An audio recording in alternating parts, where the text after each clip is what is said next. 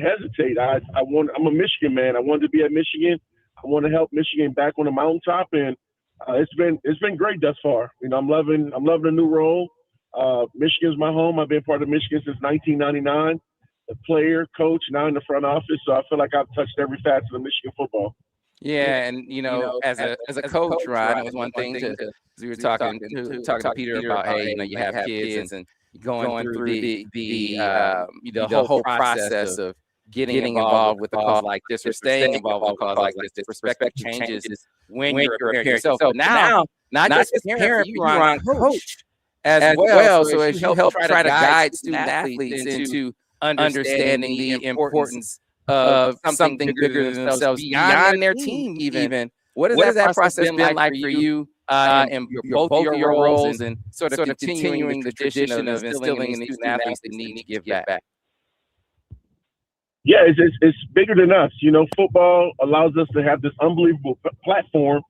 And what are you doing with that platform? How are you empowering not only yourself but others to be better? I think, just especially, like the game of football, and fortunately for us, we have like 4 or 5 kids, a couple coming in who are legacy kids. So I've been knowing them since, I was teammates with a lot of their fathers. And being able to, they become part of my family now, and just being able to kind of instill in them some of the values that we were taught as young men when we entered the University of Michigan, and really letting the guys know, man, it's really not about you, it's about others. How can I, help someone feel better? How can I take a family who's going through hardships, there's doubt, concern, how can I make them feel better for that day? How can I give a kid hope? And really, that's what we want to do. And honestly, educating our kids too. For me, I rewind, when I got to Michigan in 99 and I started going to MOTT and on the visits, and, as you go through life, you start going to different events. And, my wife and I, we have a 14-year-old son who's a rising freshman in high school and an 11-year-old daughter who will be a middle schooler. And, we take that. I know time flies, right? And it's, you think about every day, you look at your own kids, you like how blessed we are. And, anytime you give an opportunity to give back, to help out, or just to educate others, you do it. Yeah, man, that is unbelievable. You are getting old. That's the feeling that comes through. All right. So as you guys look at what Charles has done with the Charles Woodson Clinical Research Fund, I mean, it's one thing to get involved and get engaged and to start up an initiative like this, but he has kept it going over the years.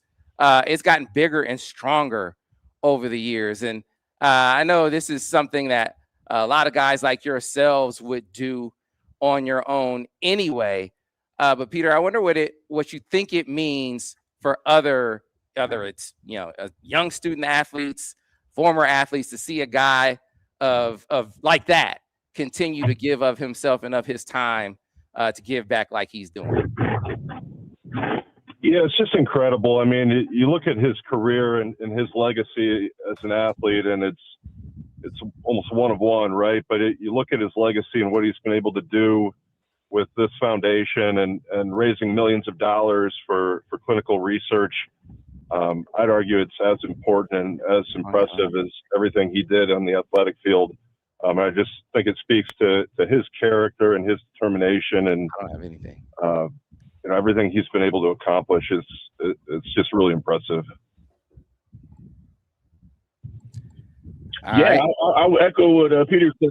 Yep, I would echo what Peter's saying. Having known Charles for such a long time, Charles has always been a giving person, and just watching the transformation, right? Watching Charles go from winning the Heisman Trophy to unbelievable NFL career to essentially being a philanthropist. He just educating people on how to help others, and for him to give his time and his money.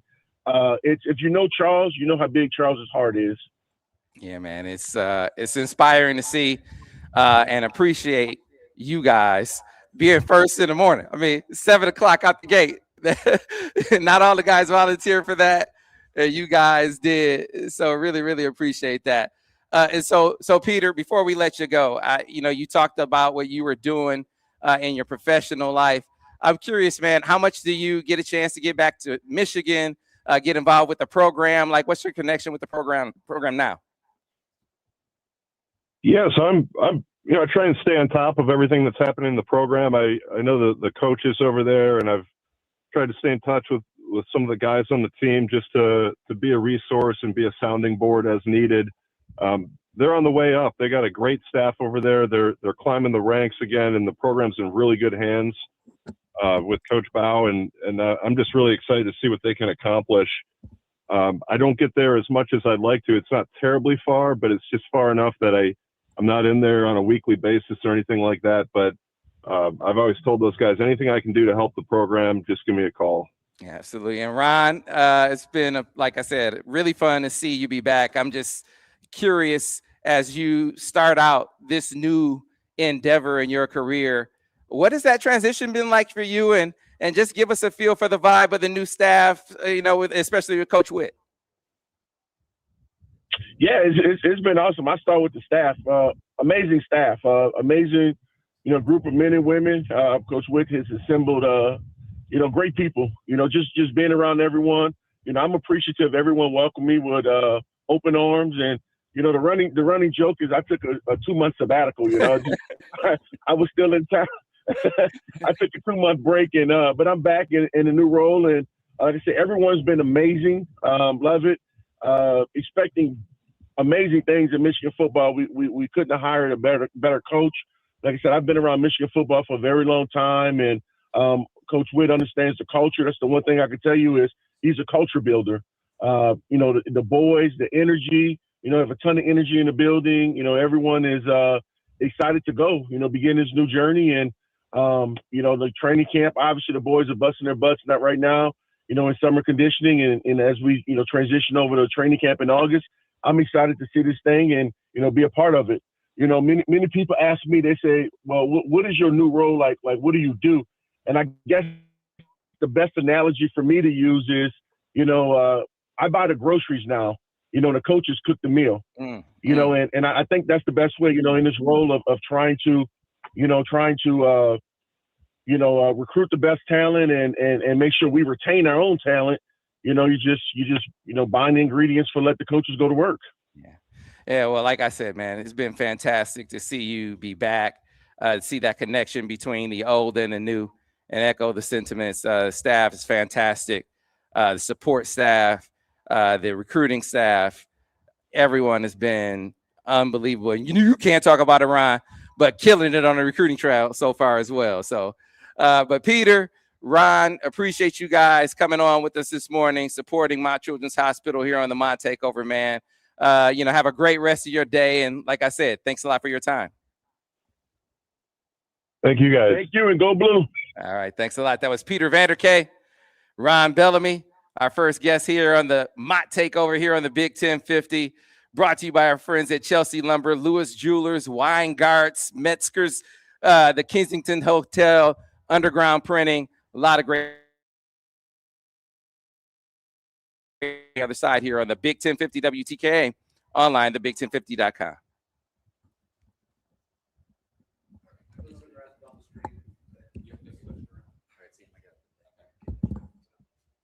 I'm getting a terrible echo.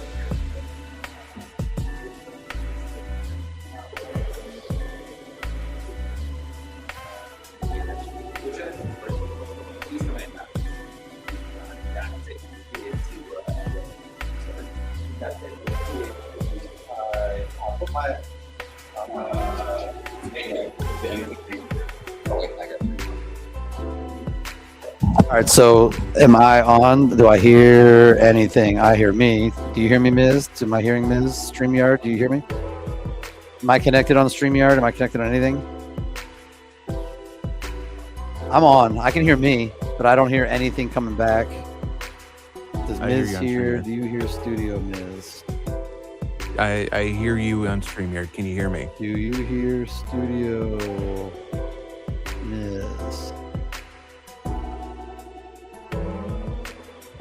Testing, StreamYard, testing. And then if anyone's listening to the stream, donate, WTKA.com. Donate, WTKA.com. I hear you on Checking StreamYard. our audio. Donate, WTKA.com. We're doing some testing here. Check. I hear you on StreamYard. Can you hear me on StreamYard? Check. StreamYard, check.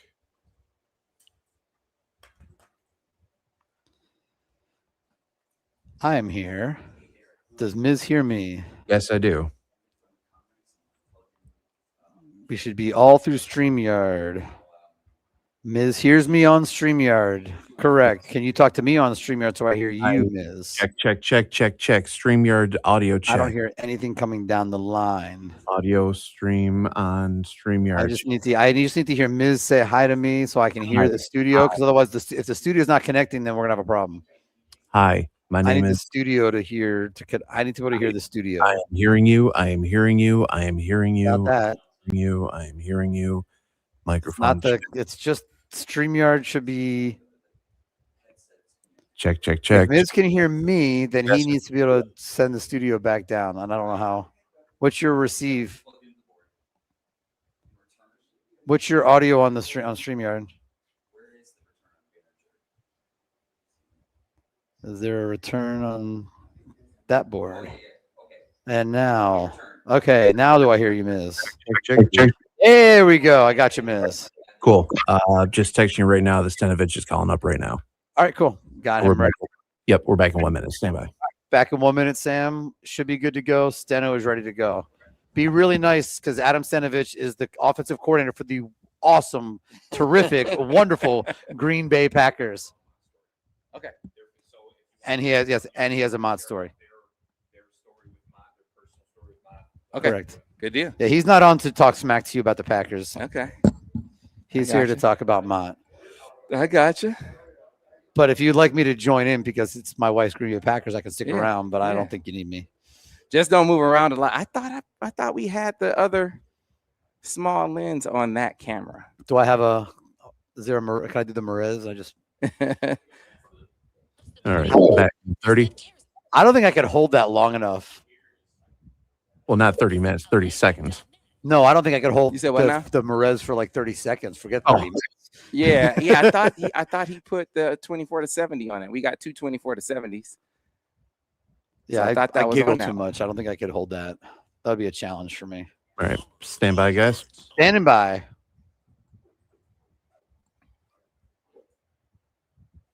Check Bertha when you get a chance, Lance, to see if the other 24 to 70 is in there. All right. Here we go. Back with Adam Stenovich on hold. And 5, 4, 3. And we are back, folks. We're on the Michigan Insider on the Big 1050 WTKA, online at the big1050.com. As I've been saying, a special day here on this station. Was a mainstay and a staple for years, the MOTT Takeover, the day of the year where we get with so many former student athletes, current student athletes even, who talk about the importance of connection, the importance of giving back and helping the kids over at MOTT Ira in ways that, you know, it's like you feel like it's not as big as it winds up being, but you hear the kids talk about it when the athletes come to visit. It's something that does as much as medicine sometimes, my man. And so to be doing this, to be raising money as well, that takes it to another level. Well, obviously the athletes, and it's really about what the kids get out of it, but you know the athletes get a lot out of it, or there wouldn't be something called the Charles Woodson Clinical Research Fund, which is why we are here. Is what we're raising money to support. Great support from our friends at Lewis Jewelers, Chelsea Lumber, Weingarts, Allegra, Metzger's, Underground Printing, and the Kensington Hotel.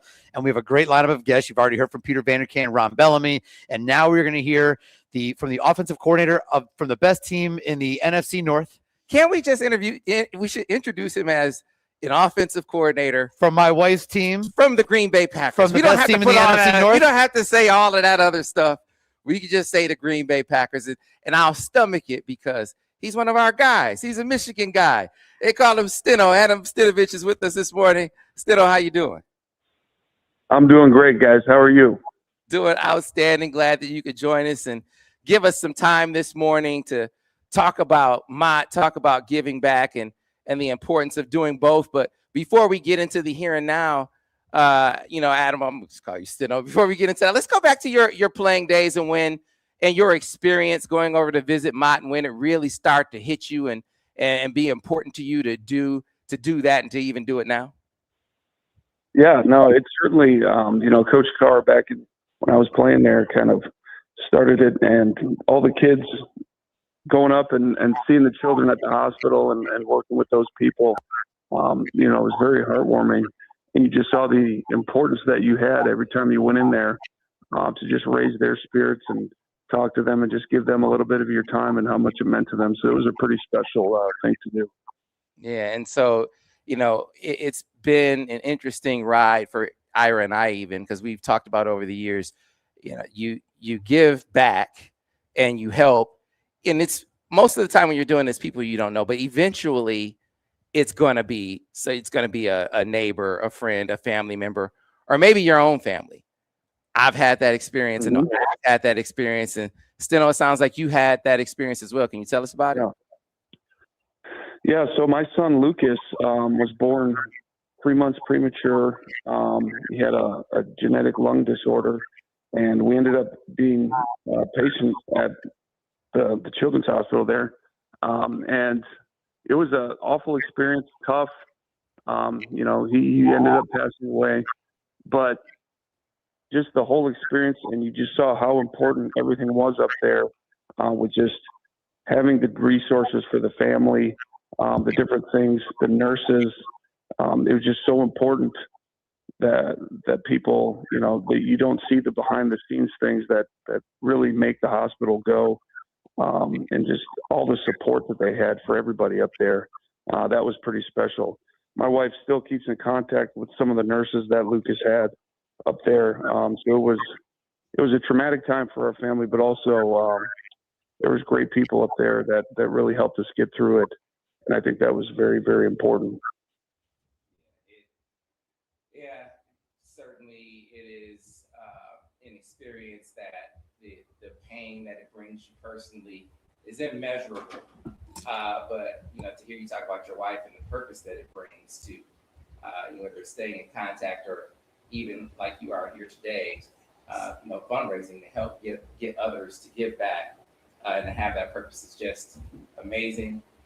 Two of my kids born at MOTT, and we had an experience over there. It's about 7 years ago now, but it feels like yesterday, where we lost our daughter early as a premature baby. So it's one of those experiences that it's gut wrenching, but it also gives you that deeper sense of purpose, and it's a reminder that you just never know who is going to be touched, and increases the importance of doing what you're doing here today, Adam. So really appreciate you giving of your time and sharing your testimony.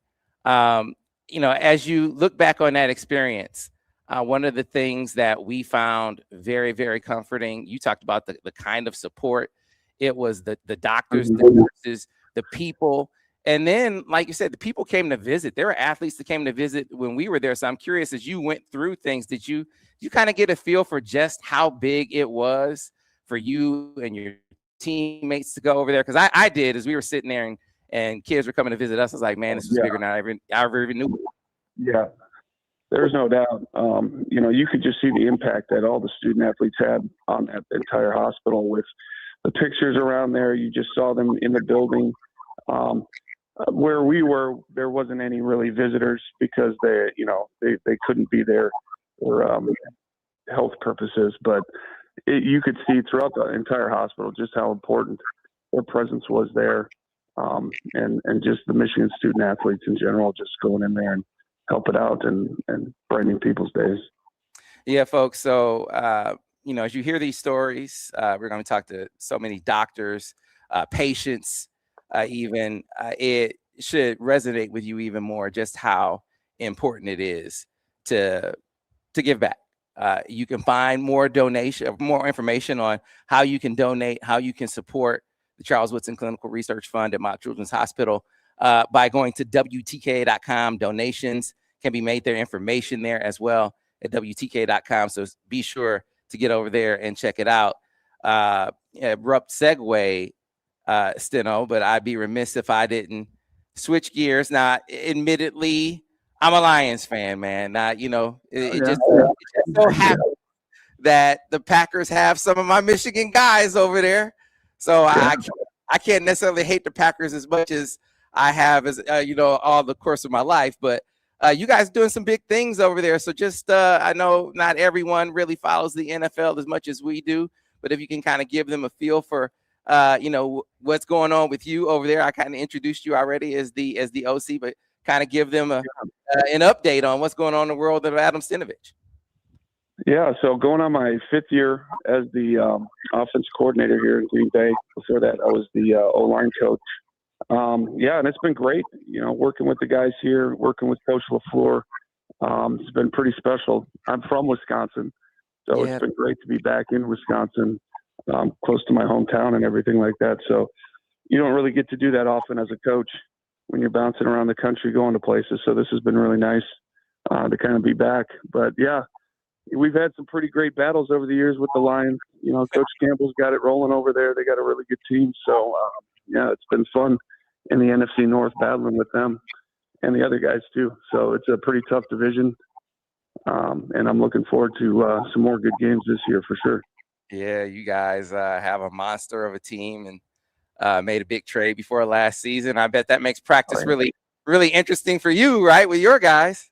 Yeah, no doubt. When Micah was out there, it made it very, very difficult to get things done offensively. That's for sure. He's a disruptor and one of the best defensive ends in the game for sure. So can't wait to get him back out there soon. Yeah, and I always, before we let you go, I always like to get the perspective of guys like you who wore the uniform, who, you bled, you still bleed it, and, changing of the guard, new coach in. So I'm not sure how much, familiarity you had or connection you've had since Coach Whittingham has come on, but just curious your initial impressions and, what you think the outlook for the year is. Yeah, I'm excited. I mean, for me, like being in the NFL, you evaluate guys from Utah, the program, those players, guys that come out, and they do things the right way. So Coach Whittingham's programs have been great. He develops great players. And you can just see, when he comes to Michigan, hopefully he just takes another step forward and that continues. And I have no doubt that it will. So I'm excited about it. I think he does a nice job. His entire staff does a nice job developing players. And, it'll be great. Hopefully we see some great results this season. It'll be awesome. Well, Steno, man, I remember covering you as a recruit. They've been here long enough to see you go through as a player, as a come back and get your coaching career underway, and now to see you in pros, it's been fantastic to see your rise and journey. I'm gonna wish you good luck personally. I can't wish your team luck, but I can wish you good luck, man. So hope you do your thing, man. Good luck. I appreciate it. Good talking with you guys, and support the Mott Children's Hospital. It's great. Charles Woodson Foundation's awesome. They do a lot of special things over there for those people that need it. All right, Adam Stenavich, offensive coordinator for the Green Bay Packers, former Michigan offensive lineman. Obviously, just all around great guy, and had his own Mott experience like many of us have. And you heard him give you that call to action before he left. Donate, give back, so we can have more positive outcomes moving forward, because that's the thing. So many, and we're going to hear some of those stories this morning of people who have gone through, kids who have gone through Mott Children's Hospital, and it's the best care in the world. That costs money, Ira, and that's why people need to go to WTK.com and donate. And there's a great T-shirt there that our friends at Underground Printing helped design that we have put together. If you want to get a t-shirt, you can do that. There's a limited supply of autographed helmets. You can make a donation and get one of those, or you could just make a donation because you just want to make a donation and want to support the cause and support the great research that is being done at the Charles Woodson Clinical Research Fund. It is a great cause. And something that stands out when I'm listening to you and Adam talk that takes me back to many years ago when we did these takeovers the first time. And I would talk to the families. And I remember talking to a handful of families the first few years where their child was not supposed to make it, and the child made it 6 months. Child was supposed to make it, and the child made it 2 years. And then that's the only that, and it's still tragedy. Mm-hmm. And they're like, and the care we got, we wouldn't have had 6 months. Mm-hmm. We wouldn't have had 2 years. And you're like, the turning heart. And we talk so often about turning heartbreak into something else.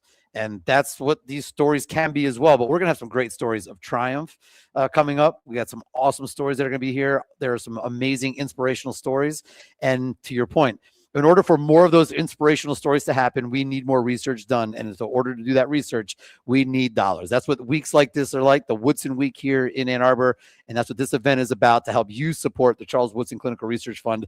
Go to WTKA.com. It's super easy. The graphic is right there. Click on it. Make a donation. There's other information if you want to read more about it. WTKA.com. It is obviously, it's an awesome cause. It is a gem right here in our backyard, and we are very spoiled to have it. And for those that need to come from further and farther away to come here, we welcome you for all the services and needs that you have, and we are here to support you as well. WTK.com to donate to the Charles Woodson Clinical Research Fund. Yeah, because we count London. 3 of my 4 kids were born at MOTT Children's Hospital. My two of my 3 boys, and then a daughter we lost was born at MOTT. It's an unbelievable place, man.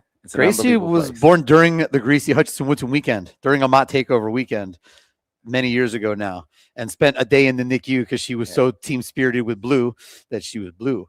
But yeah, that was, I think, maybe the last or second to last MOTT takeover we did. How many did we do before that? When, to your point earlier in the show, early in the hour, my why was everybody else. Yeah. And then my why that day became right in that window became a much different why. And we have been using that as that place as a resource ever since. Yeah. We've said for years, you just never, it's always someone that you know is going to be touched. Maybe even you someday. And ended up all of us. And you're going to hear from inside of our building, Brian and Madison. They're going to be joining us later on in the noon hour to tell their story. That's another family within our own Cumulus Ann Arbor building. Mm-hmm. A lot of us have, use CS MOTT Children's Hospital. Yeah, folks, go to WTK.com. Donations can be made there. More information, WTK.com, to give back to the Charles Woodson Clinical Research Fund at MOTT Children's Hospital. We need to get to a break. Come back on the other side here on the Big 1050 WTKA, online, thebig1050.com. Clear on radio. All right, so we're going to bring Vera and her mom in, and Dr. Singer is on hold. Dr. Singer, go to your email because that just has links. I didn't get actual bio. So we're going to put Vera right.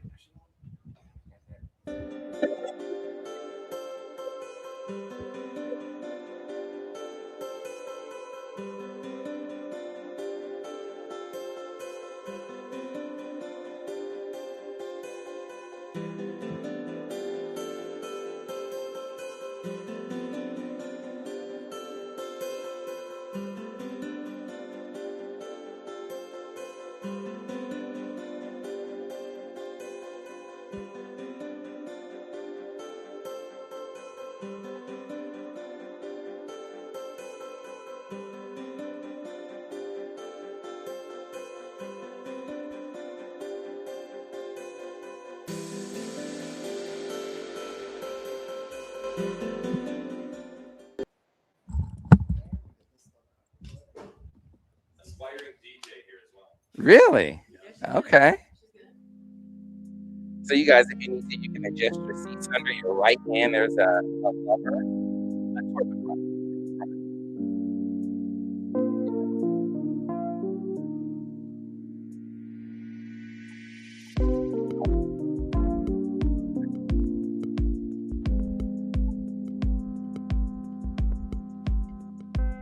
That's where the yeah, that one.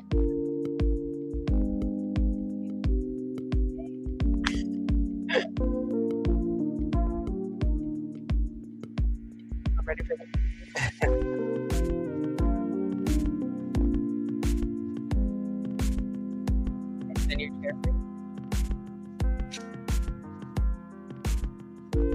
parent has to see that you can travel and have a kid. You can ride that all this.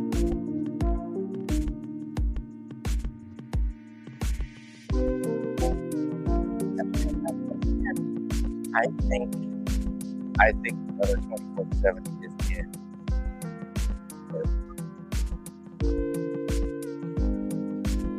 You all right?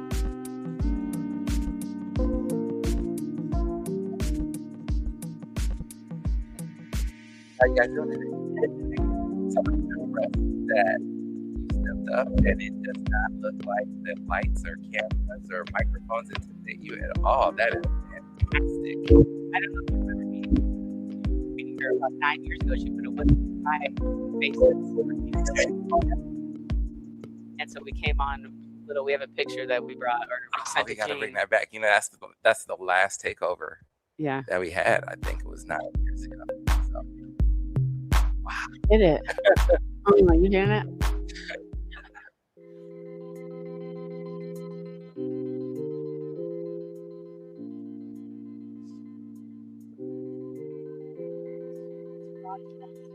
Yeah, well, could be in your picture. That's sport management degree. Get it. It's about working your cheek like your Mike Pereira. Can you see if they can put that air? Sam, we're coming back in about 1 minute. All right, thanks, man. I can't even keep papers on the desk. We out here need some like paperweights for real. Yeah, that Ben's. I wonder if they could just get those up there. So sophomore at Michigan, eh? Yeah, that's going to make first apartment, stuff, 2 jobs this summer. Wow. Moving on up.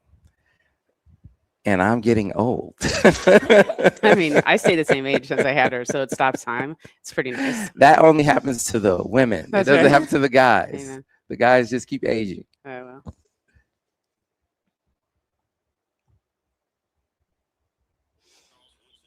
All right. Coming back in 10. Stand by. Ready for liftoff. 3, 2.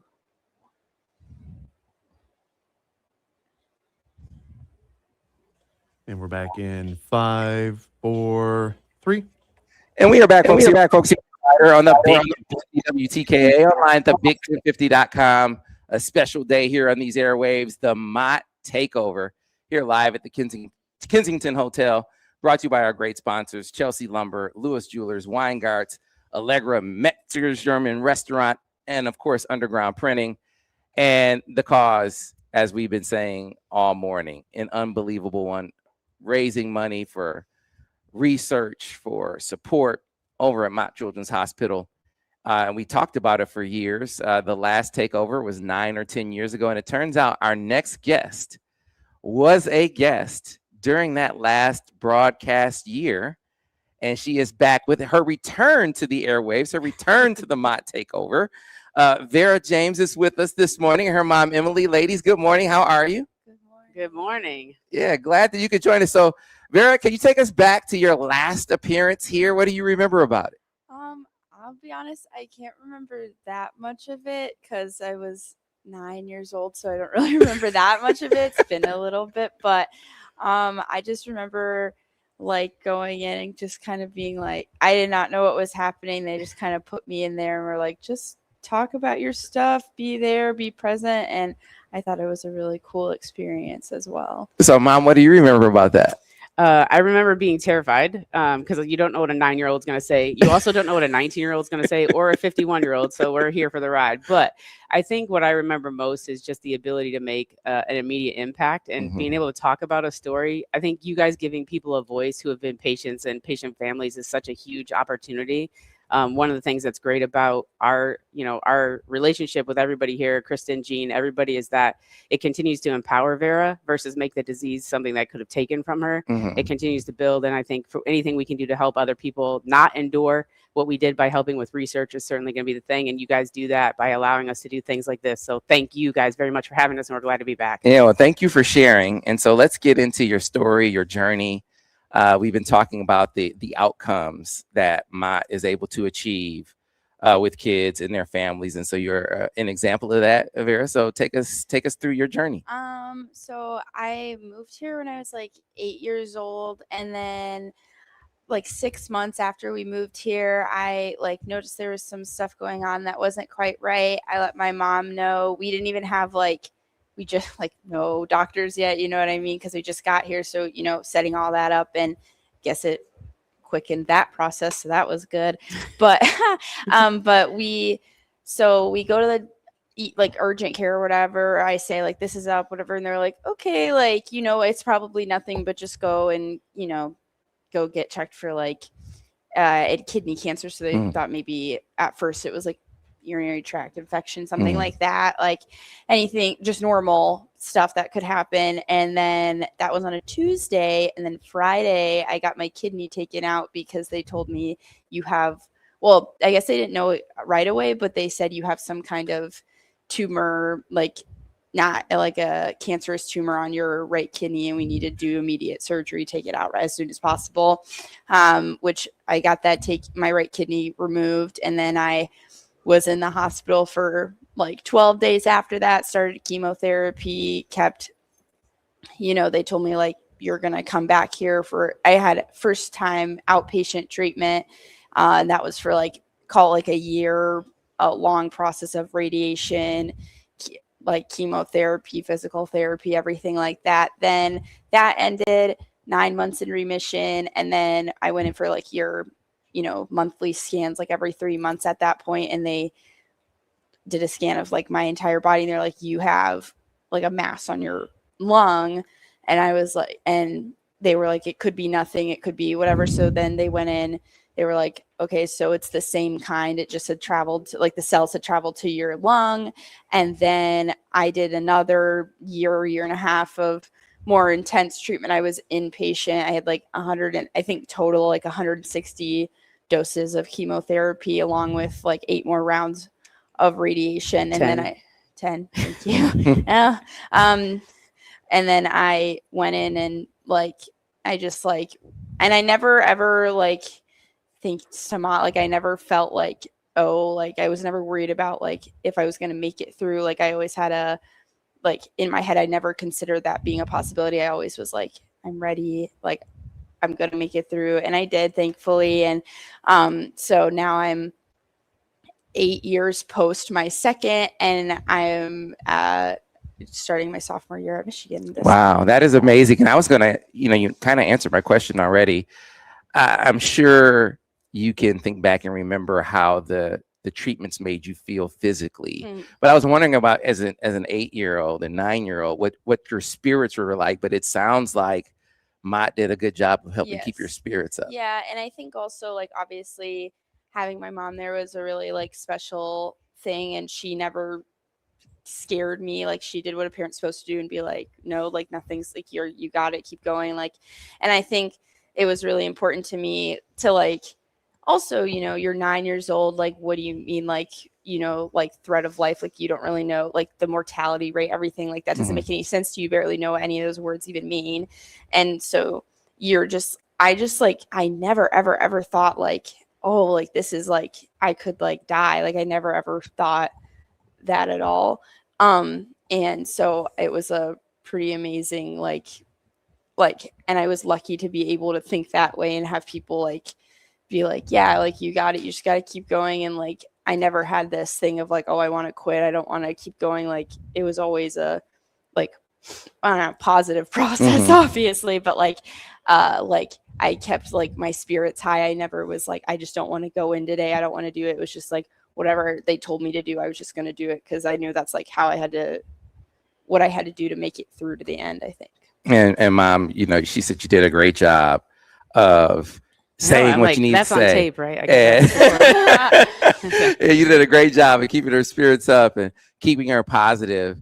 But I know as a parent, I know you had to be terrified at times, scared at times, and needing support And I wonder how much of that you got from Mott during your experience. Yeah, I mean, it's unbelievable. I am a single parent as well, and so I was there 100% of the time. I had a full-time job where I was able to work. So even that, like being able to work from the hospital, being able to continue to do what I needed to do, provide. But the research, when she relapsed, Vera's treatment has not changed since 1960, the protocol. And so when you talk about research and funding and opportunity, we're talking about buying percentages of hope for people. And so when she relapsed, we were able to get support from Mott and then working with other people outside of the institution to make sure that we were able to get the best care for her for something where there wasn't a lot of opportunity and there wasn't a lot of research around it. So the hope that she felt and the fear that I felt ultimately was, we were able to partner with great people to get that percentages, that we needed for her to be here. So yeah, and it's because of the great research, the great care of the doctors and nurses, that so much of what we see in outcomes like this is possible. And one of those doctors is joining us right now. Dr. Durga Singer is on with us on the phone. Dr. Singer, good morning. How are you? Good morning. I'm really excited to be here with you. Yeah, glad that you could be on with us. And I just want to hear from your perspective when there's an effort like this to support what you guys do there, the research, the care, the treatments, and how important it is, because one of the things that realized over the years is that the funding that we see isn't necessarily where it needs to be, especially when it comes to whether it's pediatric cancer or any kind of children medical care. It's not where it needs to be. So causes like this, efforts like this are vitally important. I'm curious your perspective on that as a doctor. Yeah, you're completely right on. In the story you were just hearing, where protocols have been developed and in place for decades, research is really so critical for moving the needle on how we can be innovative and how we can better care for and treat our patients. For me, I've been very interested since I was a trainee on understanding who of the kids that I see in clinic are going to be at risk for diabetes and cardiovascular disease, and really working on prevention. And, I was a trainee at Mott Children's Hospital as a resident and then a fellow, and the support from the Woodson Fund let me explore research questions that I wouldn't have been able to explore, and, move the needle to new questions, new studies, new ideas, and trying to work to move them to a clinical scenario where we can help the kids that we see in clinic. Yeah, what I like to do when we have an expert like yourself on, and who's seen the research dollars be put into effect, to kind of give like an example, what's like a vivid example of whether it's funding that helps some research or a care outcome that was a result of something that came from this fundraising. Can you think of one? Can you share one maybe specifically for the listeners?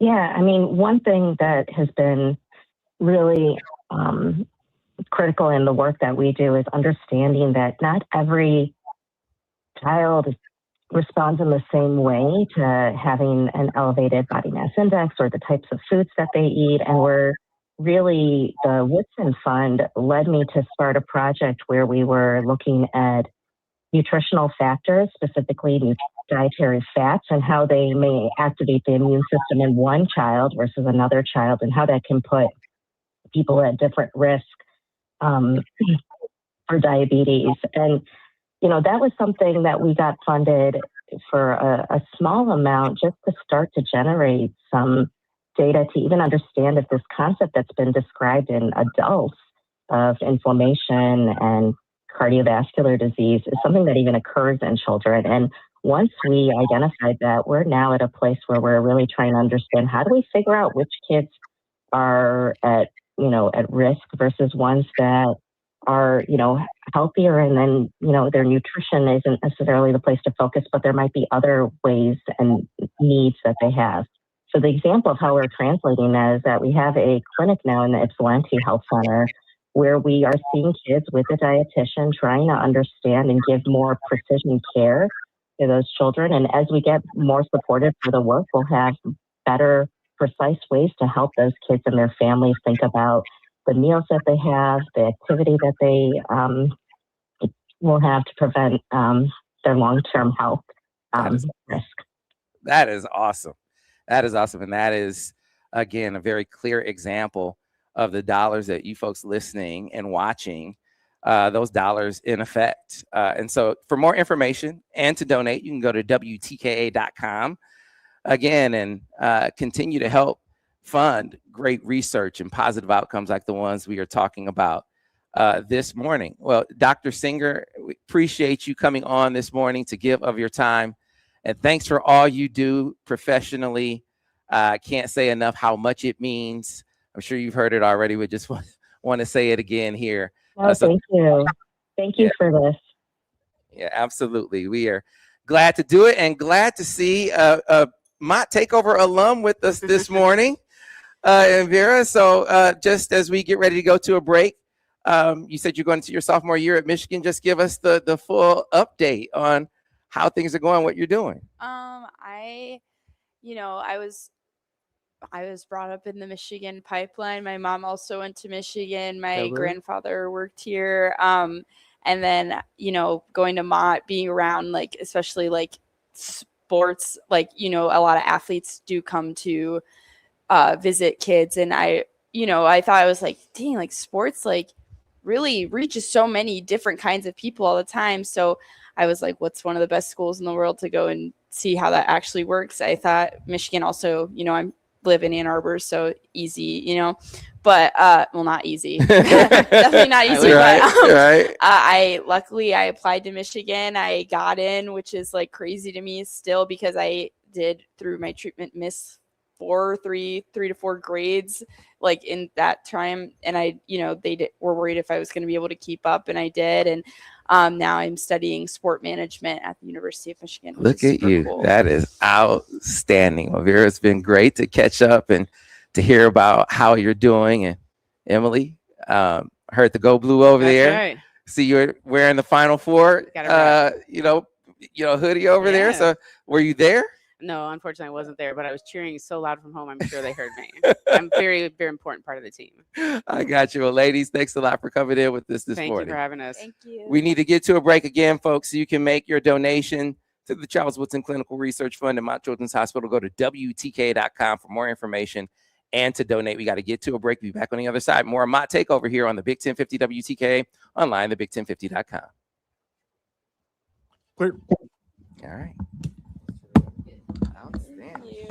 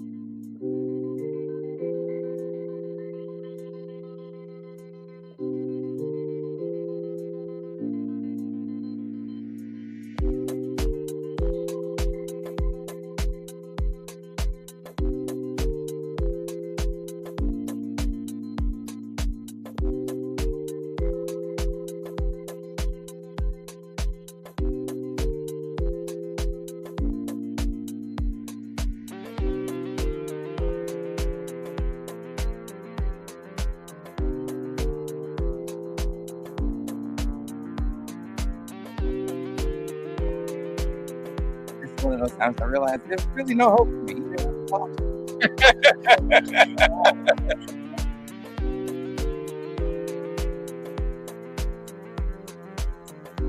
Under, if you go to the front, enter your right toward the front.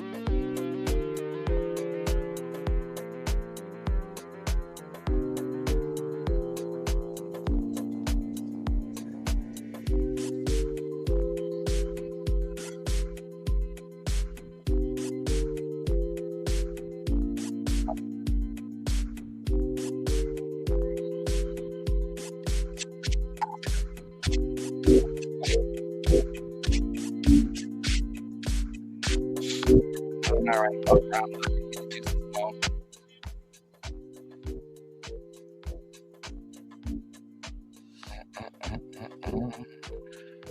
So you guys been able to get down to the building at all since you've been here? No. Curious what offensive linemen think of. They say this guy Jim Harding is like a dude. Well, I talked to Blake yesterday, and he said the same thing. He said he feels like it's one of the best groups he's been a part of. So that's good. Yeah, that's good. He did that line for offensive line. Then what he did a couple months ago was he put together a text chain with all the O-line alum.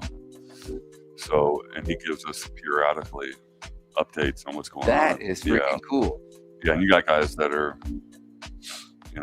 20 years older than us on that chain. You got Deerdorf. Cool. That's cool. Okay. Hey, miss, how much longer in this break? 2 minutes. Sam. Oh, gotcha. So we got a minute. Yeah, he just sent out an update yesterday, actually. So, wow. Yeah, he does a good job. Everything I heard is positive. That is cool. Yeah, I'm excited for it.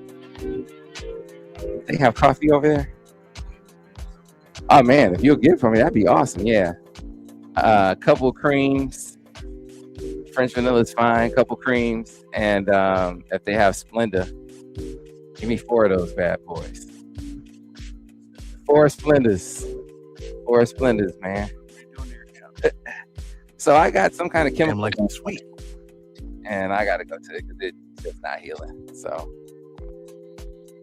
doing some work. I had my heat gun out and was working on this case modification for some equipment.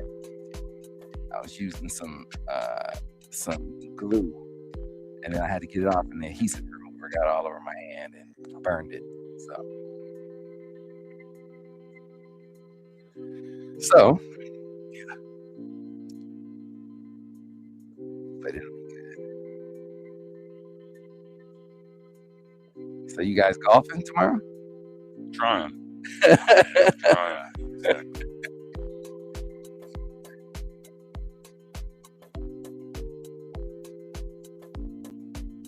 You guys gonna be over there with your show or no? So we're gonna be over there with the show, but we aren't gonna be on the golf. We aren't gonna be on the course this year because last year we rode all around the course and did all that. We won't be doing that, but we'll be out there. Right. Well, there's no up top right now because they tore it down. Yeah, they renovated. Yeah. Did they? Yeah. So. All right, Sam, back in 30. All right. Sounds like a plan, my man.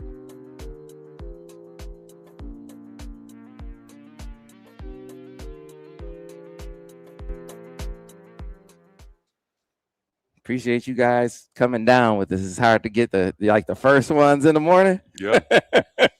So we appreciate that. Yep. All right, 10 seconds.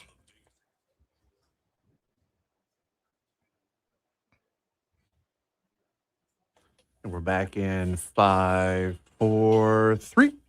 And we are back. We are back, folks. On the Michigan on the Big 1050 WTKA online at the big1050.com live at the Kensington Hotel site of the MOTT Takeover. It's been, I want to say about 10 years since we had the takeover on these airwaves. So it is unbelievable to have it back for this great cause. The MOTT Takeover this hour brought to you by our friends at Chelsea Lumber, who is there where the home begins, but they are all about helping out around this community and this cause. None bigger, none better. than Mount Children's Hospital. And joining us, a couple of guys who wore the winged helmet, who made plenty of visits down to MOTT. At least one of you guys I know has had kids at MOTT. And so let's welcome in guys. They're paving the way, just like they did on the field. They're paving the way for the rest of the athletes to come down this morning. We got Jeff Backus with us. Jeff, how you doing? I'm doing great. Thanks for having me. And David Boss. David, how you doing? Doing good. Yeah, man, glad you guys can join us. And so let's just start off going back to that experience coming to Michigan. There are a lot of things that you learn. One of the things that you learn, or is at least reiterated, is that the importance of giving back. And MOTT is one of the ways in which you guys as student athletes gave back. What do you remember about that experience? Yeah, I mean, it was part of the program when I got here that during the season, you know, you had the ability to sign up on Thursdays or go up to the MOTT Children's Hospital on Thursdays and visit the kids. And it was, you know, I don't know exactly when it was started, but it's just been part of the football program, part of the athletic department, going up there and, you know, spending some time with the children that are at MOTT. Dave, I always found in talking to you guys, even the current guys, is that it brings perspectives. Like, you know, you go through a lot as a student athlete, but to see kids going through something more serious than you, it kind of brings that perspective that a lot of guys didn't have without it. For sure. Very humbling. You know, it's something you see that it's, you know, bigger than just yourself, and to see, you know, the resilience of these kids too, you know, and what they go through, and just being able to, you know, share a little bit of, you know, yourself and bring a smile to their face, you know, just makes their day. Yeah. You talk about perspective. You know, we were talking to Ron Bellamy this morning, talking to Esteno. Once you become a parent, you know, the perspective changes too. The importance of what you're doing, of how it makes the kids feel. I wonder once you became a parent, if you start to feel it a little more, Jeff, but man, this really is a big deal, helping out MOTT. 100%. You know, we chose when we were going to have our first kid, we chose to, you know, have her at MOTT.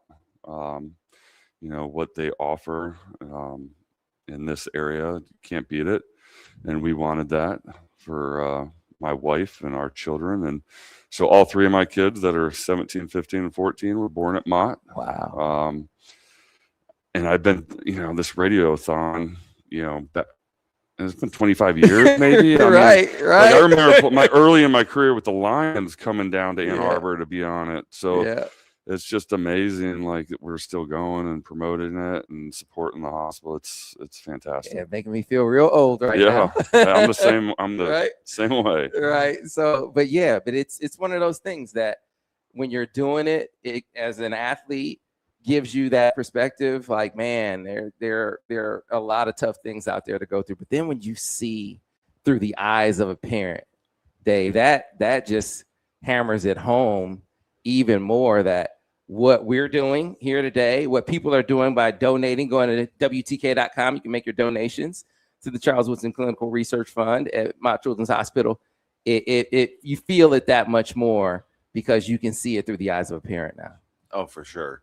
And my wife and I are, you know, big advocates for pediatric cancer, so it's research and, you know, other side of supporting, and just being, you know, I don't think people see the kids too, but it's not like the parents get left behind, but, you know, it's extremely hard on them too.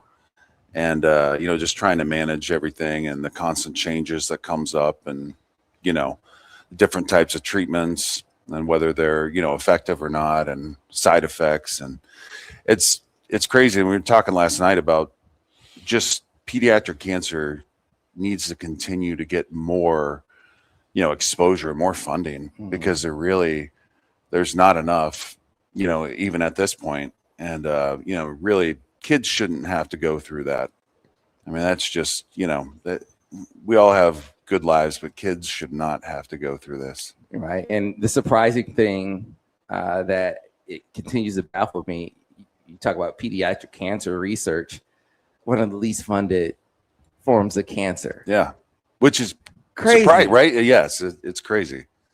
So it raises just how important what we're doing here today is, what Charles has done, putting his name on this and doing more than just putting his name on it, giving of his time, his resources to get the word out, keep the fundraising going. What about that? I mean, you guys are doing it yourselves, like you're coming back when you're with both of you guys were coming back, but to see a guy like Charles who has, is still in the media, still a national personality. He comes back year after year after year to do this. What kind of message do you think that sends the rest of the guys in your fraternity? To have somebody with, Charles's stature and what he does now in the media and what he's accomplished on the football field, he's kind of leading the charge for us. He's out front, supporting MOTT and his, research fund. And I think because of him, we're able to get the guys to come back like they do. Mm-hmm. We want to be a part of it. We want to follow his leadership. And he does an amazing job. He really is, everything that he's involved with. He's just a really fun guy to be around, fun guy to support. And I'm just, glad to be a part of it. Yeah, folks. Again, you can make your donations to this effort, to this cause, by going to WTKA.com. You can find more information as well. And you guys are talking about kids. So Charles's son is going to go to Michigan, right? Play football. I'm always interested in hearing the perspectives from former college pro athletes like yourselves when it comes to your kids. Like, what was your approach to getting them involved in sports? Or you're like, they got to play football? Or was it like, hey, if they play and they like it, cool. Then if they play, or you're like, you're all over them, or do you let the coach got to do all that? What's your approach? I mean, I take the approach of, letting them try it and kind of see where they fall. Surprisingly, I've got, 3 kids, 2 boys, 1 girl, and both my boys don't play football. Mm-hmm. One's a baseball and one's lacrosse. Mm-hmm. And I just kind of step back and watch, and, like most things, we've gone through a lot, have a lot of life lessons and a lot of, advice for them, but half the time it's in one ear and out the other. So sometimes it's just better to let the coach do their thing, and you just sit back, and then you can talk about it, in the car afterwards and kind of give your opinion. But they just went in those directions, and that's fine because they're happy. Mm-hmm. And I enjoy that. If I would have played football, I would have been fine with that too. Mm-hmm. Yeah, I got 2 boys. My daughter's the oldest. She's a basketball player and plays a little golf and tennis for fun, but she's all in on basketball. And my boys are football players as well as baseball and wrestling and basketball. Each of the boys are 3-sport kids. Mm-hmm. They don't really want to choose. They don't want to focus on one sport. They enjoy doing it all. I coached them at a youth level, but so we got into middle school. I think it's better for their coaching and the messages to come from somebody else. And we, like David said, like the car ride home, I'll help them, and but I'm just dad. I hear that. And I do coach on their football team, but I coach the O-line, D-line, and none of them are linemen. So I'm there coaching, but I'm not directly coaching my boys. So what positions do they play? My upcoming sophomores, H-back and a middle linebacker, and my upcoming 8th grader is a quarterback. There you go. All right. So, I'm also really interested to hear you guys' perspective on the program now. And we were talking before you came on. Jim Harding, Michigan's new offensive line coach. I mean, I talked to coaches, I talked to agents, I talked to scouts, and so many of them were like, this dude is elite. And so he just had 2 first-round picks, right, in the draft. So, how much interaction have you had with him and just your early impressions of of Coach Whittingham's new regime and especially Coach Harding? Yeah, I'm excited about it. I haven't met the coaches in person. I know Coach Harding is from this area. I think he's originally from Toledo. So he understands Michigan football and the tradition of playing offensive line at Michigan. And one of the first things he did when he got here was he reached out to the offensive line alumni and put together a text chain.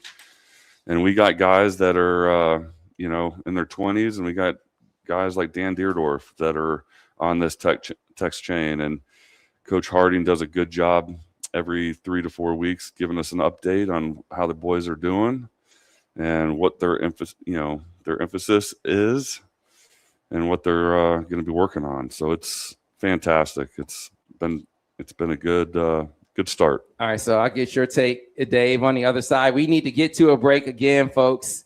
Donations. That is how the great doctors and nurses and support staff over at Mott Children's Hospital are able to do what they do at the level they do it. It takes funding. It takes support from you. You can offer that support by going to WTKA.com and give. We got to get to a break. More Mott Takeover here on the Michigan Insider on the Big 1050 WTKA, online at thebig1050.com. We're on radio. How do they both work? But we're verbally saying WTKA.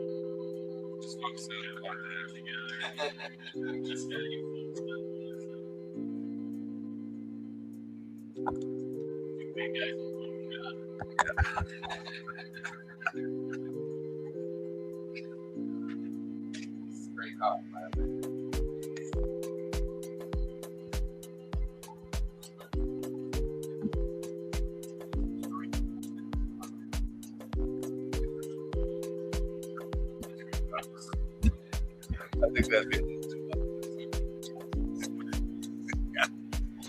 that'd be great.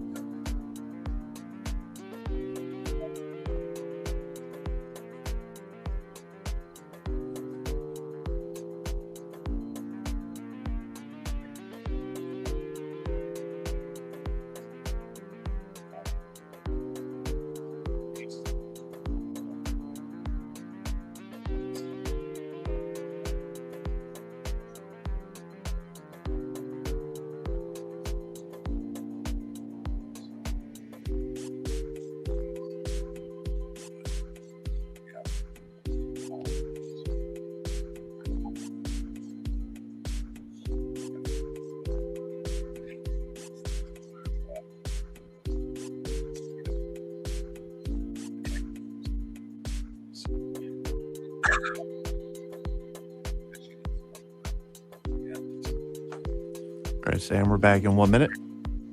Appreciate you, Miss. Yes, sir. Awesome.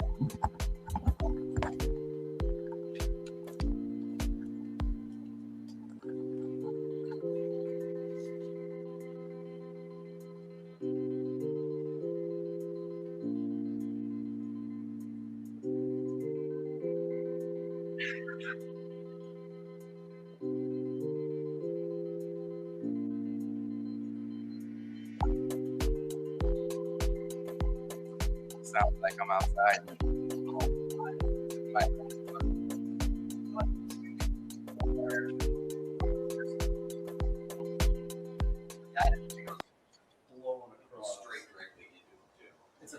It feels pretty good. All right.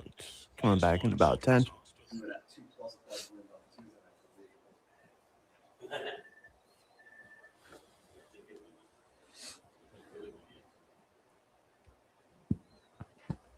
We're back in 5, 4, 3.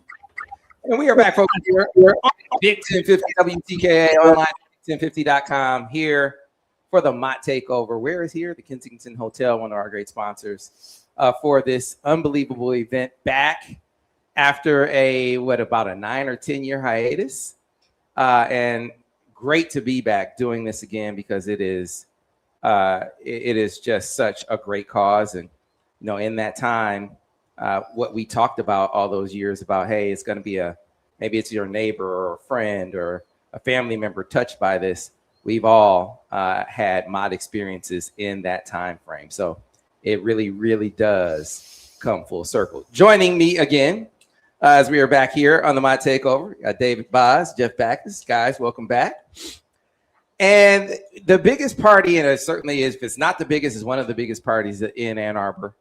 I don't know if it was born in the brain of Kevin Gadeko, but Main Street Ventures, the event on Main, has become a staple in this community. Kevin is with us this morning. Kevin, how are you? I'm great. Good morning. Yeah, so just take us back to the inspiration, the idea that sort of started what we see now.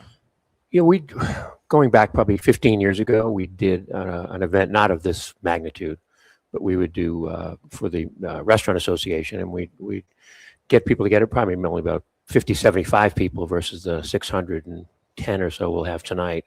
And just, it was a fundraiser, but we'd travel to different restaurants and have a different meal. And that just kind of ran its course. And we were sitting around thinking that we have this venue on Main Street, 3 restaurants across from each other. And we just wanted to move forward with it. I had met Charles when he first started his first wine, 24. And we just got to be talking a little bit, and we had this opportunity. So I think the first couple of years were for raising money for the Children's Hospital. Kind of found out they didn't really need our money. They were pretty well off, but it gave us the opportunity to spread out. So in the last 10 years or so, we've been doing it for the Woodson Clinical Research Fund.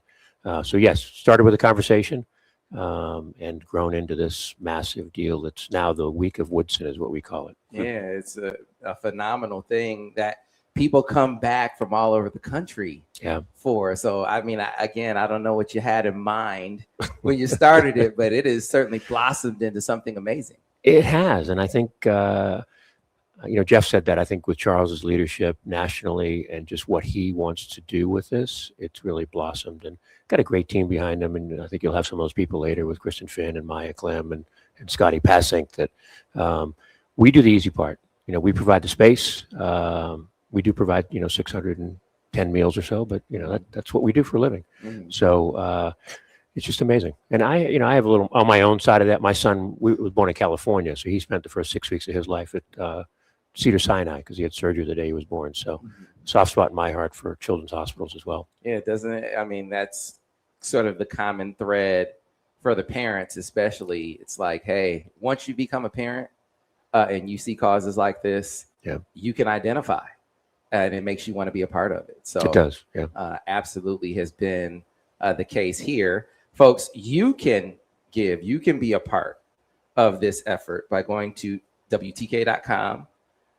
Give whatever you can. It could be $1, it could be $5, it could be $10, whatever it is going to be help. It is going to be appreciated, welcome, and appreciated. So go to WTKA.com and make that happen. And so I've talked about Event on Main. I'm sure there are people listening and are like, okay, well, what exactly is that? So can you kind of explain it to them? Yeah, for those who don't know, Main Street, where we start with William, and we tent from William up to the crosswalk, and then invite 610 of our best friends in town.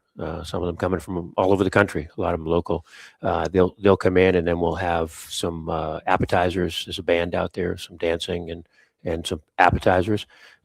This is a short program, which I think is one of the fantastic things. This isn't a live auction. Hey, doing that kind of deal. It's more of a celebration of what we've been able to do all year long. And then we split up, go into the restaurants, do a steak and lobster dinner, back to the street for some after dinner dancing and more cocktails and some more fun. And then finally the Chop House for afterglow. So personally, I don't try and hang till the 2 a.m, but I know some people that do and are very good at it. I couldn't do it. I'm not a professional in that way. All right. And then get out and try to golf the next day at Golf on Main, right? Some people are able to do that though. So I got to give them credit. Do you get out in the golf outing, Kevin? I know I'm going to talk to these guys about it. Yeah, out there. I have in the past. My son will play this year. I'm not, I've got an invitational I'm at. So I still have to be up at 8 playing golf on Friday, but just not at Travis. All right. So I'm making that happen. Jeff, for you us. gonna be golfing? I'll be trying to golf. Feel bad for the foursome that I'll be paired up with. But yeah, I'll be out there doing my best to contribute to my team. Dave, you swing sticks? Yeah, I try. Like Kevin was saying, depending on what time the afterglow ends, and then trying to get rounded up to get to the shotgun, and then you're gonna find the woods a lot just based on that. But it's a good time, and to be honest with you, the groups that you get paired with, like you were saying, it doesn't matter if you're donating $1, $5, $10, like all these people are very important to help, this cause, and to be able to go out there and, spend some time with them and just kind of joke around and, have fun. I don't take it seriously, but it is a fun time, and everybody gets to, hang out with everybody, have a good time. Yeah. And I think that's the part of the brilliance, because it's a party. And it's a golf outing for great cause. So people are actually able to come and have a really, really good time and feel good about what they're doing at the same time. You just can't beat that. You can't. I think one of the things and we saw this last night, I think a lot of times you donate to things and you don't know where it goes. It's in a vacuum, and glad I donated to X. In this one, you meet the researchers, and they'll say to you, there was one last night, said, this is the first funding I got. This is what we're able to do with it. We're able to move on to the National Institute of Health and get more money. And this seed money, I think they said last night, has raised $143 million in research funds over the course of time. Now, we've been able to do somewhere in about 10 to get the seed money going, but to have that kind of a ROI is incredible. Yeah, that kind of impact. We had Dr. Singer on this morning, and she gave a very clear, a vivid example of the research dollars at work. Literally, there's a program at the medical clinic in Ipsy right now based on the funding from this fund. So that's amazing. And it makes it resonate even more. Yeah, absolutely. When you can do that. Yeah, folks, again, WTKA.com is the site, WTKA.com, for more information and ways that you can donate. So you mentioned the restaurants. We didn't mention you mentioned Chop House.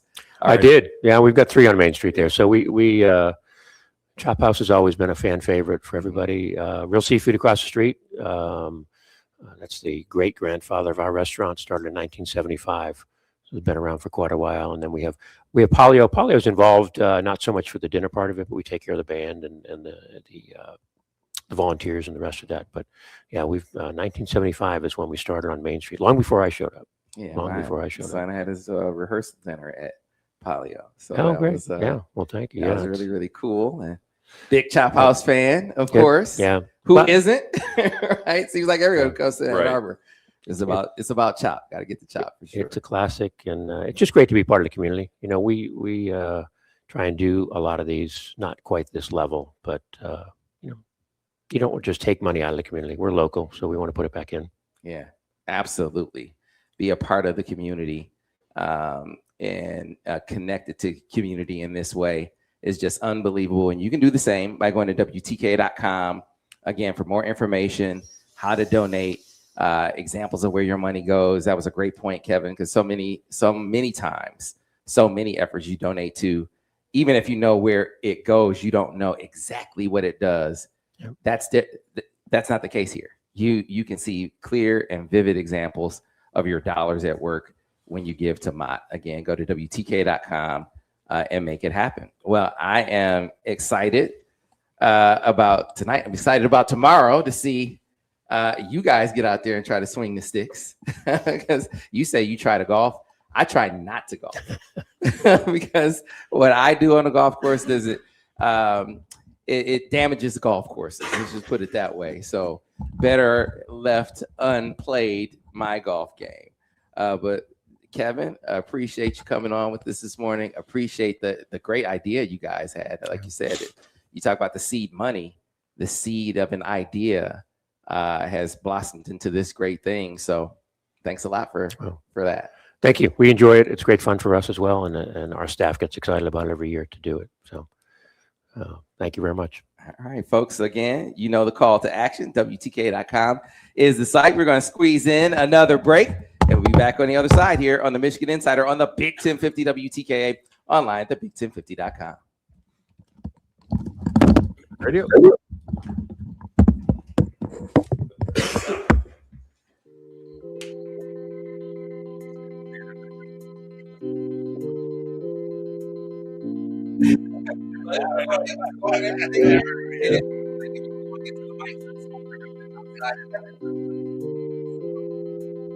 Right.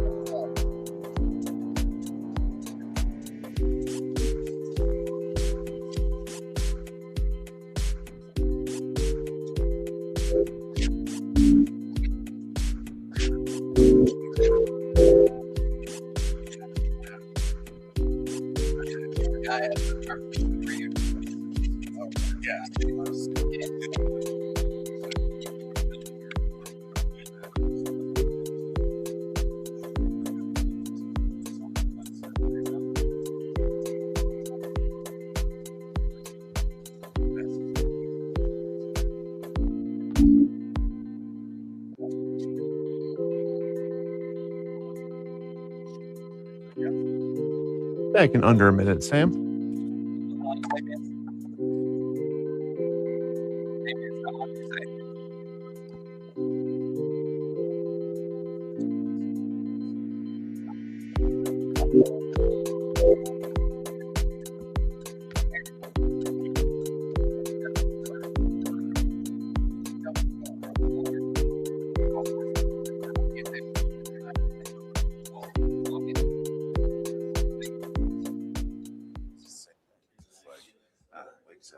We're like, growing up down south, like landscapers work year round. Yeah, maintaining. Yeah. All right, Sam, back in 10. Hey, Miz, how long? Other stuff to do. 10 seconds. 10 seconds. All right.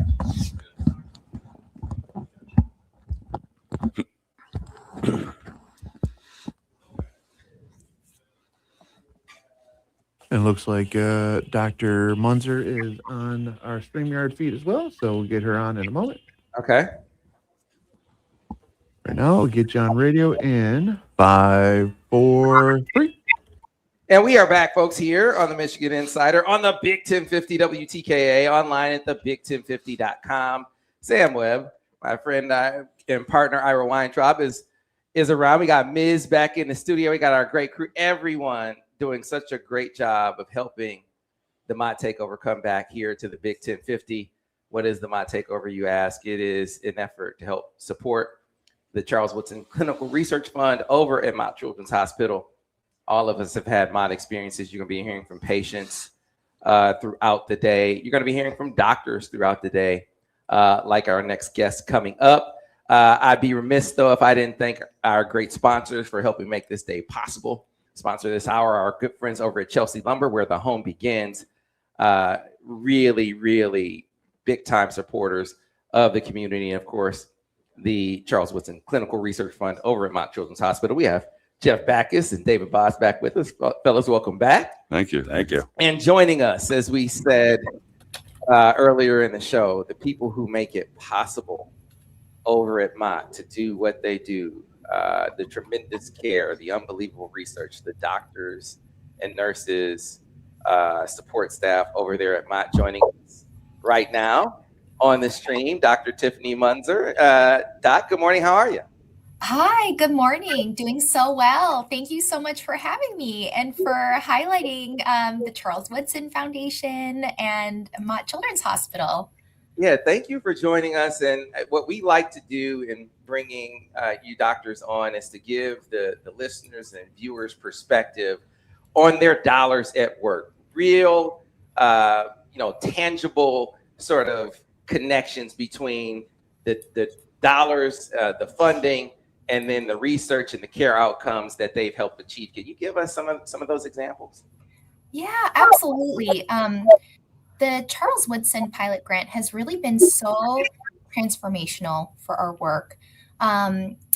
Really, our work we've been really curious about how children might interact with artificial intelligence. So we've been examining how kids might learn from an AI conversational agent, things like similar to like a Siri or Alexa, because kids are often really curious about them and they might engage with these artificial intelligence agents in really surprising ways. And so we really wanted to develop an artificial intelligence agent that could help guide kids towards healthy habits, things like healthy eating, like eating more bites of fruits or vegetables.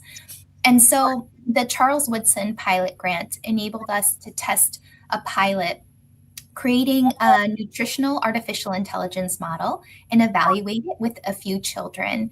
And so it's really been an exciting process, and I'm happy to share more about our findings also, if that would be helpful. Absolutely. I think that is for us a great sort of like connective tissue for people who can actually see, like I said, their dollars at work. So please share. Yeah, absolutely. So we invited kids to the lab, and most kids found Curio, our artificial intelligence agent, really easy to talk to. 83% thought it was very helpful. All the children really enjoyed talking to it, and 92% learned something from it. About half of the kids indicated that they would eat more fruits and vegetables because of the interaction. And parents also indicated they would recommend this study to others. And then, of course, because we're using an artificial intelligence agent, we wanted to be really careful about the guardrails in place to make sure we're off topic. And so we analyzed our conversations with what we call a fidelity checklist to make sure it didn't go off task, that it didn't introduce new topics of conversation that were age appropriate. And the artificial intelligence agent did a pretty good job of helping kids when they were veering off task get back onto the topic of conversation, because kids were asking it really random questions about other things. And so it would be like, oh, let's talk more about fruits and vegetables. And then they also accurately interpreted kids' verbal output about 95% of the time, because kids really, their language is just so different, than adult language. And so it can make it harder for a large language model to interpret a child's verbal output. It's just a little different. And then interestingly, kids really, about 75% of our kids believed Curio to be their friend. And then 92% believed that it could think. And so there are a few interesting observations around how kids, they just have this sense of trust and some magical thinking, which has a hard time distinguishing between a person and something that is responding back and forth, in an interactive way. So that's something that we need to disentangle more and be really careful and cautious about. Yeah, again, giving people an understanding of the work that is being done. Thanks in part to the dollars that they are giving. And the last one for you, Doc, I guess I'm always amazed to find how when you talk about fundraising and the dollars don't contributed to research, it feels like, or not just feels like, it is the case that children's research, whether it's cancer research or any kind of research, it tends to lag behind. So it makes efforts like this all the more important. You really hit the nail on the head that often, kids can't vote. And so they don't have a voice in research. And there's often kind of regulatory and structural differences in the way that we approach research for kids. And so this support is really incredible, and it really helps us close the gap for children's needs, and it makes a huge impact for kids and families alike. Gotcha. Well, Dr. Munzer, thanks a lot for all you do. Thanks a lot for spending time with us this morning to share what you do and to talk about how the support you've received from the Charles Woodson Clinical Research Fund has really, really helped advance the ball even more. So thanks a lot for your time, and have a great rest of your day. No, thank you so much. I hope you have a great rest of your day as well. Take care. All right. Thanks a lot. Fellas, I mean, when you hear, the work that you're doing, the dollars that you help raise, and you hear a doctor say, hey, I'm actually using it for this. Again, you talk about things that make it resonate more. There's another example. Yeah, maybe I need to talk to that AI person. I'll eat more fruits and vegetables too. But it's really good. Like, however they can get, kind of the kids interacting, and like I said, pediatric cancer shouldn't be one of the things that's lacking in funding research. We got to continue to make that, a priority. And this is one of the ways to do it. 100%. I want to switch gears really quickly and go back because I wasn't able to follow up with Jeff. You mentioned something with Coach Harding coming in and getting a text chain started with all the former linemen. I mean, I imagine you as a former player and a new coach comes in, you wonder if there's going to be that kind of connection with the past and understanding of tradition. Here he comes in and feels like he nails it right away, kind of letting you guys know, listen, I'm going to respect the tradition, connect with the tradition, and he's doing that with you guys. Yeah, absolutely. We both played for Lloyd Carr that coached under, Coach Moeller and Schimbeckler, and the tradition was very solid back then. And, just like anything, over time, there's changes. And, we've had different coaching staffs over the last several years. And with this new staff coming in, I haven't personally met them in person, but, with Coach Harding making this effort, stating where he's from the Midwest. He's, grew up down the road in Toledo. He gets the tradition behind what it means to be a Michigan offensive lineman. And, from the way it sounds and looks, he's doing things the way that they were done, 25 years ago, and really, keeping our group together, reaching out to us and keeping us informed on what they're doing, what they're working on. And he's also receptive to any suggestions that any of us might have. So that's awesome. It's making us feel a part of it again, which is awesome. Yeah, man. I mean, like you said, I know you haven't met him personally, but just to make the effort, I imagine that means a lot.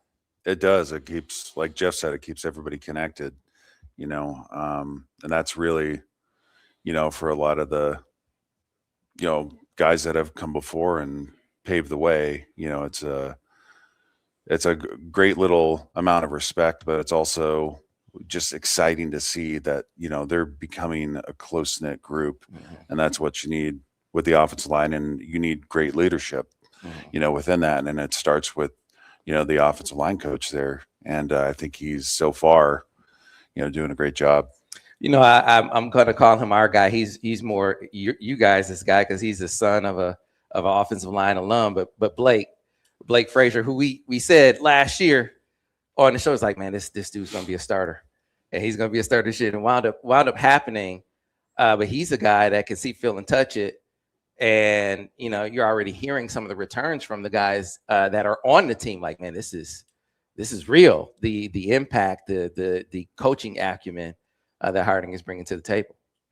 Yeah, for sure. I talked to him last night, and he basically reiterated that point of just, it feels like a super close-knit group, and he's super excited, which makes us excited. Yeah. So, year one of Kyle Whittingham, he's been a big time coach for a long time now. Have no doubt that he's going to do great things here. But man, they gave him a tough schedule out the gate. I mean, you gotta, it's like they were like, they're gonna light it up and give you the absolute gauntlet to go through. I mean, but it's Michigan, right? It's gonna be tough. It feels like that's the way it goes for them. So I'm curious what your outlook on the season is.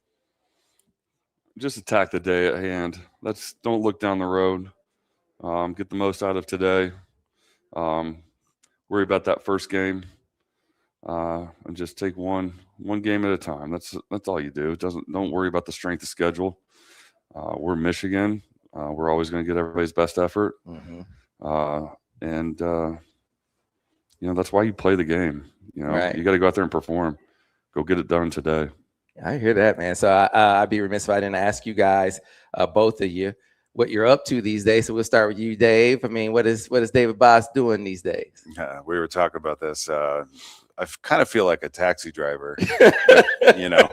My kids are in that, all the teenagers in that stage. I can't wait for my 15-year-old to be able to get his license. And you'd be surprised. Are you sure he's going to get his license at 16? Yeah.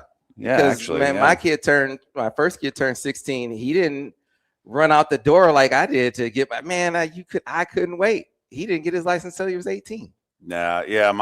My oldest son has his, and that gives us a lot of flexibility. He helps out with some stuff, but just taking kids around to all their events, and now he's got a girlfriend and got to take him there, and it's like got to do it's always one place for the other, and it's like, cool, I'll find time for myself sometime.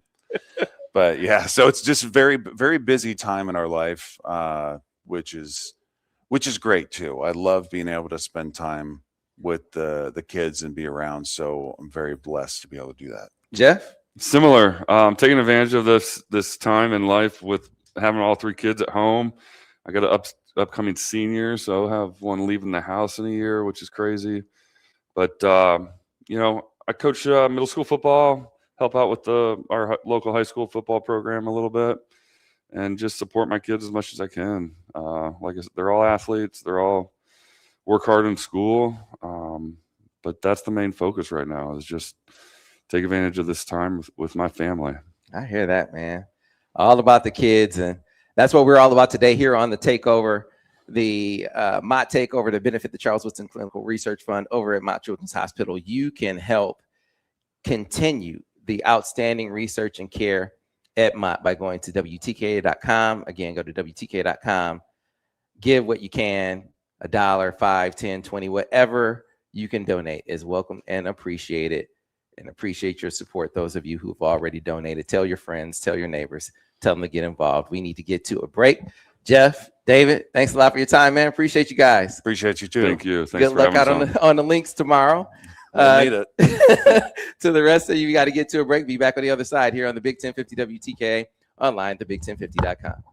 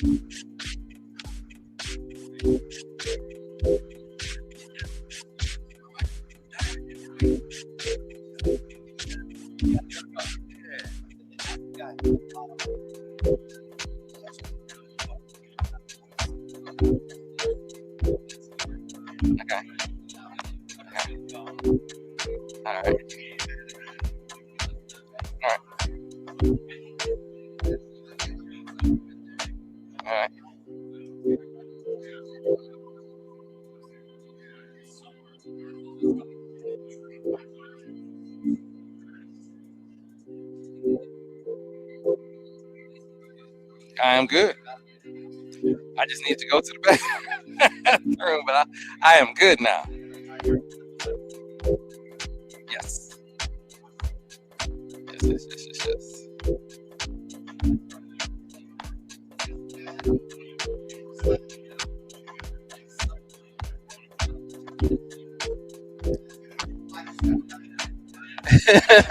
And the linemen all decided to go first. You notice that? All the linemen are going first.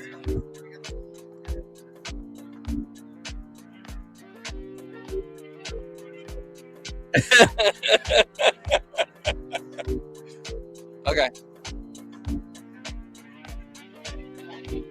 Okay. So I'm going to talk to Keith first, and then I'll bring Steve in. All right.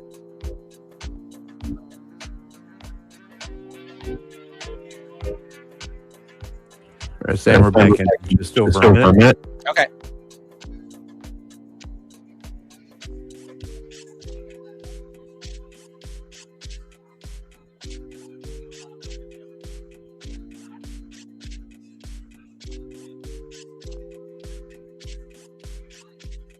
Yeah, we're going to have to get down to Lewis. The wife has been on me. She's like, I can't wear my ring because I lost a diamond in it.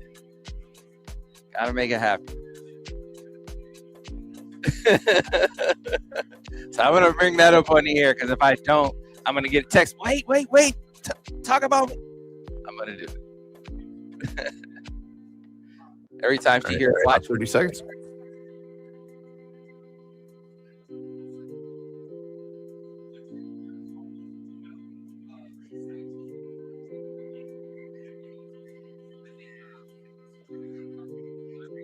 Okay.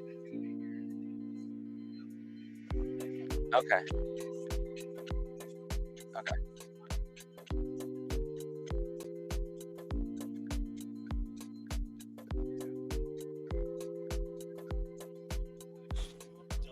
All right. 10 seconds. All right.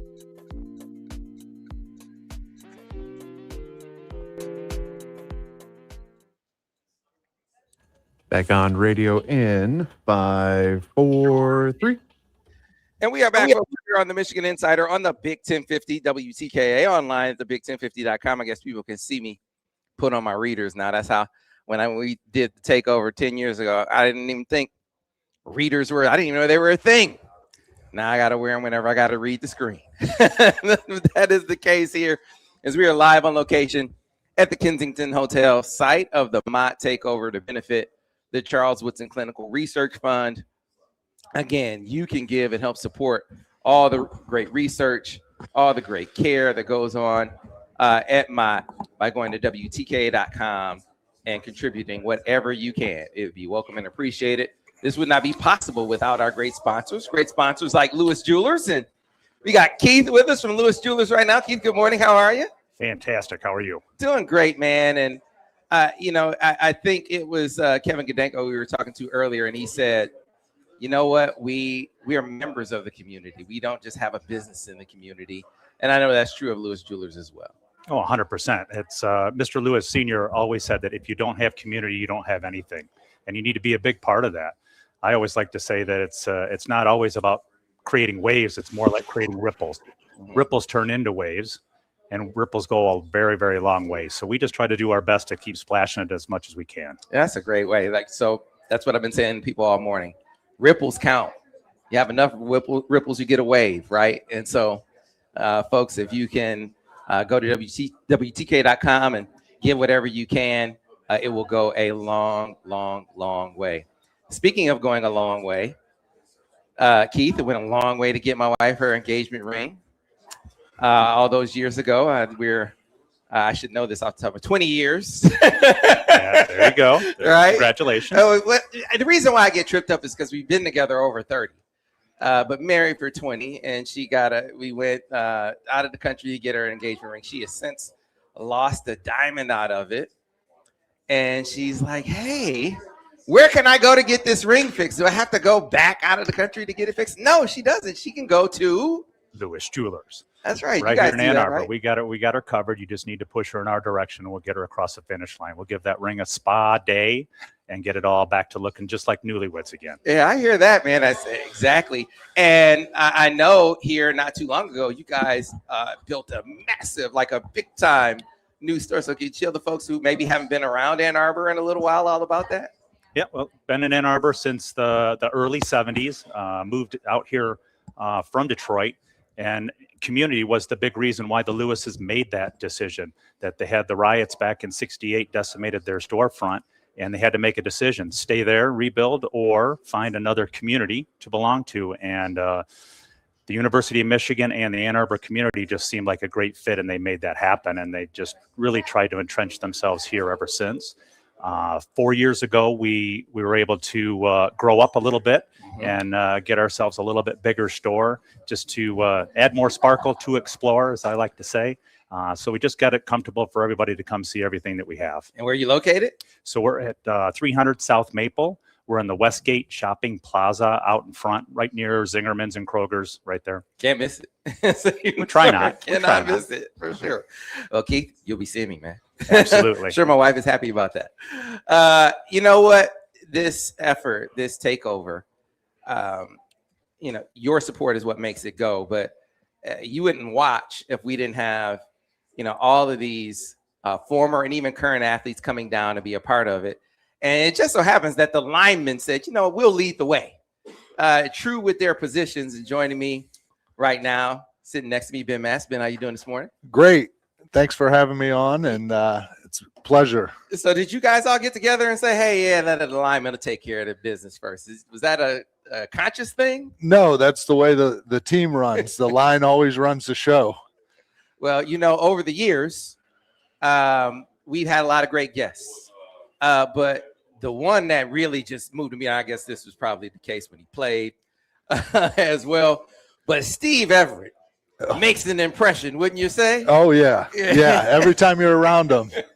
And Steve is on the phone with us right now. Steve, how you doing? I'm good. What's happening? Hey, man, I'm doing great. Hey, what's up, Steve? Yes, it's been, man. Steve, I think the last time you were on with us, you made some headlines with Michigan State. They made a bulletin board out of you up there. You remember that? Which time?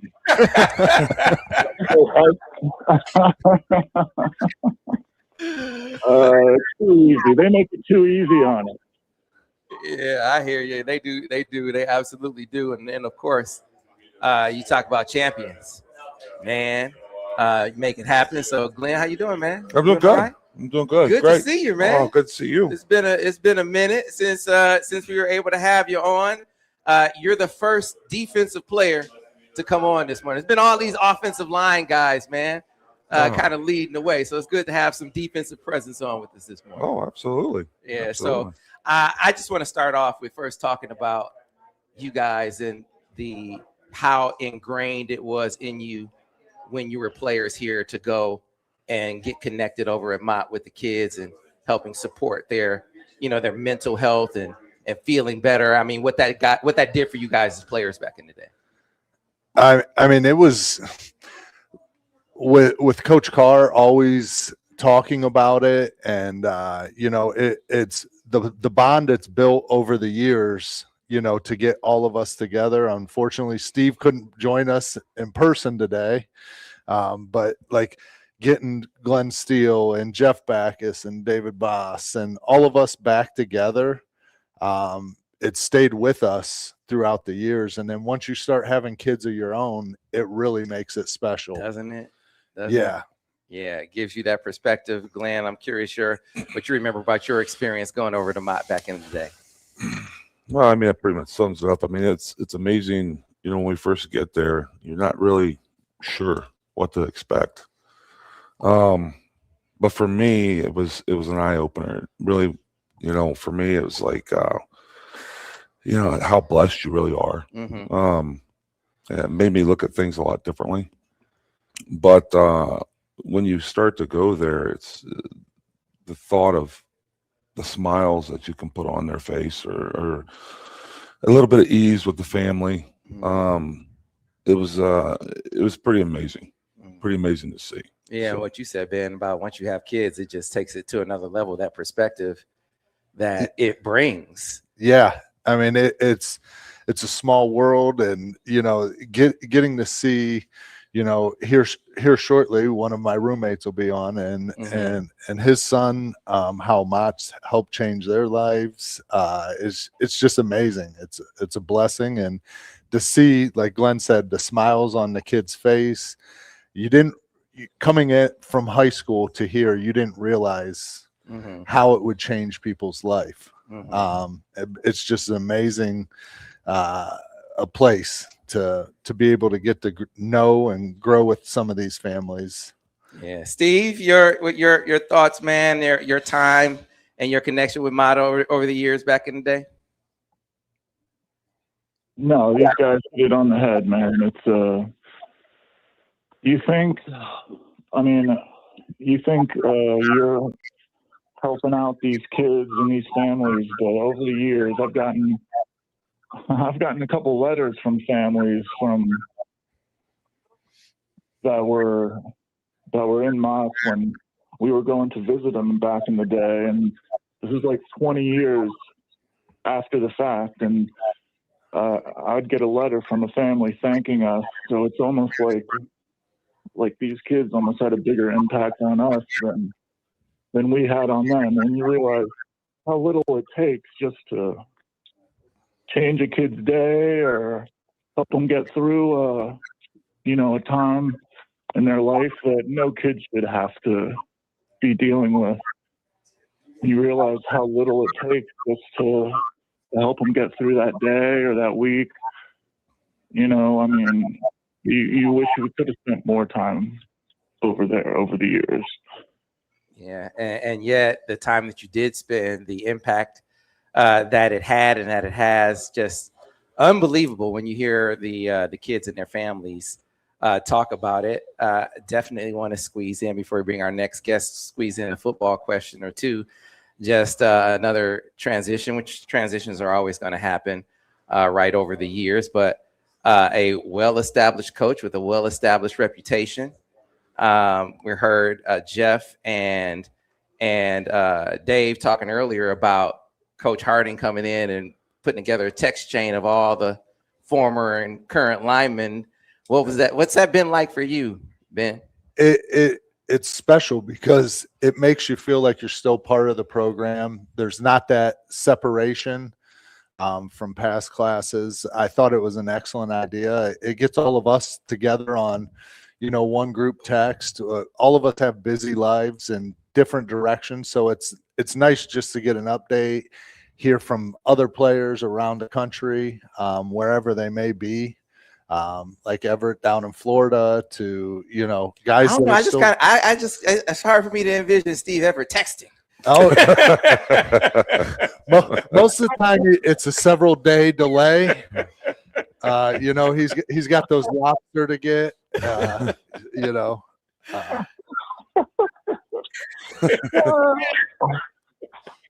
But he's on the text chain though. But that's cool to connect all of the entire group. It kind of shows that a guy coming in is looking to connect with the tradition and further it. Yes. Yeah, I mean it's just it's a great family that we have, especially with the linemen, and we all stay in touch. We might not get to see each other in person as much, but it's great to be able to stay in touch with everyone.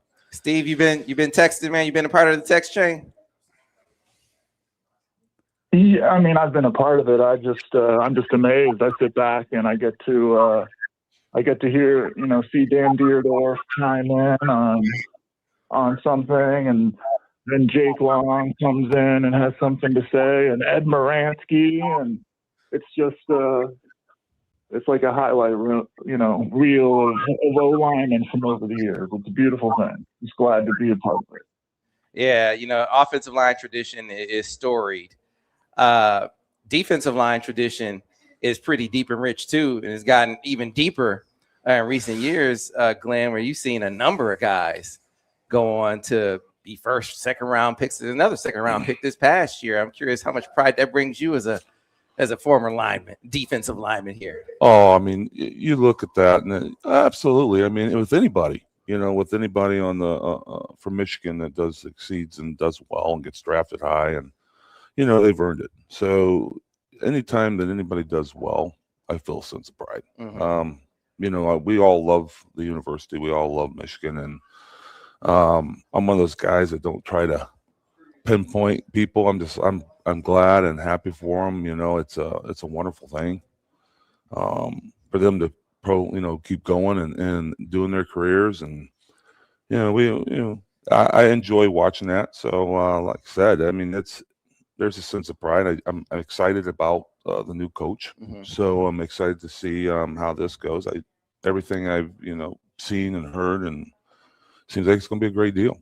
So I think it's great for the university. I think it's great for that football team, and I think things are going to go well. Yeah, man. Just it was great to see things flip back when it comes to Michigan, Ohio State. They got one last year, and now Coach Witt comes in, and hopefully we can get that pendulum swinging back this way again. But it's made the last few years for us a lot better. I imagine it even more so for you guys who actually played. For all those years dealing with those Ohio folks, but boy, they shut up for a few years, so that was great. Especially me living back in Ohio. I was born and raised in Ohio, in Massillon, so I had to listen to it for all those years. So you went back to Massillon? Yeah. Okay. Yep. I moved around. I lived in northern Michigan. I lived in West Virginia. Ended up back in Massillon, close to family once we started having kids, and so it was wonderful to have those years. I would have 80-year-old women at the grocery store saying something about my Michigan shirt, and you didn't hear too much during those years, so it was wonderful. Yeah. So I do want to kind of get you guys' thoughts as player. You watch the game, you know the game. What do you see this season? I'll start with you, Steve. I mean, it's a new regime, but they're well established. They've coached at a high level for a long time, yet they step into Michigan, and it is a gauntlet of a schedule that they have to play. So I'm curious, as a football guy, former player, what your expectations are this year.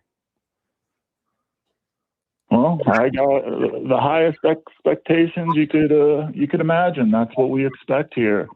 that's no surprise. What I love to see is I think this O-line coach had two first rounders this past draft, or maybe I'm not quite right, but right.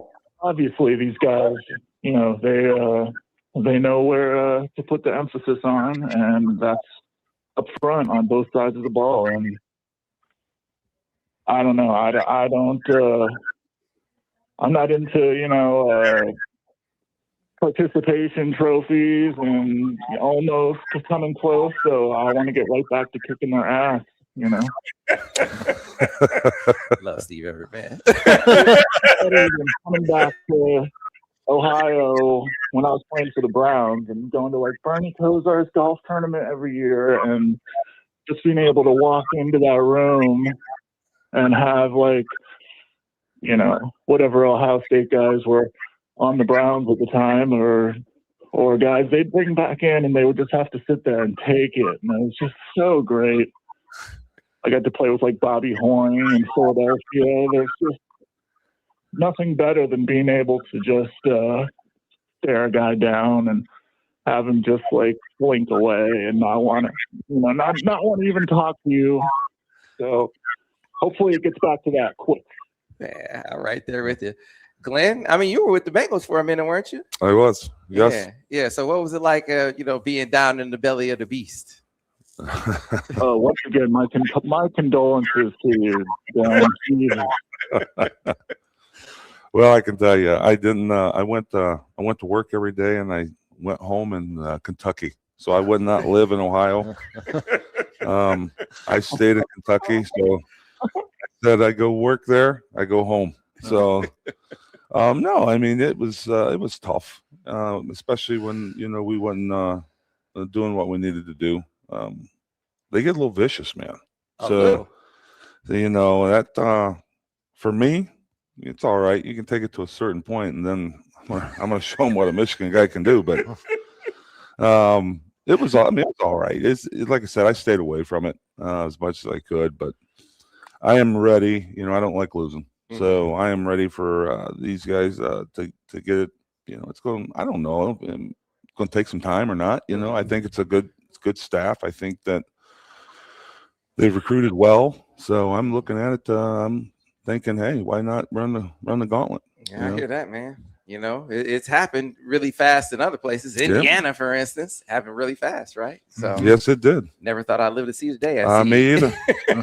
Indiana winning the national championship. So, right. Hell, having a winning record, let alone a national championship, and it happened. So hey, transfer portal and NIL. Well, it's a different ballgame. So yeah, it's a new world. But it is great to see the Big Ten winning the national title. What, 3 years in a row? Only 2 of those teams are undefeated, though. Yes. So yes, got to point that out. You know, I mean, it's relevant information. It's relevant information. You know, who wasn't undefeated? Who was undefeated? Well, Michigan was undefeated. Indiana was undefeated. Then there was that team that couldn't beat their rival, couldn't win their league title. You know, it just only Woodson's right now. Yeah, only got in because they expanded the playoff. That team won too. Yeah. Hey, relevant information. I know the folks love to hear what you got today. So let's start with you, Steve. Folks want to know, what is Steve Everett up to these days? Well, unfortunately, it is not lobster season, and it's not stone crab season down here in Florida. That's like what I live for, but those seasons are ended. So I'm just going out on the boat and trying to map out my game plan for the start of lobster season, which is about it's like a month away. Okay. So I try to get these guys to come down here and bring coolers with them, and I'll send them out of here with a bunch of, lobster tails. But it's harder than you think to round these guys up. I was going to ask you. Got their families and all this important stuff they got to worry about. It's ridiculous. Yeah, I don't know if lobstering is a word, but I was going to ask you if you've been lobstering with Steve. You guys haven't done that yet? I've been down a few times. since I graduated. I wish it could be more, but having kids and their sporting events, but it's always great to see Steve, and there's always an adventure when we're going out. I think me and Glenn and Steve have all been on a little boat pulling crab traps. Okay.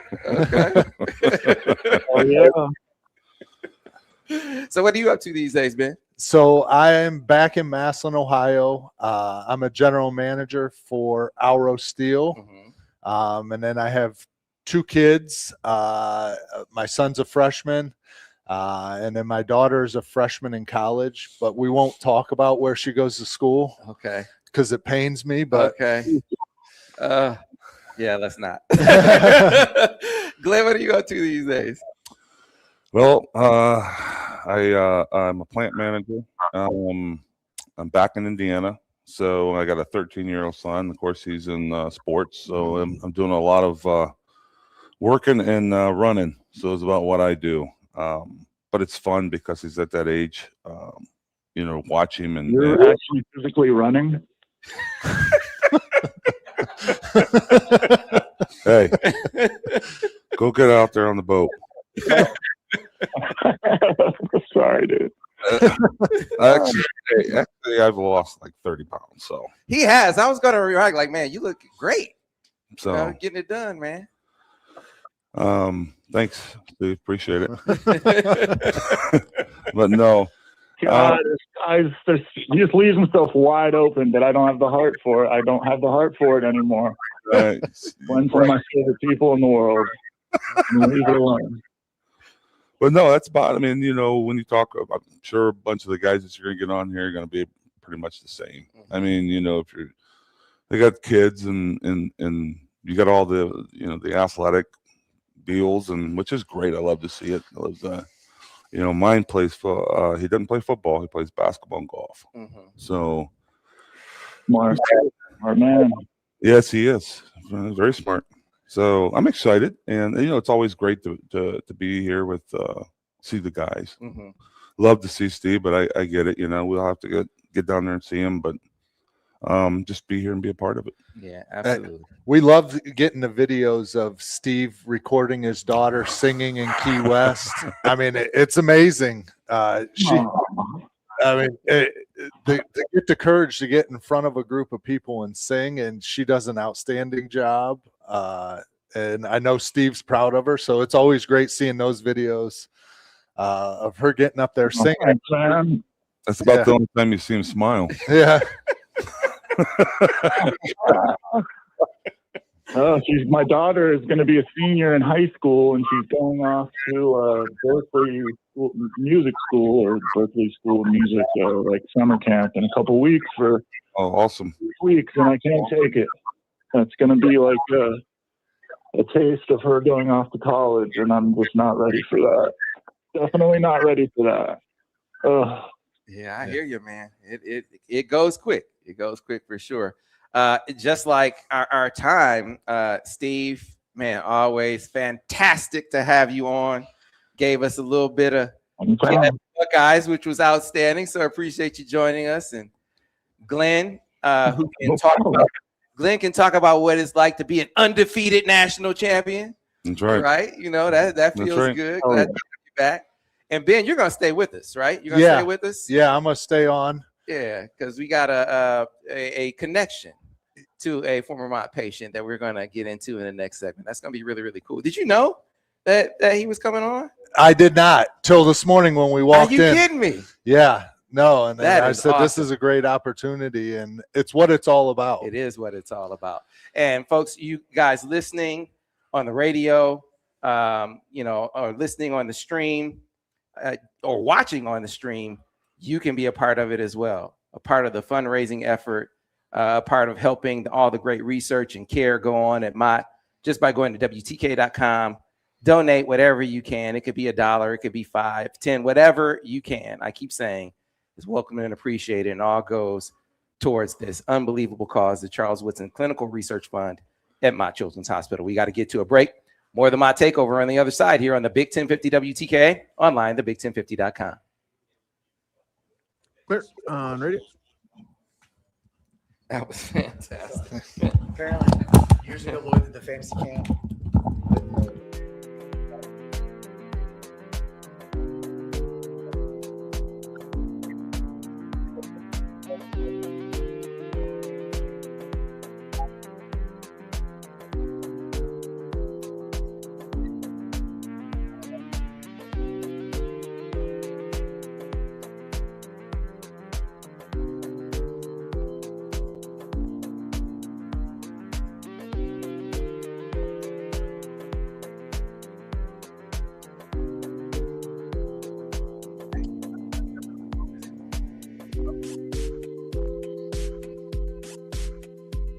So,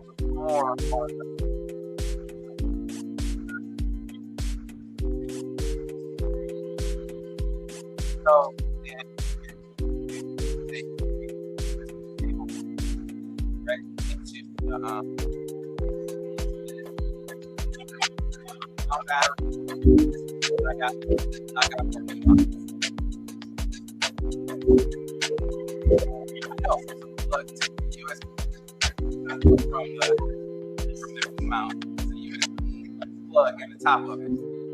So there's a USB port in the top of it. Go right from that. Yeah.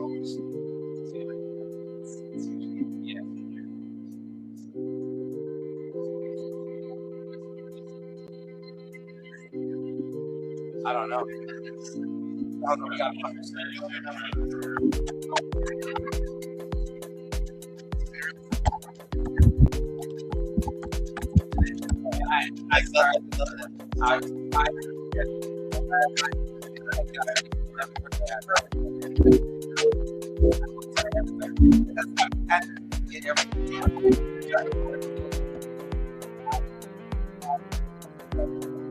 I wasn't able to actually.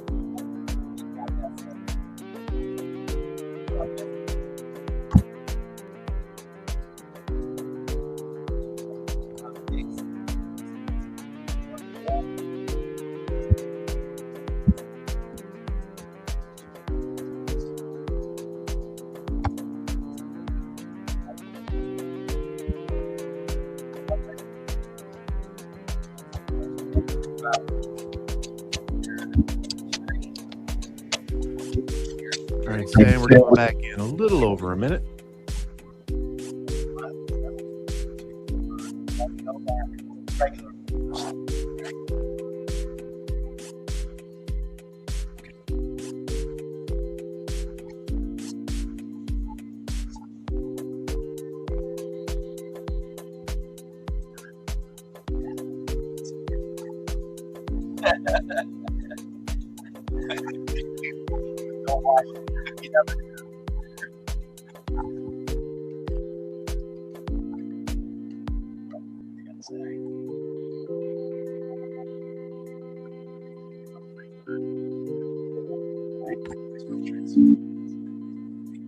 Still up there. Right, those 3 seconds.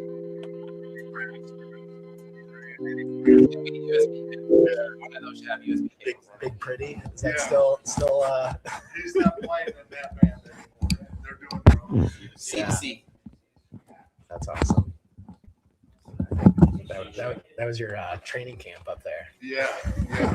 How much time in this break, miss? Left. Oh, now. Coming back.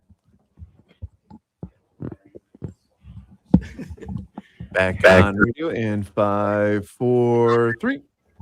And we are back, folks, here on the Big 10 WTKA online at the big1050.com. An unbelievably fulfilling day, a lot of fun, and a lot of purpose here on the MOTT Takeover. It's been almost a decade since we had a MOTT Takeover, and the feeling, it just comes right back because you're having a lot of fun catching up with a lot of old friends and having those old friends talk about new experiences, as they look at their contributions to MOTT, looking at them through the lens of as a parent.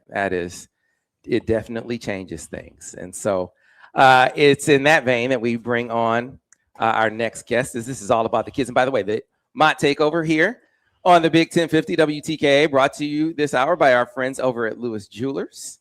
Whatever your needs are when it comes to jewelry and watches. Lewis Jewelers is the place to go right here in Ann Arbor. But I said before we went to the break that Ben Mast was going to stay with us because Ben has a unique connection to our next guest, and didn't even know that they were going to be guests, right? So how cool is that? So tell the folks all about it. Yeah, it's just like I said earlier, when you go to MOTT when you're in college, you didn't realize the changes you made. But once you start having kids of your own and former roommates and friends that you meet throughout, and then finding out, about their kids and watching them grow and how it really changes life and really makes it a wow factor, that it can affect people that as well. So just an amazing feeling, and it's great to have Finley on the radio with us here. Yeah, Finley and his dad Dave. So you guys were roommates, right? We lived together. Yeah. So first of all, welcome, Dave and Finley. Good morning, guys. And so we've been telling people all morning, like, you can actually see the impact when the athletes are coming down, what it does for their spirits, but then you go over to the great care and support that you get from the doctors and nurses at MOTT. Dave, you guys can speak to it from personal experience. Can you kind of take us through your journey? Yeah, absolutely. It was sort of an interesting journey because my youngest was born at MOTT, and I remember, leaving, and it's one of the greatest days that you can remember, and seeing other people in a much different situation. And I just remember leaving happy. Mm-hmm. And 2 years later, in March of 2020, when Finley was diagnosed with cancer, we were on the other side of the table and checking in to, initially with his diagnosis and then a long stint of treatment. And so seeing both the joyous occasions there and then the tough times when Finley was treating, and what MOTT has to offer. We were in Texas for a number of years and had recently moved back to Michigan, only to have an amazing hospital and doctors in our backyard when we needed it the most. Absolutely. So Finley, first of all, how you feeling, man? Good. Feeling good? And so you had a lot of great doctors and nurses over at MOTT. Do you remember that? Yeah. Yeah. So what do you remember about the doctors and how they helped you out? What do you remember about that? They were nice, and I have no idea. We spent a lot of time there. Do you remember, what did you do the most when you were at the hospital? Because we spent a lot of long weeks and nights there. Play video games. Played a lot of video games. Cool. What else? I went to the toy room. Yeah, we were there during an interesting time. Unfortunately, the week after he was diagnosed, COVID changed everything, and so it wasn't the same experience. There's a lot of. But you know what? You know what I'm hearing though. You asked him what he remember. Now look, he's getting treated for cancer. Yeah. What does he remember? He remembers I played video games. He remembers I went to the toy room, but that's one of the great things about MOTT is that they can give you all of this world-class treatment while you're going through the most serious challenge of your life. Your kid is, right? And your kid can be focused not on that. Yeah. That is amazing. Yeah, 100%. I think he thinks his memories are like a vacation. Much different than my memories. It's much different than it was from a parental perspective, but that's another part of what we're talking about here, because like your job as his dad is to keep him like happy and focused and keep his spirits upright when I know you're going through a gauntlet of emotions. So you need support too. What kind of support did you get from the doctors and nurses there? They made it, they took your mind off of everything. You knew that you're first and foremost in the best hands in the country to, when you're going through something like that. We knew that we couldn't be in a better place. But at the same time, like he was saying, his memories are not of all of the surgeries and the chemotherapy and all the treatments. It was just making it the best that you could make of it in the moment. And I can remember when we were allowed out of the hotel room, or out of the treatment room, walking around, and it was designed for the kids. And seeing Charles's picture on the wall, and talking to him about how this hospital came to be. And they really put our mind at ease and helped us get through it. Yeah, he's got that Michigan through and through, because he said he's gonna, I'll come on the radio, but hey, make sure my stuff gets signed over there now. Yeah. Let's keep the main thing the main thing. Oh yeah. Right. So the important things, get that football sign. Yeah, exactly. Don't make me miss a signature, Dad. Like you said, Ben's gonna sign his forehead before we leave. Yep. We're not going to allow him to wash it for at least a year. Yeah. Hey, so Finley, do you play any sports at all? I do gymnastics. You do gymnastics. So what's your best event? Probably high bar. High bar. Okay. So getting it done, man. That's impressive. That is outstanding. So you watch a lot of Michigan football? Not really. Not really. So what's your favorite Michigan sport? Is it Michigan gymnastics? Gymnastics. Gymnastics. So that's your thing. I got you, man. My kid loves swimming, so that's his favorite thing to watch. So at least one of my kids. So I get it, man. We've been to Michigan football games. Those night games, they're pretty late, aren't they? Yeah. Yeah. So it is always, I think, important for the viewers and the listeners to be able to see the impact and hear the impact. And here you are, Finley and Dave, you guys are living, breathing examples of the impact that these dollars can help achieve, right? I mean, without the funding, because you mentioned, Finley, had cancer. I mean, pediatric cancer is one of the least funded cancers out there in every form. And so it's vital that we do things like this, and I'm glad that you are here to help bring that home.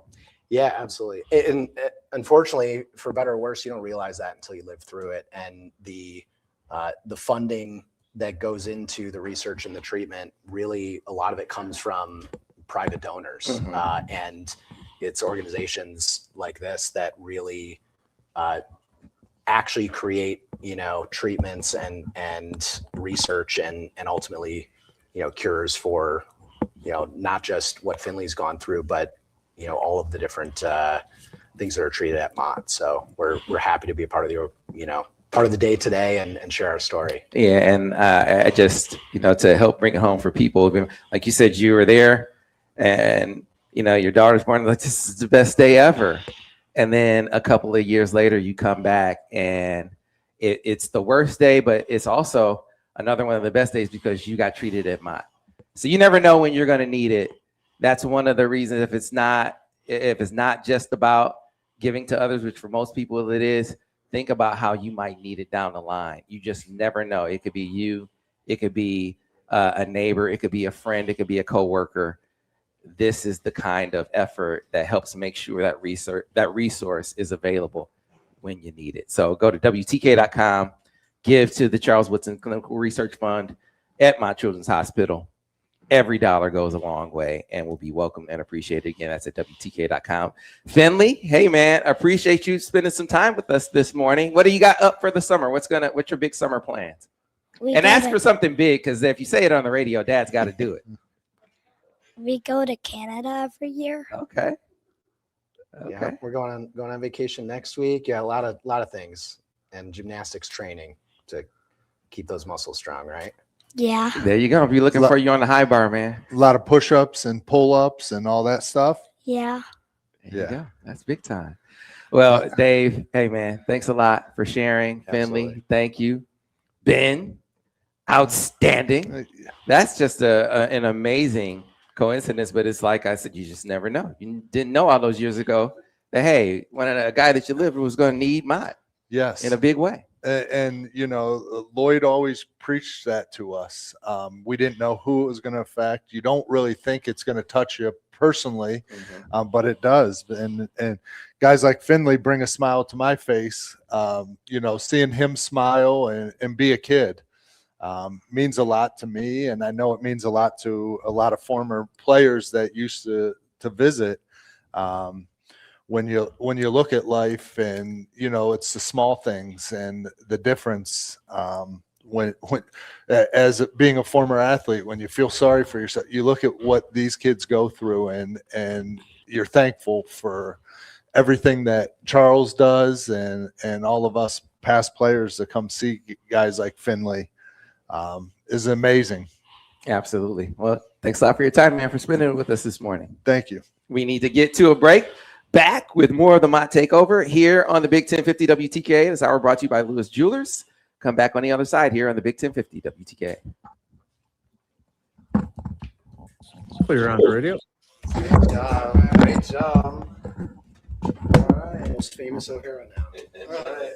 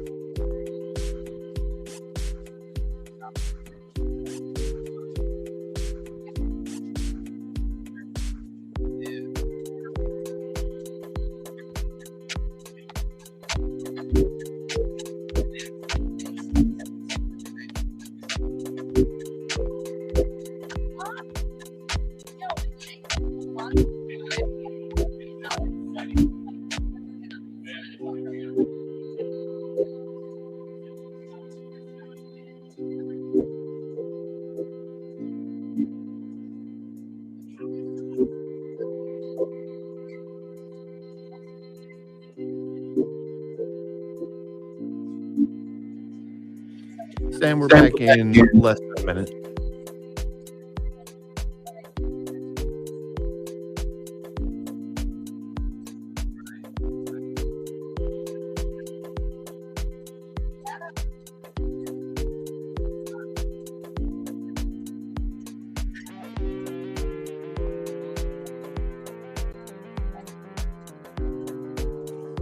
Sam?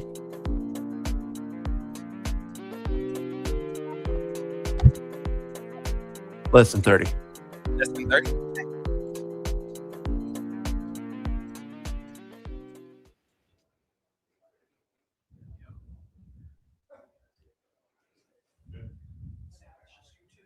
Uh-huh.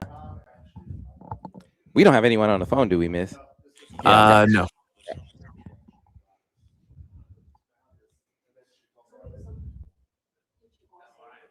All right, back in 10.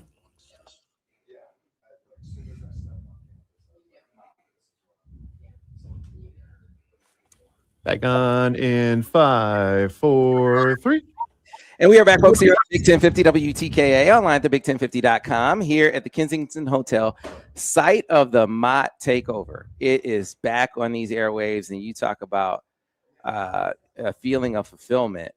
There is nothing like this. We did this, it feels like, for 15, 16 years in a row, went on a little bit of a hiatus, and here it is back again, raising money once more for the Charles Woodson Clinical Research Fund at Mott Children's Hospital, achieving real outcomes, research dollars, care outcomes, just an unbelievable effort that you can help by going to WTKA.com.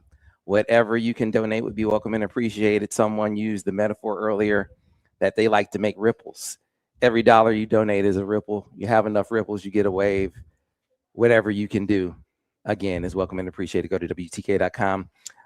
It's what helps the people who make it all happen over at MOTT do what they do. People like Dr. Erin Carlton, who is with us now.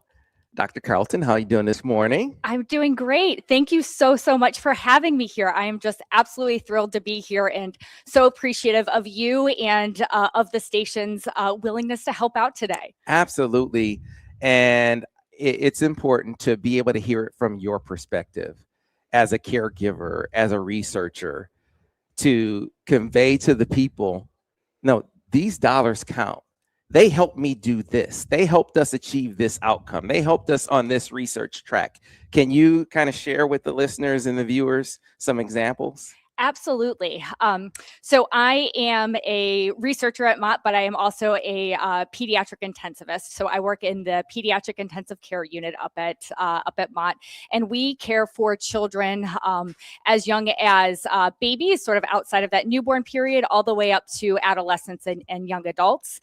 And a lot of the work that I focus on, particularly, tries to understand sort of and improve the lives of children and families in terms of what happens sort of after the ICU. So we know that the ICU can be a very significant, or lack of a better word, intensive event and thing that can happen, but also recognizing that impact is not contained to the four walls of the hospital, that it can have a lasting impact on the children's family and kids after the hospital as well.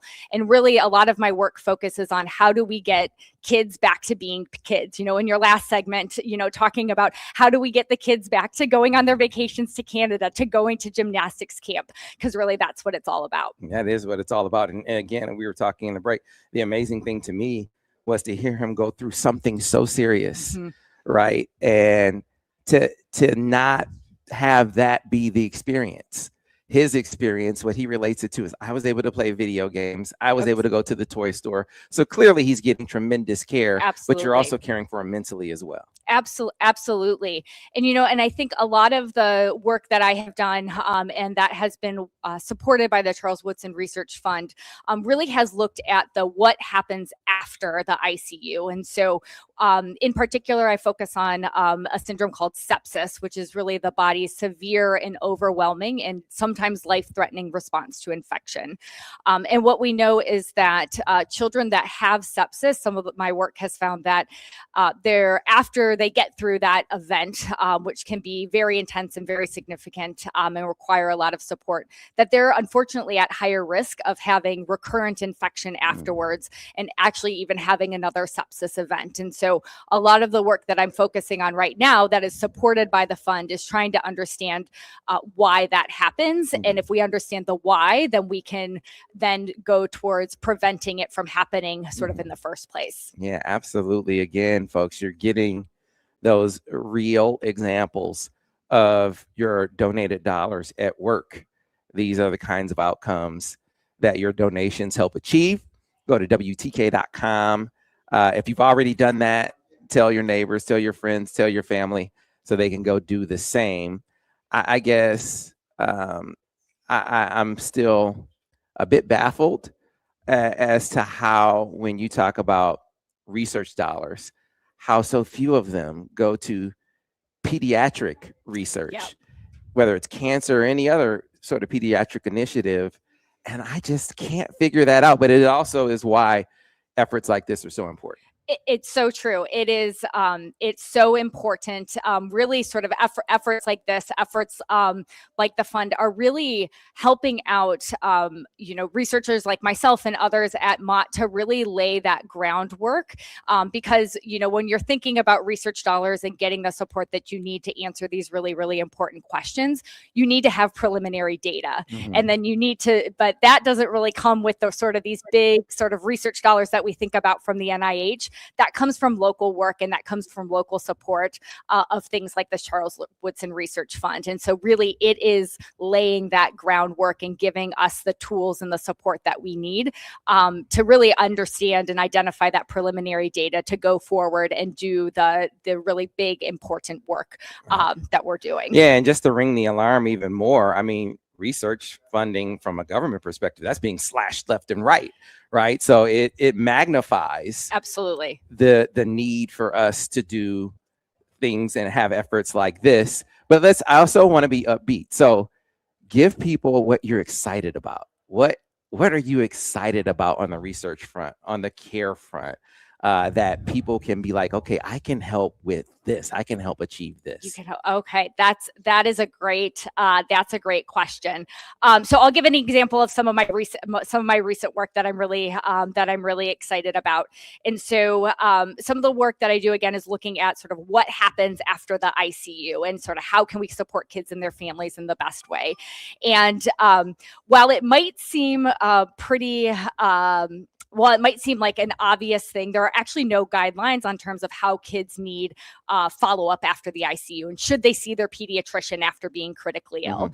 And so we did a study that looked at, how often are kids actually being seen by their pediatrician after being critically ill. And it turns out very few actually are being seen within a week's time. So about a third of kids. And so then we wanted to ask, so does that actually matter? And so that was sort of step 2. And what we found is that kids that actually do see their pediatrician within a week of discharge actually do have less rehospitalization, fewer visits to the emergency department, those sort of things. And so that work really then takes us back to, okay, so how do we now take the data that we have and sort of go towards influencing guidelines, working with spanning that bridge of care between the inpatient setting to the outpatient pediatricians, and really, again, going back to, supporting kids and their families in terms of the care that they need. I'm curious, in your research, was that not like an instruction? No, it's not, which is a really interesting thing. There's no actual guidelines out there. Yeah. And so so that was one of the reasons that we wanted to look at this. Yep. Yeah. So again, folks, your dollars at work, every dollar you give, and this is every parent, you find yourself in a situation like that, you do what the doctor tells you to do. If they haven't told you to go see your pediatrician upon discharge, then I can see how that wouldn't be something that people did, but this could go a long way towards changing that if necessary. So we are joined by Dr. Erin Carlton here this morning, again, bringing perspective to what we've been talking about all morning, that what you give to the Charles Woodson Clinical Research Fund really helps achieve outstanding research outcomes, care outcomes. We're going to hear from more throughout the morning. I'd be remiss if I didn't say before we were through, thank you for what you do. Whether it's in the ICU or in the lab. Part of why MOTT is so great is because of doctors like you, and it's across the board. It's the best children's hospital in the world to me. I had 2 of my kids born there. So I can't thank you enough. So thanks a lot for your time. Oh my gosh. No, thank you so much for having me here. And I would be remiss if I didn't also acknowledge and thank all of the team that I get to work with on a daily basis up at MOTT within the PICU. It truly is a team sport. And I think that is one of the things that makes MOTT such a special place is really that team environment and team atmosphere. So you could do radio too, because that's called a great segue. Oh, that's called an outstanding segue. Yeah. The team that is Michigan has done a great job of supporting this cause throughout their playing careers at Michigan and even beyond. And that's why a lot of them are back here today. And the guy who this whole effort was named after, Charles Woodson, is going to join us this hour. So super excited about that and everything that he's done to help keep this going, because that's one of the things you see, Dr. Carlton. A lot of times you'll see a celebrity get involved with something, they'll put their name on it. and they might even be involved for a time and then they go away. That hasn't been the case with Charles. Absolutely not. And I have been able to chat with him a few times over the years about my research. And I think one of the coolest things that I'm so appreciative of is he cares. He genuinely cares about this work and what we are doing and supporting this. And it is just such a privilege and honor to be able to really work with him in this. This has been such a great thing that he has created and promoted and moving forward. And I'm just so grateful to be a part of it. Yeah. Thanks a lot for your time. Thank you. We got to get to a break, folks. We jump ahead to the next hour. And this is the hour where, like I said, the man is going to join us. Charles is going to be with us and many more. So stay tuned for that. More of the MOTT Takeover here on the Big 1050 WTKA and online at thebig1050.com. Clear. That was outstanding. Oh, thank you. I hope it was okay. No, you were great. Oh, good. Okay. I mean, it's like,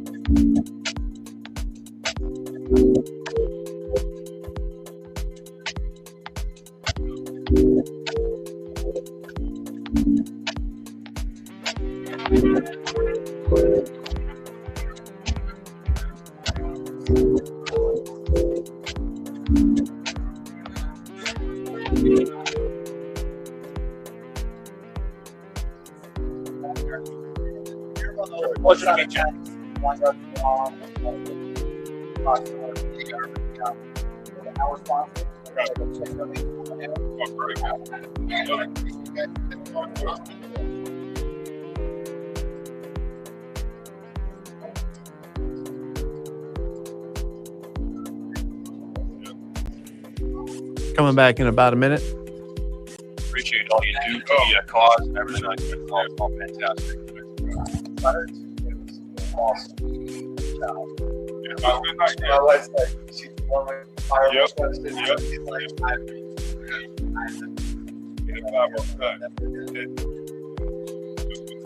How to add, because I told you she had flying to fly out.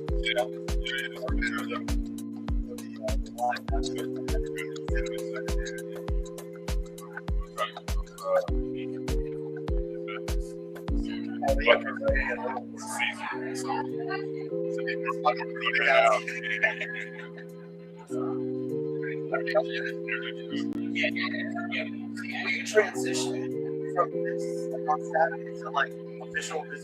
Hey, Miss Sam, right to the bathroom. Okay, well, we're about to come back from break here. Okay.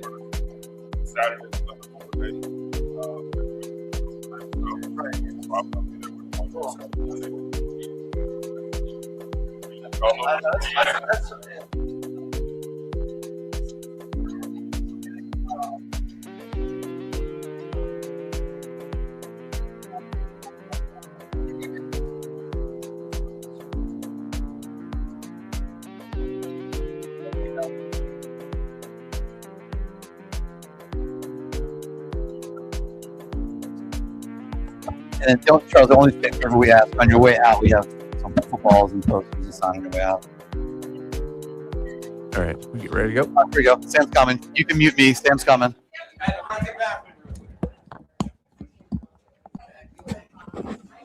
That's some good timing, sir. What's going on, man? What's going on? Are you good? Good to see you. Sam? Yes. Yes. All right, so All right, coming back. Stand by. chair under your right hand in the front. The chair adjustment. It's to move it up and down. It's the front one in front. There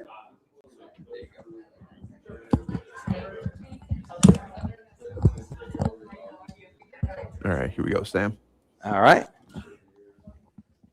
Back on radio in 5, 4, 3. And we are back on the Big 1050 WTKA online at the big1050.com. Sam Webb, Ira Weintraub, the whole WTKA crew, the whole Ann Arbor radio family. Pleased to be back here on the MOTT Takeover at the Kensington Hotel and the MOTT Takeover, benefiting the Charles Woodson Clinical Research Fund. It is great to be back doing this, and it's great to be back with the guy who started this fund and who has kept it going over the years. He's a Hall of Famer. He's a Heisman Trophy winner. He's a proud dad. I probably should have led with that, right? Yeah, probably so. Yeah, probably so, man. How you doing, Charles? Man, I'm doing great. I'm doing great.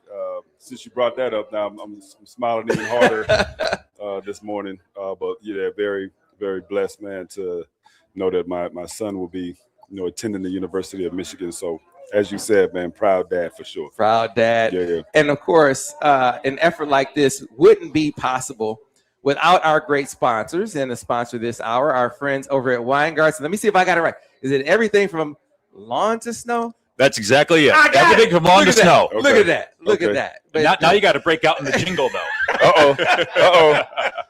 Did you rehearse? That's a sign of a great slogan, though, right? Yeah. People can Absolutely. remember it. From lawn to snow. Okay. Yeah. So again, though, you talk about being a part of the community and being connected with the community as well. Then you guys are doing that with your support today. So thanks a lot. Absolutely. Happy to be here. One of our company values that's first and foremost on our list is service to others. And this was an easy sell to upper management with what you're doing, Charles, with this cause. I'm a new father myself. I got a 9-month-old at home. This Congratulations. especially, thank you so much.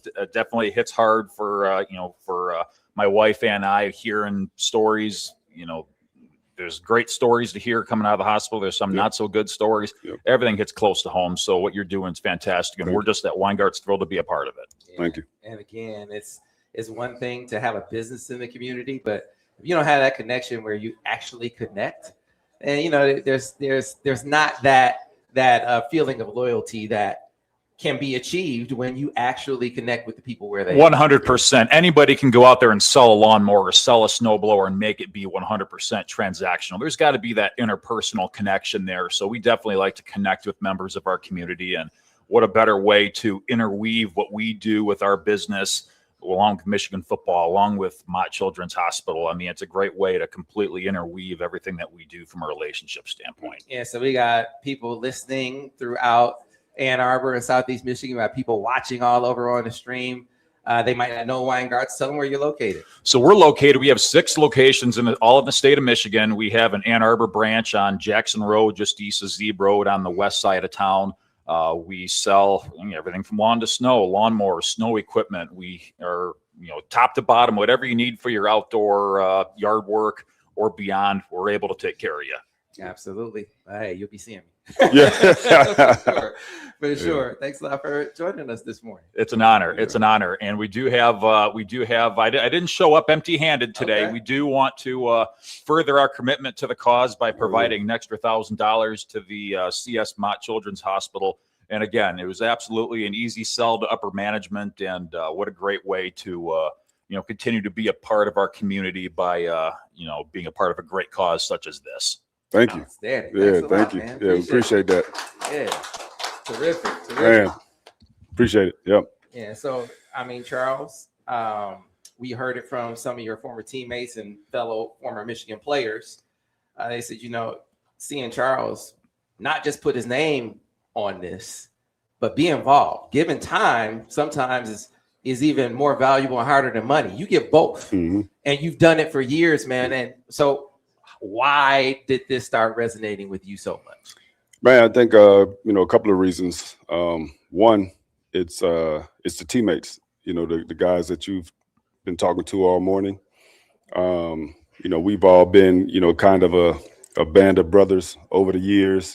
From playing to post playing, and I always go back to Greasy and Steve Hutchinson, who had the Greasy Hutchinson weekend or a golf tournament here, and we would all come back. So it kind of served as a reunion, of sorts for all of us.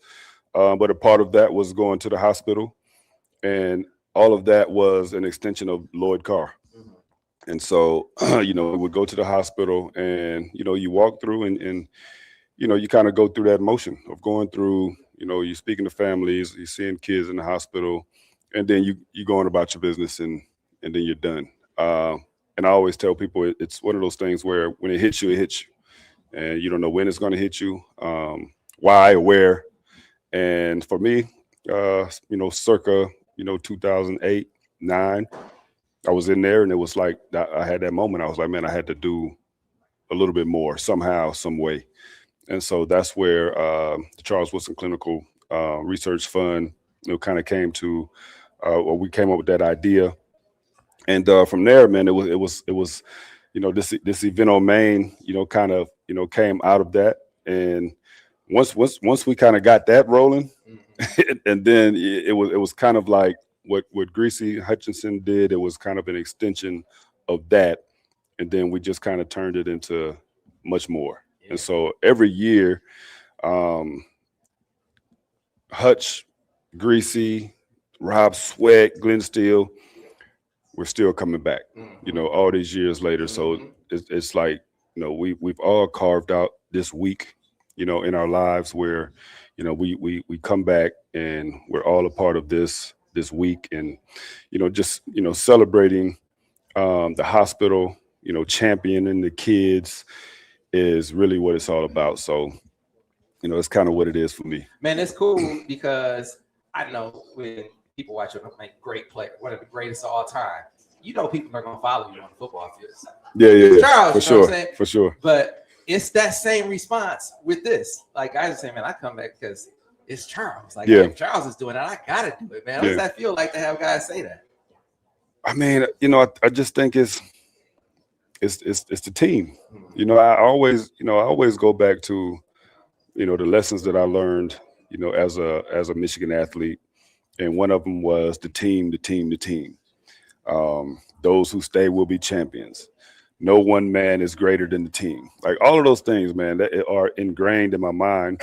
And, it was great yesterday because I got to visit with Lloyd Carr yesterday. You know what I mean? So again, he's kind of the catalyst, for all of this, for all of us guys. And so, it just brought back a lot of memories being able to visit with him.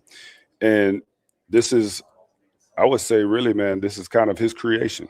I would give him that credit, for instilling in us what he did, as a coach. And I think that's why we're all still, close, to this day beyond playing football. And so they come back, because, hey, Charles Woodson is a part of it, but I come back because they're a part of it. You know what I'm saying? So it's a team. So I'm very, very grateful. Well, you should be a part of this team too, folks listening, folks viewing. All of the great research and care outcomes would be possible without the dollars to fund those things. You can give by going to WTKA.com. Any dollar, any 5, 10, 20, whatever you can give is certainly welcome and appreciated. It all goes towards an unbelievable cause, the Charles Woodson Clinical Research Fund over at Mott Children's Hospital. You talked about going there in 2008 or so and being moved to further action. I wonder if the need to do so, the feel to do so, intensified when you became a parent. Oh man, look at it through a parental eye. Yeah, no question about it. You know, my youngest son was premature. He was born in 2010, and he was early, and you know he's a little bitty something, you know, and you know the thing about you know child labor is that it's a really fine line. Yeah. You know, it's really seconds, and you know anything can happen. You don't know, and so you know millions of people go through that every day. You know, you're having kids, and you're hoping everything goes right, but a lot of times it does not. And then there's times where whatever that thing may be, nobody else has it. You know, so we just heard one of the doctors last night talking about rare diseases, and we say rare, but there's 30 million people in the world that have these rare diseases. So 30 million is really not that rare when you think about it. So it's a lot of people that need a CS Mott Children's Hospital or wherever they're at. It's just incredible to just be a part of this hospital and like you said, kind of having a child and that kind of also bringing it home to be able to listen to those doctors and the ideas that they come up with and how they're trying to solve these certain problems, man. And us being a part of that genesis for them in terms of the seed money that allows them to, enhance whatever they're doing in order to make it big enough to get more money for it. Is man, that there's nothing better than that. Yeah, man, you said a lot. And talking about the fine line because 3 of my 4 kids born at Mott.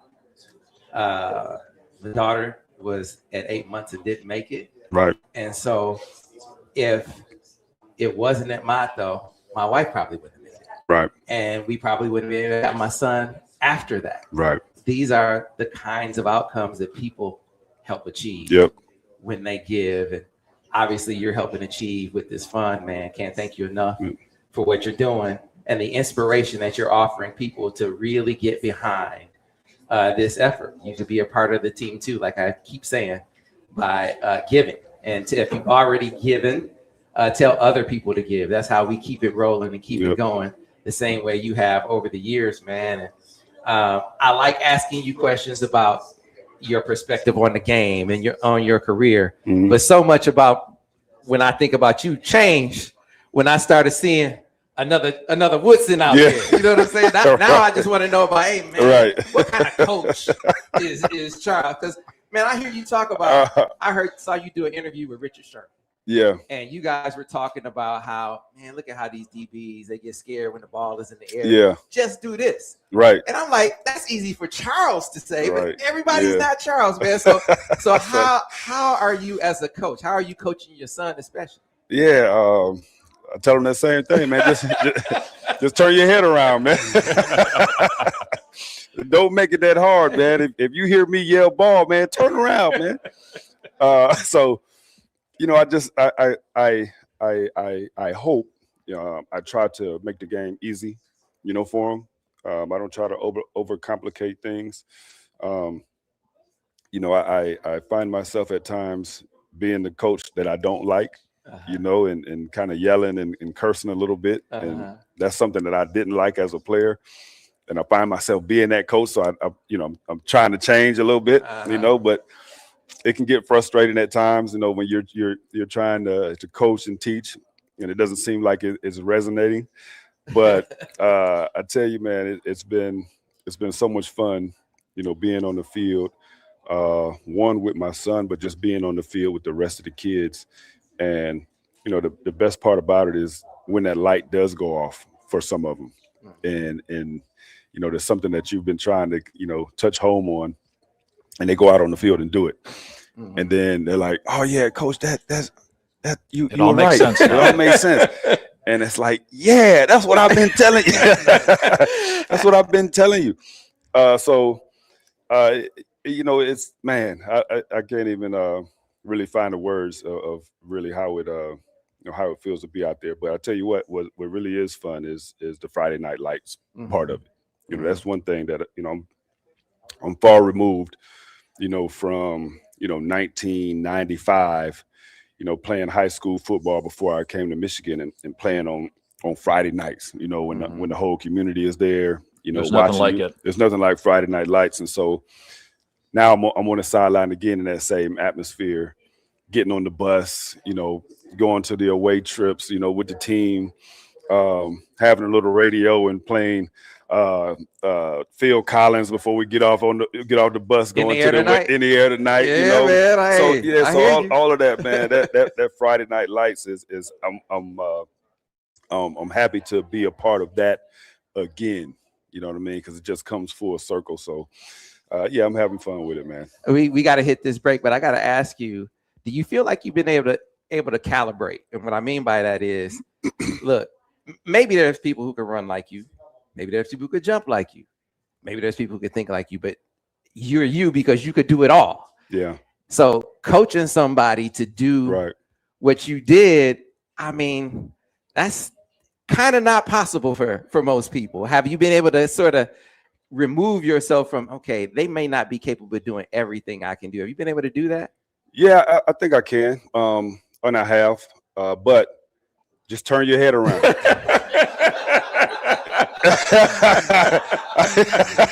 That's all I want you to do. I want you to turn and locate the football. If you can turn and locate the football, man, we made it. One more time, kids. Turn your head around. Get your head around. All right. We got to get to a break. We'll have more with Charles Woodson here on the MOTT Takeover. This hour brought to you by our friends at Weintraub here on the Big 1050 WTKA, online at thebig1050.com. You're on radio.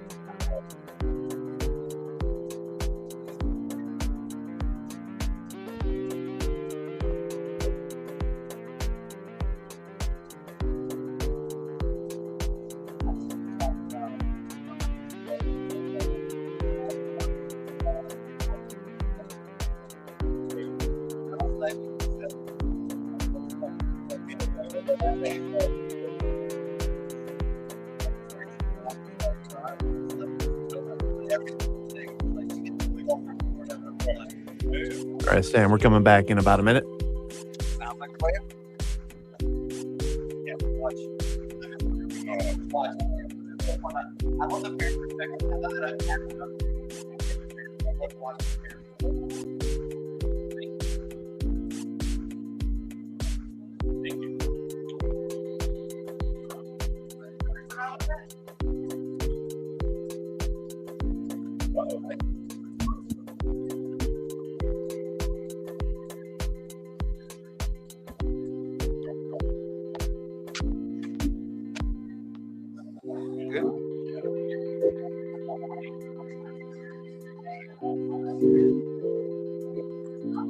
So I'm going to ask you, first of all, good morning, Doc. How you doing? Good. How are you? I'm going to ask you about tangible examples of research initiatives or care outcomes as a result of. Coming back here in a moment. Say that one more time. I ask you about like care outcomes or research initiatives that are tangible examples of being funded by the research fund. Okay. All right. From my own research? Sam, here you go. From your own. Yeah. Yeah. Well, I'm relatively Bringing new. you back here in 5, 4, 3. And we are back, folks, here on the Michigan Insider on the Big 1050 WTKA, online at the big1050.com. The MOTT Takeover. The MOTT Takeover, the purpose to benefit the Charles Woodson Clinical Research Fund over at Mott Children's Hospital. We have many great sponsors who have helped make this day possible. Of course, this hour brought to you by Weintraub, who just generously donated $1,000 to the cause. That's the kind of give back my man Charles Woodson is helping inspire continuously. Has to feel good, has to be fulfilling, man. So that's something we didn't touch on before, the feeling of fulfillment. I know it's about what you're doing for others. How does it make you feel, the outcomes you're helping achieve? You know what? When you do good, you feel good. Mm-hmm. Yeah, I think that's it's pretty standard. I think that's from Abraham Lincoln. I believe, by the way. Do good, feel good. Do bad, feel bad. That's the sort of thing. So yeah, you just feel good, especially when you hear, the stories. Again, when last night we're listening to the doctors and we're talking about the different things that they've come up with that can help in some of these situations that are not ideal for families. And when you hear that, then it's like, oh man, that's what it's for. To be able to I believe one of them last night was there's a lot of people out there waiting for hearts, heart transplants, but even when you get a heart transplant, chances are you're going to need another one, or it's going to fail very quickly and you're not going to be able to find another one. And so then it's a short-term effect, but they're looking at ways for a failing heart to kind of regenerate itself so that you don't have to have a heart transplant. So when you hear that and then you think about coming back here and the funds that we raise, whether it's for equipment or whatever it is that they need, you're doing something that's I always say it's changing the world, like literally changing the world. So if you can keep someone from having to, get a heart transplant, and they can have their own heart that they've been born with is a big deal. And I'll go back to, I think last year, a couple years ago, dealing with the heart again in terms of heart transplant, being able to get it from, you know, someone who's just deceased to get it to someone who needs it. It only had a, you know, maybe a 10 to 14 hour shelf life. And they came up with a box that could keep it, I believe, beating for 24 to 48 hours or something. So that's game changing stuff. you know, stuff that we're doing, changing the world. So I feel good about that. You know, if nothing else. Yeah. Well, about to make you feel better, I think, because we felt like it's important to have a doctor on every hour to help give perspective to people. So now Dr. Marani joins us. Dr. Peter Marani, good morning. How are you? Great. Thanks for having me. Thanks for joining us. And so this fund is tremendously important for the dollars it raises, but for the dollars it raises at a time where research funding is being cut.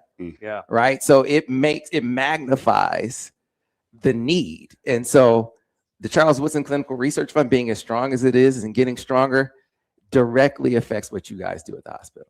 Absolutely. And I'm honored because I get to administer the distribution of those funds.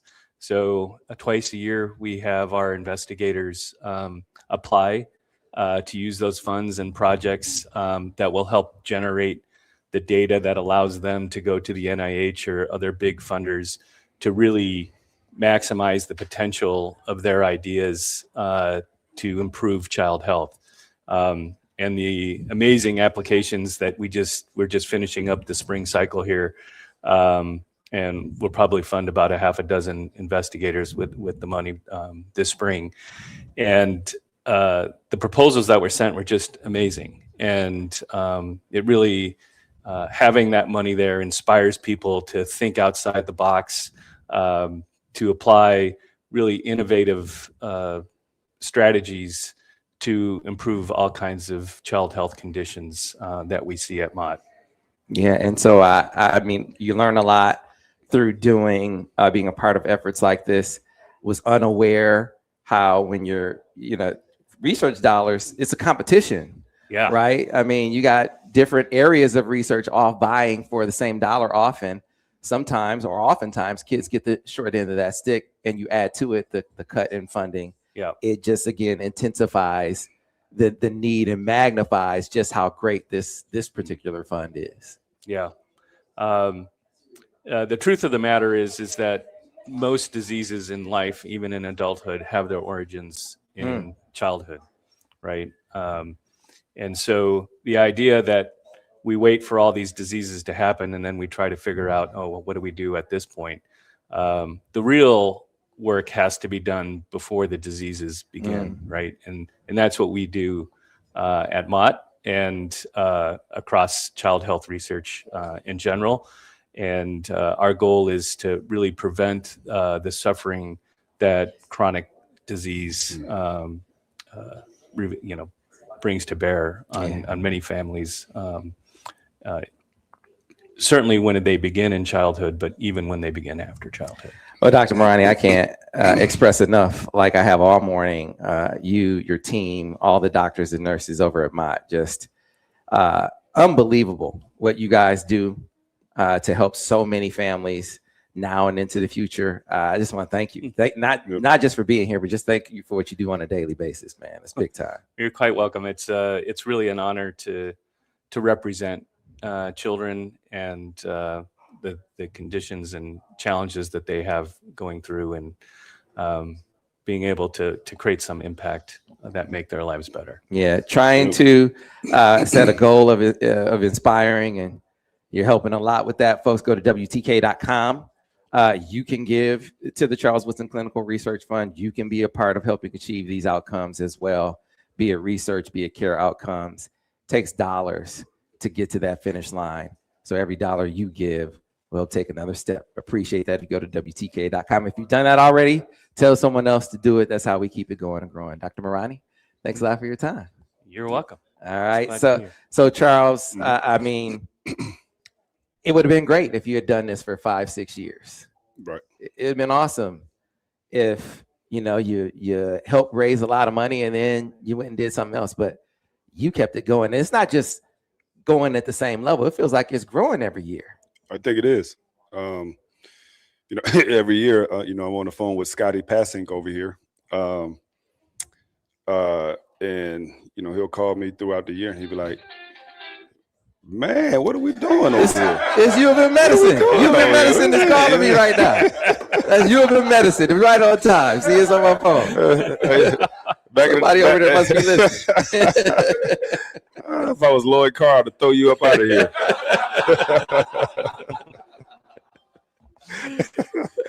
I talked to Scotty throughout the year, and he's like, man, I think we surpassed last year. And that's happened the last 3 or 4 years, when I get that call from Scotty. And I feel like when people come to this event, it's we have a program, but it's still more like a celebration almost, rather than just have a program where you're raising money, because we basically, the money has been raised already up to this point. Of course, we'll have a silent auction, a live auction, that's a part of it, where we'll raise funds that night. But we come there, we have a program, then everybody goes. Main Street Ventures has been very accommodating to us. So you go to the Chop House, Grazzi's, or wherever, you're going to eat. And then after you eat, you come back out, under the tent. And then there's a live band, there's music, and people are having a good time. But it doesn't feel, like that much of a strain on people at the event. You're just there really as a celebration and to have a good time. And I think that people, word of mouth is, the most powerful thing there is. And I think people tell their friends, and their friends tell their friends.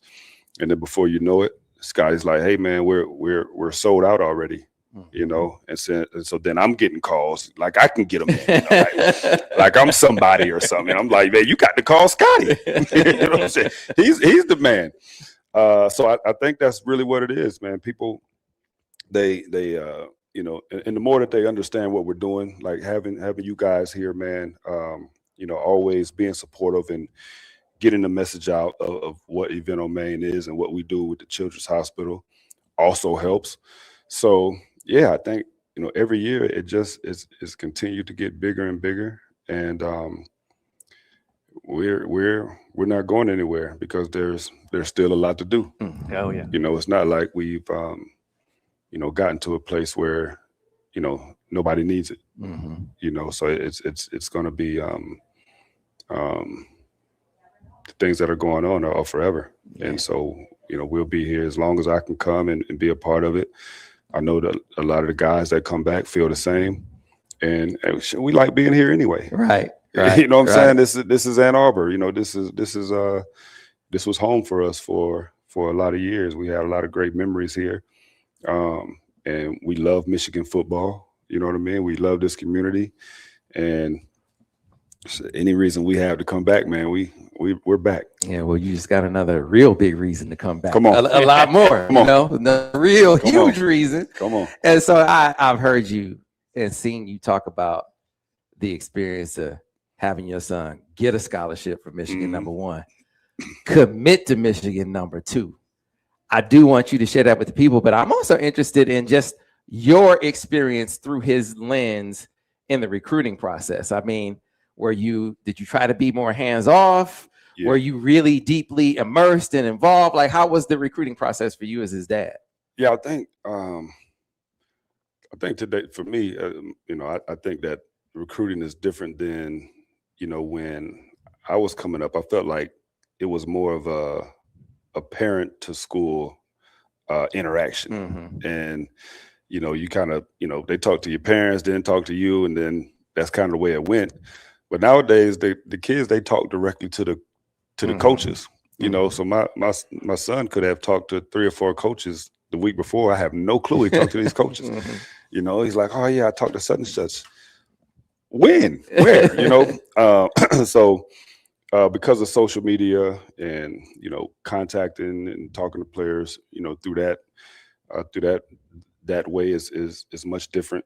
And so I really did. I tried to be hands off, kind of let him do his thing. I tried to be supportive in, whatever, other school, he was liking. We took 3 or 4 visits, to other schools. And, I had to really accept the fact that, hey, he may go somewhere else. And so I tried not to be pushy with it. I just tried to tell him, all the benefits of, being a Michigan Wolverine, coming here. And I would love it if he did it. And then I kind of, left it there. And so when he came down the stairs one day and me and my wife were standing in the kitchen and he said, I'm going to Michigan. And so, I wanted to like jump through the ceiling. But I tried to keep my composure. I had a big smile on my face, and I was like, oh really? I didn't want to scare him off. How you get a fish on the line. You try not to lose it. So Right. I tried to be calm. But then when he committed, and it kind of made that official, man. I went down to Schembechler not long ago, and I think it was the first time I noticed. I don't know if it was always been there. Somebody could tell me, but they had the legacy, the dads and the sons that have played here at Michigan before. And I was just looking at that and I was like, man, that would be cool. Mm-hmm. And so when he committed, I thought about that, so to go down to Schembechler and to have, if I could have my picture and my son's picture up under that, and then maybe my other son too, who knows?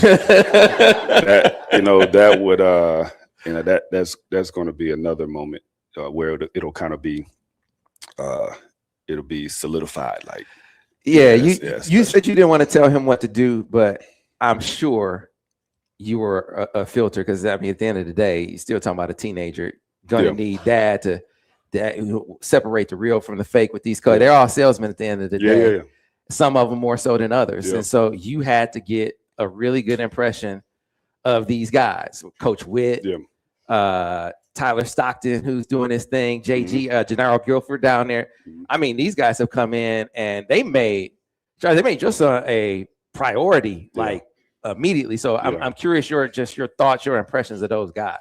Yeah, that meant a lot too, because the last regime was talking to him and recruiting him, and so when a different group comes in, you don't know what may happen. But we sat down with Coach Whittingham and he said, hey Charles, you are going to be a priority. So I certainly appreciated that, and then getting a chance to meet Tyler Stockton, which is funny because we have some history. I knew his dad from years ago. And so, we're sitting there talking on the field one day and he's like, my dad. And then I'm thinking Stockton. I was like, I knew your dad ain't, are you kidding me? So, a little history there. So got a chance to talk to him and we sat down with him for about 30 minutes and he kind of went through his story of how he got here to this point, all of the different stops that he had to make. Got a chance to sit down with Jay Hill and talk about defensively his philosophy in football and what he likes to do, and that part of the conversation for me was the best because he's not just he's not beholden to just one style of doing things. Of course you'll kind of have things that you're going to major in, but sometimes the team dictates what you need to do. And he's willing from game to game, change things up and do something. That was sold right then, because that's the way, as a coach, we talked about myself coaching. That's the way I try to be. We don't go into every game saying we're gonna just do this. Depending on what that team does, we may do something totally different. So I think the coaching staff have been great. I like what they were able to do coming in. It was going to be important that coach was going to have to get guys to stay.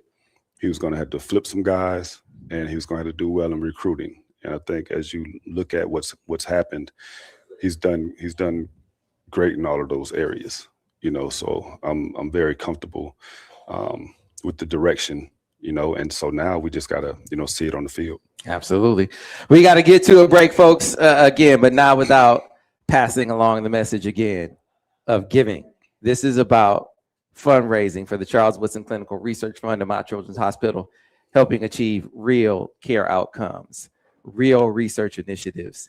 You can do that with your giving. Go to WTKA.com and do just that. And if you've done it already, tell someone else to follow suit. We got to get to a break. More of the MOTT Takeover here on the Michigan Insider on the Big 1050 WTKA, online, thebig1050.com.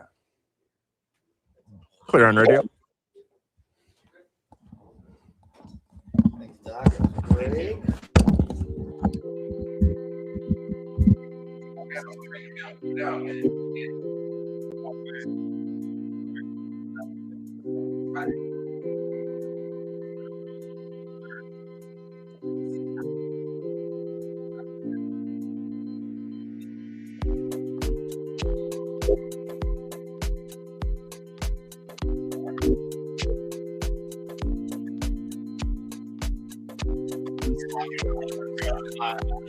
Thank you very much.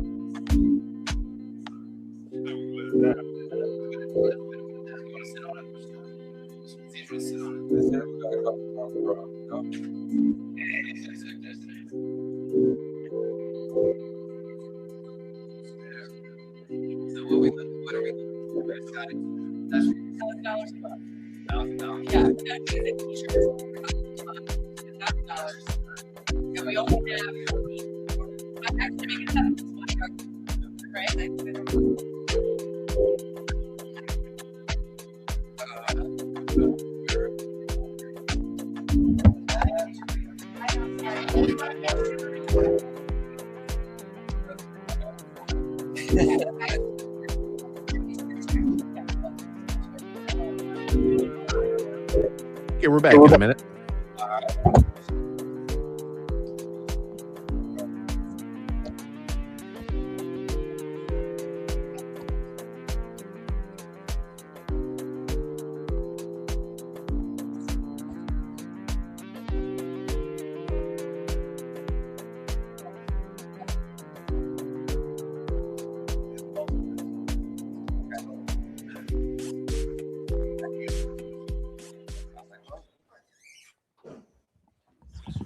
All right, Sam coming back in 10. All right.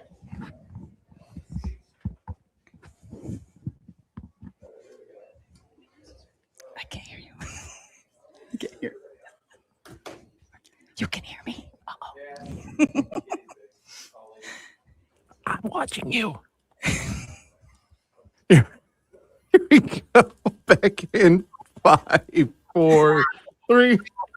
We are back. We are back on the Michigan Insider on the Big 1050 WTKA, online at thebig1050.com at the MOTT Takeover, benefiting the Charles Woodson Clinical Research Fund live from the Kensington Hotel. This hour brought to you by our friends at Weintraub, who generously donated $1,000 to the effort. And we'll call it a challenge. We'll call it a challenge for others to step forth and do the same, but with a big incentive attached to it. an incentive that goes beyond just the feeling of fulfillment for giving, but there's something tangible to go along with it as well, the terms that you can see, feel, and touch. Joining me again, the guy that the fund is named after, keeps it going, Charles Woodson. Charles, welcome back. Thank you. Appreciate you having me. And you said the team. Yep. This is your team. This is right? the team. This is the team. So you want to introduce introduce the team to the people. Yeah. So we got my main man, the mayor of Ann Arbor, to my left, Scotty Passing. His whole life. His whole life. His whole life. We got Kristen Finn, who's been chairing this event for over 10 years now, I believe. Yep. And then and Maya Clem. Yeah. And so this is the engine, all right, to the engine to the machine. It don't run without these three right here. So very thankful for these three. Right. And so it should be noted as we bring Scotty on first, because we could just do the whole hour with Scotty. Yeah, for sure. right? Yeah, no doubt. This is not just an event that's a week in the making, a month in the making, a few months. This is like a year-long effort to get towards the next year, right? Absolutely. The three of us meet once a week, every Monday, and it's a big process with the leadership team and the committee, and everybody comes together, and we get it done. And we're also on the phone together probably every other hour. I talked to Kristen probably 8,000 times this year.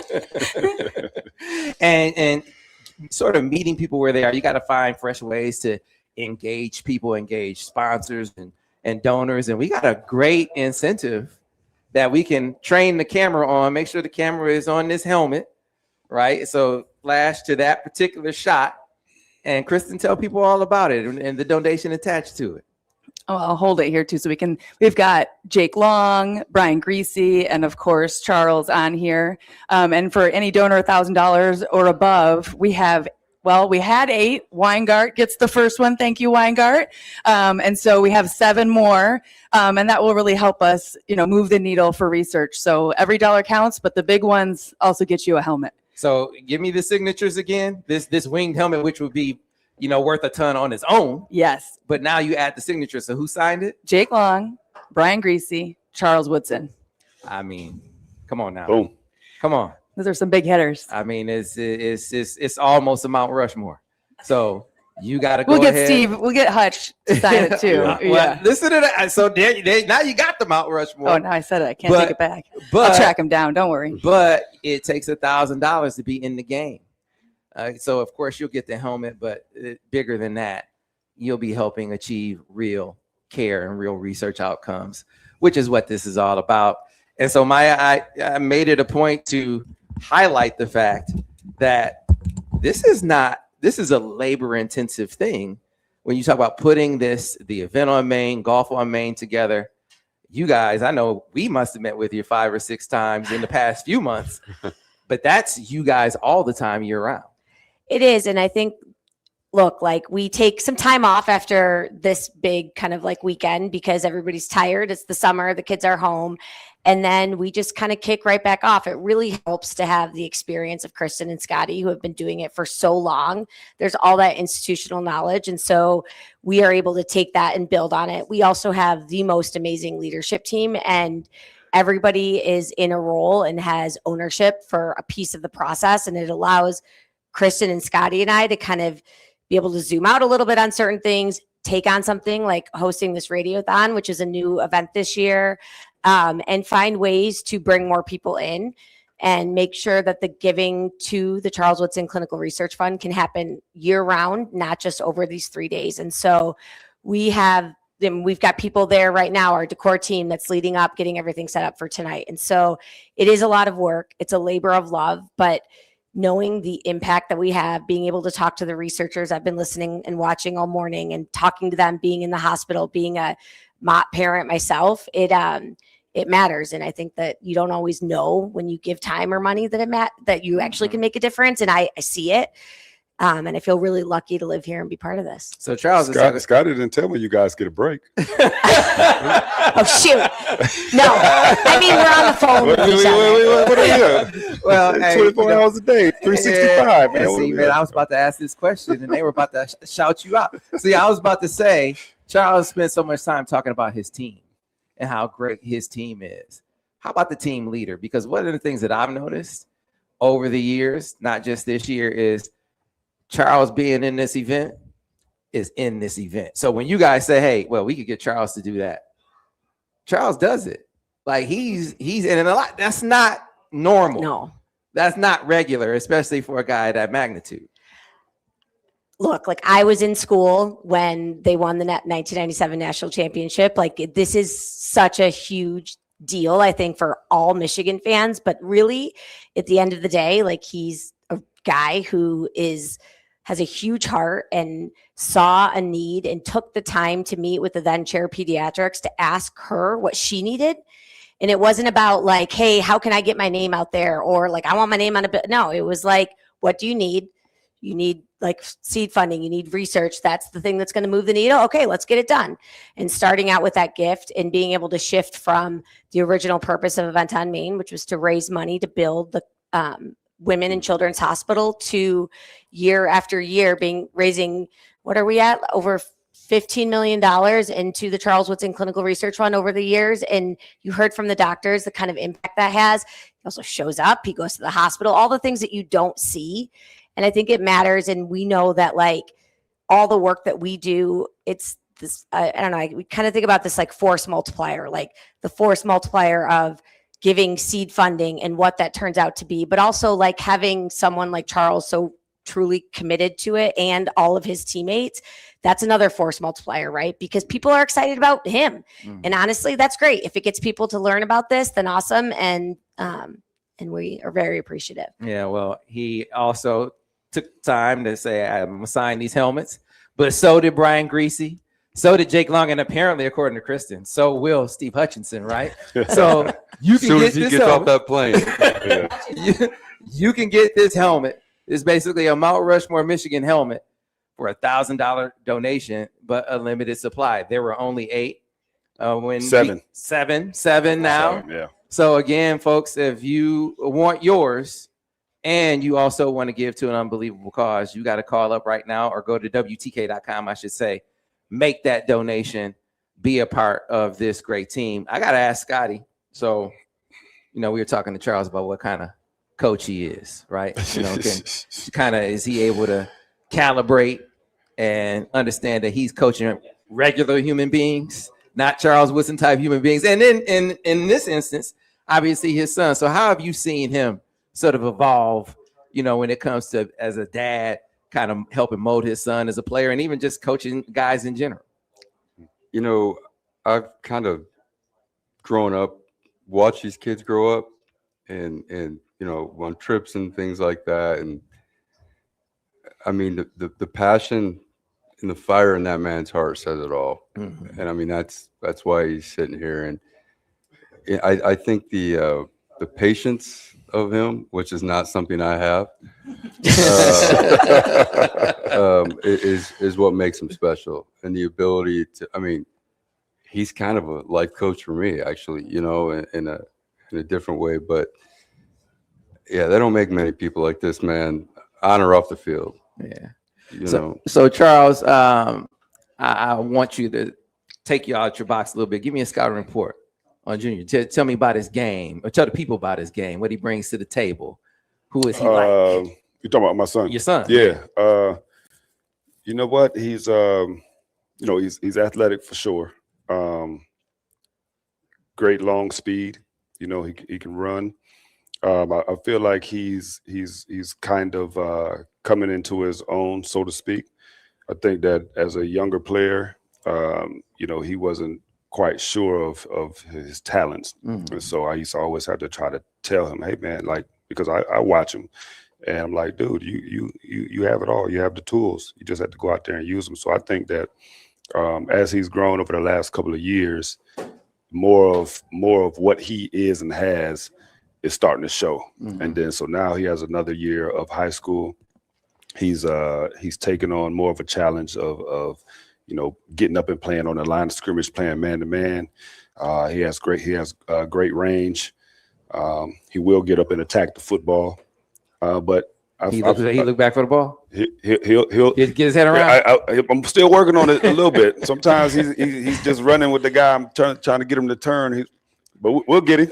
We'll get him.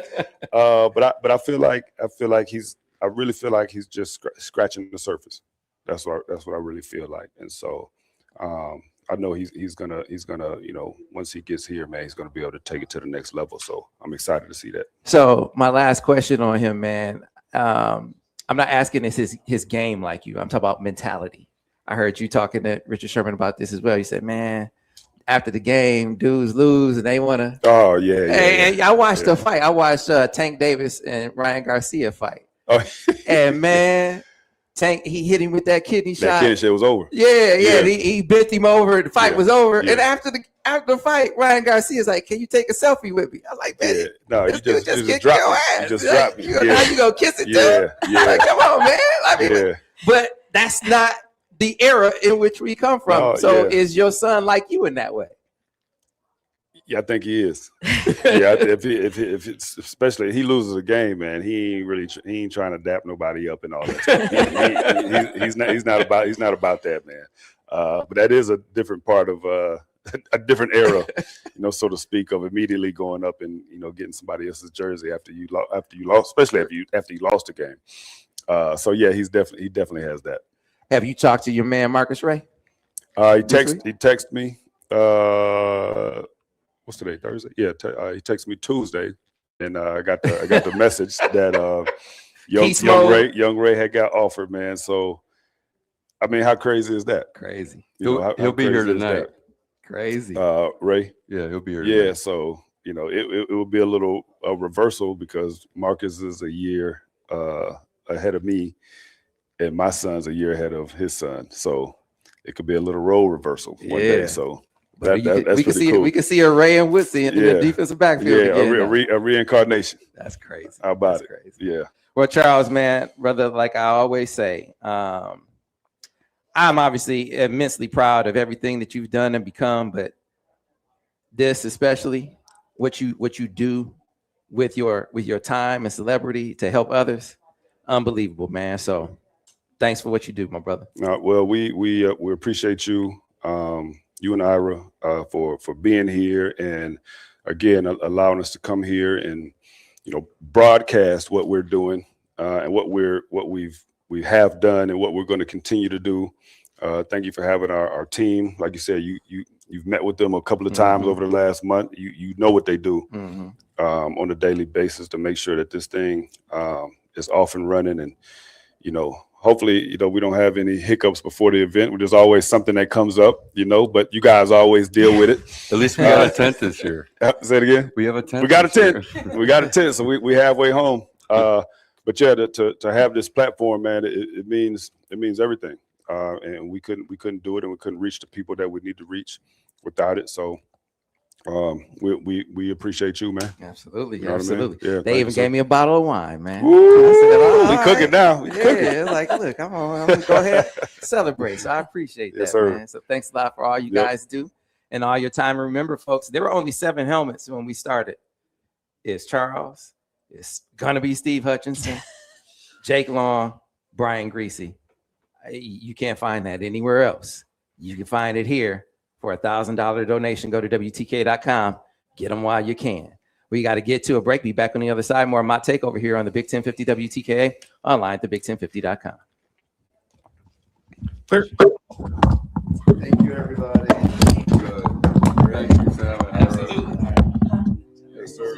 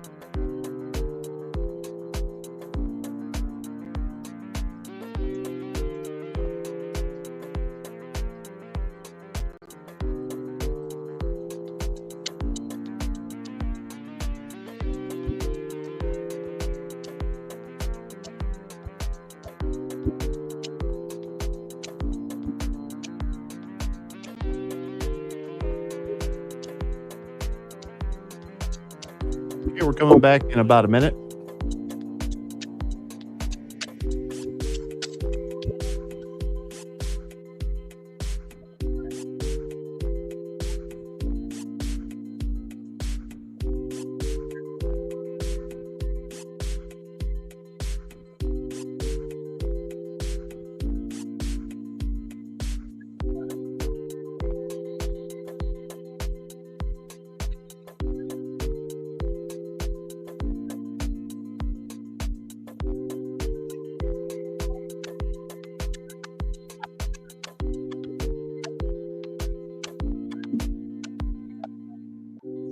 What Channing's coming down to? Okay.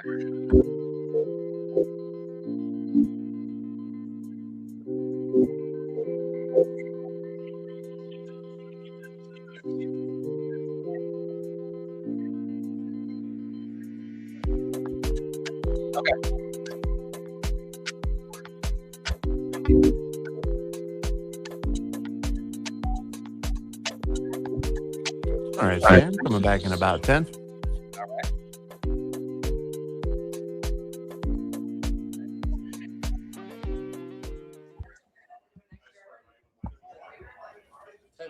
All right, back on streaming video in 5, 4, 3. And we are here on the Michigan Insider on the Big 1050 WTKA, online at the big1050.com. Sam Webb, I got a shot on my guy, Ira Weintraub. He's not on with me, but he is doing everything behind the scenes, rounding people up, doing the super, super intensive effort. Ira Weintraub's like a quarterback on this thing. So I got to shout my man out. Got to shout my crew out. Got Eric Black over here on the 1s and 2s. We got Lance and Cheyenne over here on the cameras. Bryce is here as well. Miz back in the studio. Our team doing a tremendous job as well. But speaking of team, this MOTT Takeover brings back former Michigan players, former teammates. One of the great things about it is it also brings current members of the Michigan football team, sometimes in their first interview. Last year, it was Blake Frazier. I almost called him Steve. It brought Blake Frazier in, and I remember saying, "Man, dude, I picked you to be a starter on this, a breakthrough starter on the team," and it worked out. That prediction worked out. It came to fruition. We got another offensive lineman. With it, all the linemen are going first. I remember first hearing about this young man from my man Alan True. He said, "Sam, you got to watch this kid. He's committed to Miami right now, but man, I'm telling you, this is going to be a guy that Michigan needs to watch out for." And lo and behold, it wasn't too long after that that Tommy flipped his commitment. Tommy Froman flipped his commitment to the University of Michigan. And he's not just a one-time legacy. You're a multiple legacy for University of Michigan. Right? First of all, welcome. Good morning. How are you? Thank you. I'm great. Thanks for having me on. All right. So give us give us your Michigan lineage. Break it down for the people. So I believe I am the 4th or 5th generation. So we had my dad played back in the 97 team, and then both my great grandfathers played, and then my grandpa was also here, but he played more basketball and rugby sorts of things. And then my mom played basketball here, parents met, and then obviously I had me. And then I don't know all the lineage, but I think there's 1 or 2 more generations after that. So, I mean, Michigan was in your blood. 100%. It was just you ate and slept and bled blue. When Michigan offered you, was it like no brainer? That's absolutely what I'm doing. I mean, I had to play a little hard to get, you know what I mean? Right. But it was like we got the call. It was me and my parents. We got the FaceTime from Coach Newsom when he was here, and it was just like hung up the phone. And we were just like, oh my gosh, it was a no brainer. There was no way I wasn't committing. Right. And so, unfortunately, transitions are a part of a lot of college experiences, right? Yep. And so it's been that way for you, new coaching staff, new offensive line coach. But man, you got lucky. Yeah, because 100%. You got one of the best, if not the best, offensive line coaches in the country. Yeah. In Jim Harding. So what has the experience been like for you so far? He's been honestly just unbelievable. I haven't known him for that long just because, well, obviously before I got here, we tried to enroll early, but my school didn't really allow it. So when I first got here, immediately it was just meetings with him, everything. He's trying to get me caught up as much as I possibly can. He's one of the best developmental coaches in the country for especially tackles. He's trained, Spencer Fanu last year got paid, top 10 pay? It was, I think, top 15 for way sure. up there, exactly. But no, he's been unbelievable so far. Him, Coach Link, and Jackson in the back, all 3 of them have just been fabulous.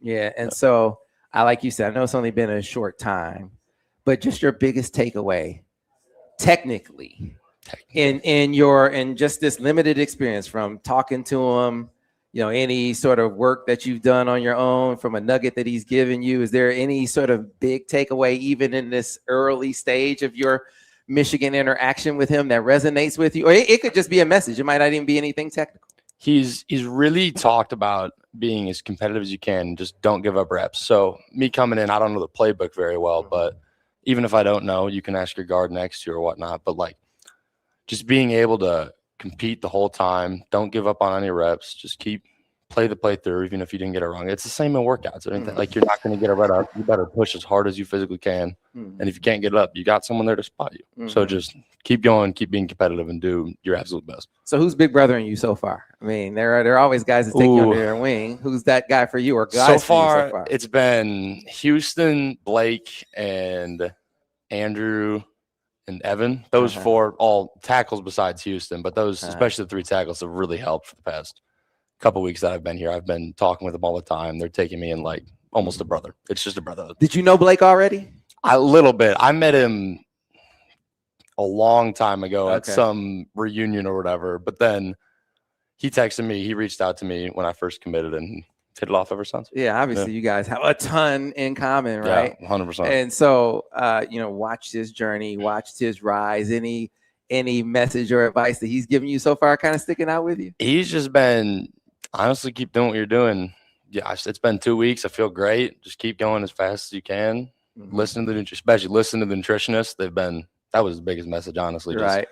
You might not like some of it. Just listen to what they say. It'll take you to exactly where you need to be. Right. And so, again, we're introducing you to a lot of the folks watching right now who maybe don't follow recruiting, but for people who haven't seen you play, and this is not asking you to boast, but just to, tell people who you are on the football field. Is there a scouting report for you that if there's a player in college or pros that we could look at and say, hey man, Tommy's like him, who would it be? And what's your game like? Yeah, I like to look at myself as more of a, like guys like Taylor Lewin and Jeff Backus, and they came in, I think Backus came in a little bigger, but Lewin especially, he came in not that big and bulked up. Exactly. But I mean, he had an outstanding NFL career.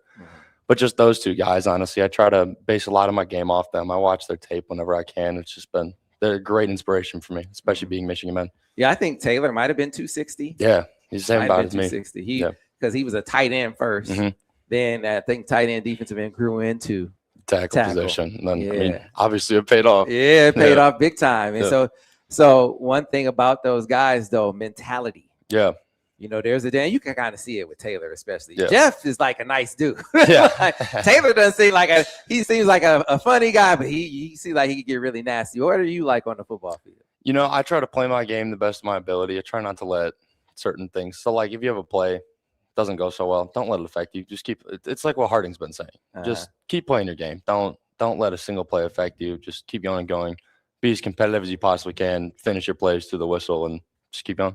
All right, so Tommy, now so you're a football player. You're a lineman. I'm about to make you a reporter. All right, just for a second. I'm not asking you to give up any trade secrets, but you obviously have been around. You've seen guys in workouts. You know, whatever you guys do on your own when it comes to training and drills. Who's kind of really jumped out at you since you've been here? In like the weight room? In the weight room, or anything that you guys have done athletic, whether it's player workouts or in the weight room or on the field, anything you guys may have done, and someone's like, man, that's really impressive. I think leadership-wise, definitely Blake, Bryce, and Marshall. They all like to say stuff every once in a while after we have a run or a lift or something like that. They've been outstanding. So in the weight room, we have a little basically freshman group. So it's me and then all the incoming freshmen, especially the two I've seen the most is Malachi Lee and Alistair Vallejo. Those two have been like we were doing what's it called, a rep out for squats the other day, and Alistair was just throwing up weight. I was just like, oh my gosh. So they've been absolute monsters, and it's what I aspire to be one day. So give me you said throwing away. Give me a number for Alistair. Oh, I don't remember. I just know it was. How much was it? It was a few plates, but he was doing it for 20. Mm-hmm. So he was moving. Yeah. And Malachi is just a huge guy coming dude. in. Yeah. And so I can only imagine how much weight he was throwing up. His was, I honestly don't remember. His might have been a little more, but for less reps, both of them, I was just looking up going, oh my gosh, because I sadly did not get, I'm not that big yet. One day I'll be there. Right. But right now I'm still at just bulking up and trying to get all my strength in. Yeah. Right. We're talking to Tommy Froman this morning here on the Big 1050 WTKA, the MOTT Takeover. Again, gives us a great opportunity not just to catch up with former players, but really get a chance to get to know, especially some of the newcomers on the current football team, which is always a fantastic experience. And so, Tommy, like you said, you've been here a short time, but it's funny to hear you say that you already see some leadership kind of shining through on the team, guys kind of taking command. So you mentioned the guy at your position, but it sounds like Bryce is being that guy too. He is too. They have obviously the leadership council. So I can't name all of them. It's probably about 15, 20 dudes, but there's a couple linemen on there, Bryce on there, Jordan's on there, all these people. But Bryce, he's been amazing so far. He's a leader in the locker room. He's a leader after practice. So if we screw something up, he'll let us know, obviously. But he'll say, you know what, we're a team. We're gonna get through this together. Like, let's go. Let's get it done. Absolutely. Yeah. Well, Tommy, I'm gonna be checking for you, man. Where are you weight wise right now? Right now, I'm about 280. About 280. Yeah. And so your goal eventually is to be about where? What we say? Like 320, 325, somewhere in there. Yeah. So it'll take a little bit of time, but it'll get there. But you'll get there. Hey, man, we just watched Blake go from like 260 to like 310 or something like that. He shot up like that. Yep. Yeah. He went quick. Well, hey, man, congratulations on the start of your you. Michigan career. Obviously, I know it's a great thing, not just for you individually, but for your family. Yeah. Happy for you, and good luck the rest of the way. Thank you so much. All right. That was Tommy Froman. We got to get to a break. As we do, I want to remind you out there that this event, this takeover, is about raising money for the Charles Woodson Clinical Research Fund. Now, I don't know how many helmets were left.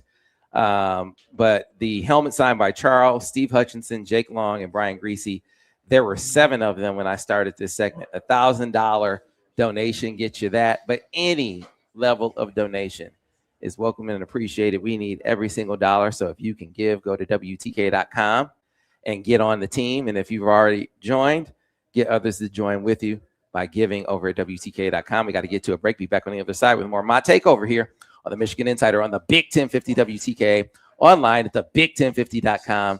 This hour brought to you by our friends at Allegra. Clear.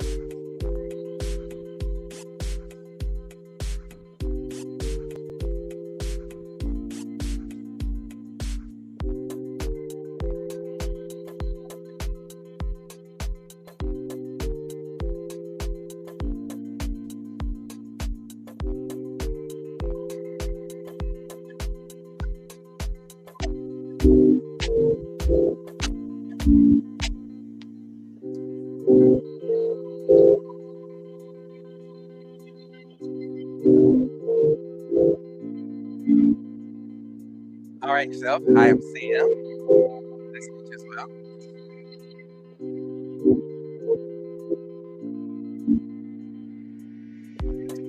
Really? Okay.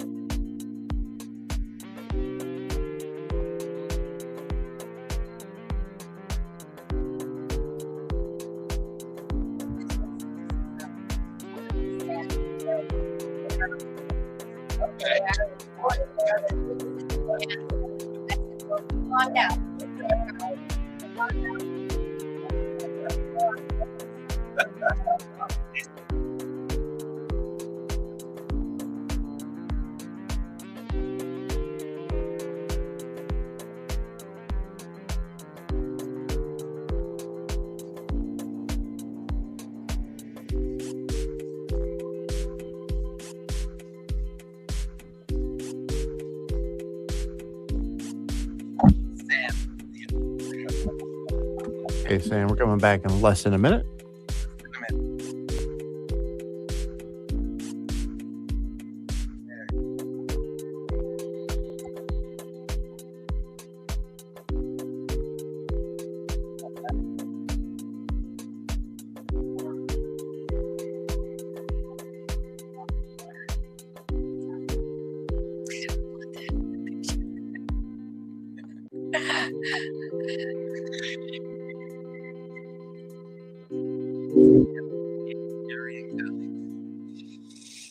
Yep. Yeah. What? Move that on the back. It's grabbing her focus. Okay. It's not bad. All right, coming back in 10.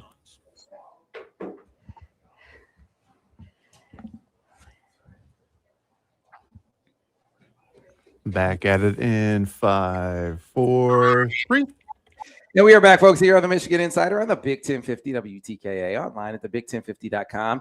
Here, back at the MOTT Takeover, live from the Kensington Hotel to benefit the Charles Woodson Clinical Research Fund. Things going extremely well so far, but we want them to go even better. If you can give to the Charles Woodson Clinical Research Fund, go to WTKA.com and join that team. If you make $1,000 donation, guess what? This helmet right here is signed by Charles. It's signed by Steve. It's going to be signed by Steve Hutchinson, signed by Brian Greasy and Jake Long.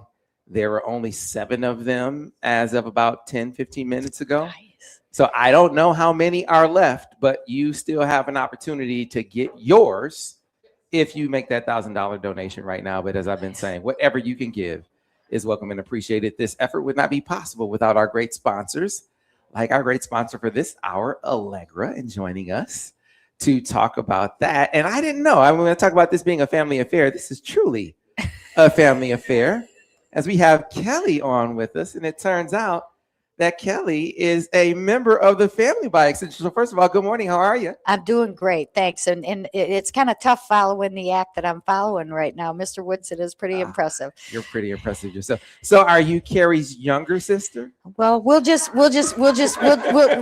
I should probably just leave that. Sorry. I should probably just leave that alone.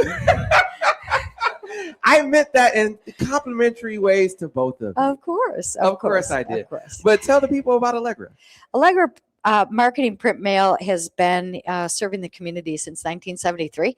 I've been there for 34 years, which is hard to believe. I started working there as a student while I was at UMM. And in 2024, I bought the company. And we've continued the legacy of providing excellent service to the community. We're a strategic supplier at the University of Michigan, so we get an opportunity to really be involved with MOTT and doing work for MOTT and doing work at the hospital around MOTT. And we've just got a real passion for the people that are helping the youngest in our community. Yeah, and I tell you what, I mean, such a consistent theme with the sponsors of this effort is, yeah, they have businesses in the community, but they are they want to connect with the community as well. We're connected. And that's certainly the case with Allegra. Yeah. So I mean, it's always special when you can be a part of something bigger than yourself, but you're doing it with your sister. How cool is that? Well, because we both work in this area. I think we're also out there supporting small businesses and local businesses, because that's who's employing everybody these days. Right. And our experience with MOTT, to a certain extent, aside from our admiration for the work of the athletes, who I love seeing there all the time, one of our colleagues had a very, very serious problem with her child at the age of 2.5, and his life was saved at MOTT. And this was prior to all of the work to put the new facility up. So things were a little less comfortable for the 59 days that they spent in the hospital. But that young man is coming into his senior year at Saline High School this year. So it's a miracle. And we see that happen every day. So we're also here trying to honor the staff and the people that we work with that are out there working every day to make patients' lives a little bit more comfortable, and or helping with the research and figuring out those research dollars. It's critical. There's definitely not enough money flowing for this cancer research for children. Yeah, and you just did a great job of giving people another great example of an actual outcome. Absolutely. An actual care outcome, research initiatives, all made possible by the dollars that people have donated over the years and are going to donate this year to the Charles Woodson Clinical Research Fund. You can do so by going to WTKA.com. Again, whatever you can give is welcome and appreciated. And Kelly, I know you didn't come alone. You came with some other Allegra members, right? We did. With us today is our operations director. That would be Jason McLean, Tammy Smith, Jordan Frauner, and Bryant Viverent, our newest staff member, who's literally been with us for 48 hours. So, and he got to meet Charles Woodson in the first 48 hours. Wow. Hey, I mean, it's gonna be a tough act to follow for the next new hire, but come on, we're ready. Yeah, he's like, man, I should have joined a long time ago. Been trying. There you go. But again, it's been such a privilege to have business leaders like yourself be a part of this effort. Would not be possible without you. So I got to thank you. I mean, I didn't start out by saying thank you. I want to thank you for your support of the MOTT Takeover today, and all that you do with MOTT outside of us, but certainly what you're doing with us this morning. Well, so thank you very much. We found it to be a real privilege, and it's been a real joy to be here today. So thank you. All right. Well, folks, again, I'm going to keep telling you to get on over to WTKA.com. Normally, it's about, hey, you got a recruiting roundup question. Do you want to do you want to send in a tip or something like that? That's not the purpose today. Today, going to WTKA.com is about giving.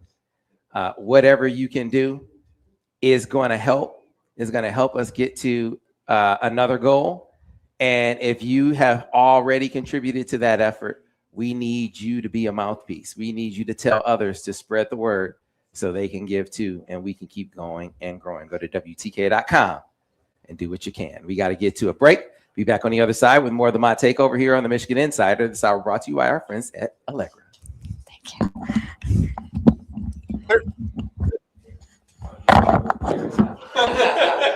That was great. It's like you've done it before.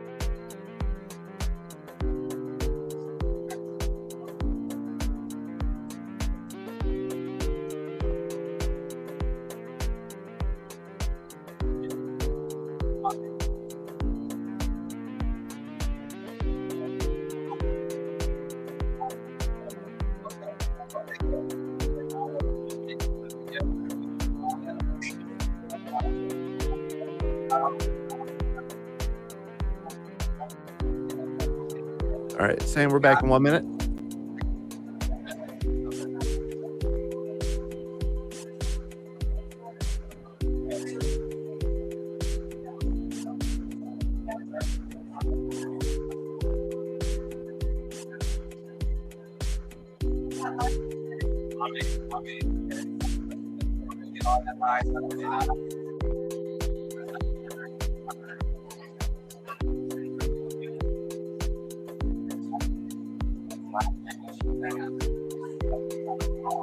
All right, hey Pat.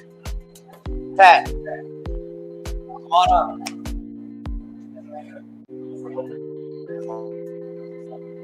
All right, Sam, we're coming back here in a moment, and you can actually take this to the top, by the way. Take it to the top? All right. Yep. Yeah, you can take it to the top. Put these on. Yes, sir. All right. Oh, there's Turco.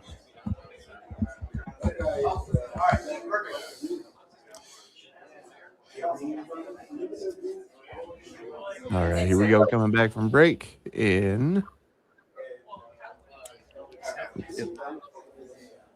We're ready. We're ready, man. Here we go. Back in 5, 4, 3. And we are back, folks, here on the Michigan Insider on the Big 1050 WTKA, online at the big1050.com. Sam Webb, my guy Ira Weintraub, doing a great job hustling. Guest up. It's my guy right there. It's my quarterback. Listen, this helmet is still on the screen. You know why? Because it's still available. $1,000 donation. Get you this helmet signed by Charles Woodson, Steve Hutchinson, Jake Long. Well, it's going to be signed by Steve Hutchinson, Jake Long, Brian Greasy. But you got to get on the team with $1,000 donation, and that helmet, one like it, can be yours. All right. What am I talking about? The Charles Woodson Clinical Research Fund over at my Children's Hospital. Just an unbelievable effort today for the MOTT Takeover. And part of what makes it so unbelievable is we get to catch up with so many Michigan guys, former Michigan athletes. They're still athletes, but just former Michigan athletes. It starts with the guy. I don't know if you can call us Hey, athletes, just go with though. it. Just go with it, right? I'm not gonna stop. It's sitting to my left, Pat Owen, former Michigan wrestler. Pat, how you doing? I'm doing well. Yeah, I'm really excited to be here for this event. Yeah, glad that you could join us. And Marty Turco. Marty, how are you, my man? I'm good, Sam. Good to see you. Yeah, good to see you as well. And so, fellas, I can't say that I'm amazed, but it's just really cool to see year after year guys who maybe they, competed at Michigan 10 years ago, 15 years ago, 20 years ago. Keep going. 30 years. See, but I was at Michigan at the same time as you, Marty, so I'm trying not to sound so old. Too late. Right? But keep coming back for this. I think I know why, but let me hear your why. Why you come back for this, Pat? Yeah, I mean, I was just talking to somebody yesterday about I remember being a student athlete and going to Mott Children's Hospital for visits every Thursday night while I was an athlete here. And I think it was one of the things that kind of sold me on Michigan when I was getting recruited was that kind of bigger picture, mingling with different athletes, hockey players, football players, and that everybody had this kind of, a mindset that it was bigger than your sport, that you were going there.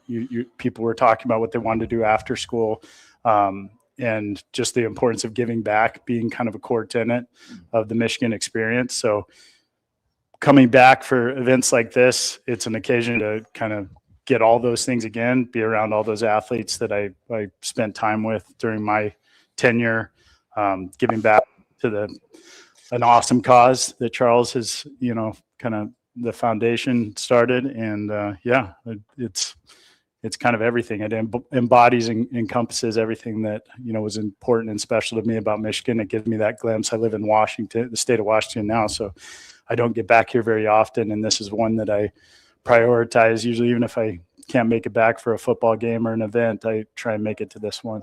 There you go, Marty. Your why, man. You keep making it back for this. What's the why for Marty Turco? Well, I haven't been back recently, and just because life's busy, but I'm getting some older kids at home. My time is freeing up a little bit. I think Pat really said it all, and the bottom line is the truth about MOTS and the research and just doing great. And I think just to add on to it, you got to start with Charles. Like, I tell people where I'm going, I'm like, yeah, I'm just helping out Charles Woodson, right? Yeah. And then you'd leave it at that. But right. The back end is that Michigan, as much as good as we did, and he wrestled, and championships that we won while we were here, I benefited more from Michigan than I'll ever give to this university. It was an amazing experience. It just set my life up for a lot of successes from what I learned and the people and what they're doing, and go around the world. You see that Block M, so it's not hard to come back. And we look forward to it. We always do. Look forward to doing it more. And at the end of the day, it was just a special part of our lives. And I still talk to so many people that was here for those 4 years. Never mind ones I never played with, or other athletes that might live in Texas or run into in my travels. I just someone always says, man, every time Michigan comes up, you're just beaming. And I'm like, well, first of all, am I not beaming all the time? And they're like, no, not like when we talk about hockey in Michigan. And I was like, well, fair enough, because it warms my heart. And so what they're doing here, and what they've done here, this foundation is just amazing. But the time that I spent as a student athlete at MOTS, that we all did, those Thursday nights, when we can do it, and other visits that we had, that just left such a indelible mark on my life and what we did, the difference you can make as a young student athlete. It really weighed on me that, just a hello and an autograph, or whatever, just your time. It was so important, and really did a lot just for me personally. So it's personal coming back, and it's fun. We get to chat and hang, and looking forward to another great event on Main, and so glad you guys had me on today. Yeah, glad you could be here. And I always wonder, when you make it back, are you able to go down and visit the program, visit the current athletes and coaches? In your case, Pat, Sean Bormet is doing a fantastic job. I follow Michigan wrestling a little bit more than people might think, because I came to school with Taya Hill, who wrestled at Michigan, right? And so to see where the program is, how he is just, he's a phenomenal coach. I'm curious how much connection you've had with the program with Coach Bormet. Yeah, I maintain a really strong connection there. I had dinner with him last night, and come back. I was back for the alumni event in January. I go to the NCAA tournament every year. I think it's similar to everything we're saying about this, our experience as athletes within each program. I think they've built something. The hockey team, whatever you point to a program, they built something special that has longevity. It brings people back, keeps alumni connected. Having somebody that's a former Michigan guy, Sean being he bleeds maize and blue. And I think that's attractive and contagious for alumni to see somebody that's really passionate, really pouring in, you know, reaching out, maintaining a really good connection with alums.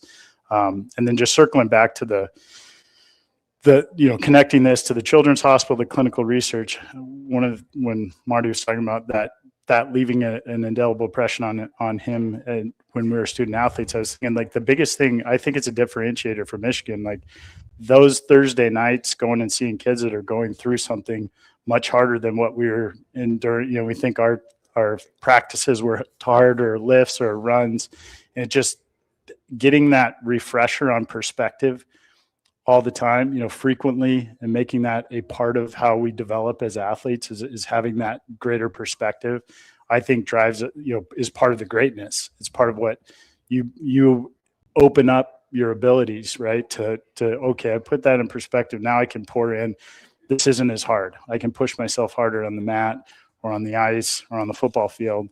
And I think it's part of what drives that overall kind of, you know, the outstanding athletic performance, but just having these student athletes who I go to events. I was at the alumni event in January, the NCAA tournament. They do a social afterward, and meeting student athletes, current student athletes, and the types of people they are, and being around some other programs and stuff around college sports. But there is something really special about the type of people this place attracts, the type of people they put out into the world. When I'm out in the business world, meeting somebody from Michigan, that network, that camaraderie, the connection, the way that people are driven, you just immediately know that you're they're people you want to be around, or you want to do business with, or you want to talk to. Yeah, great. So to your question about coming back and program, kind of had a full circle moment today on the airplane.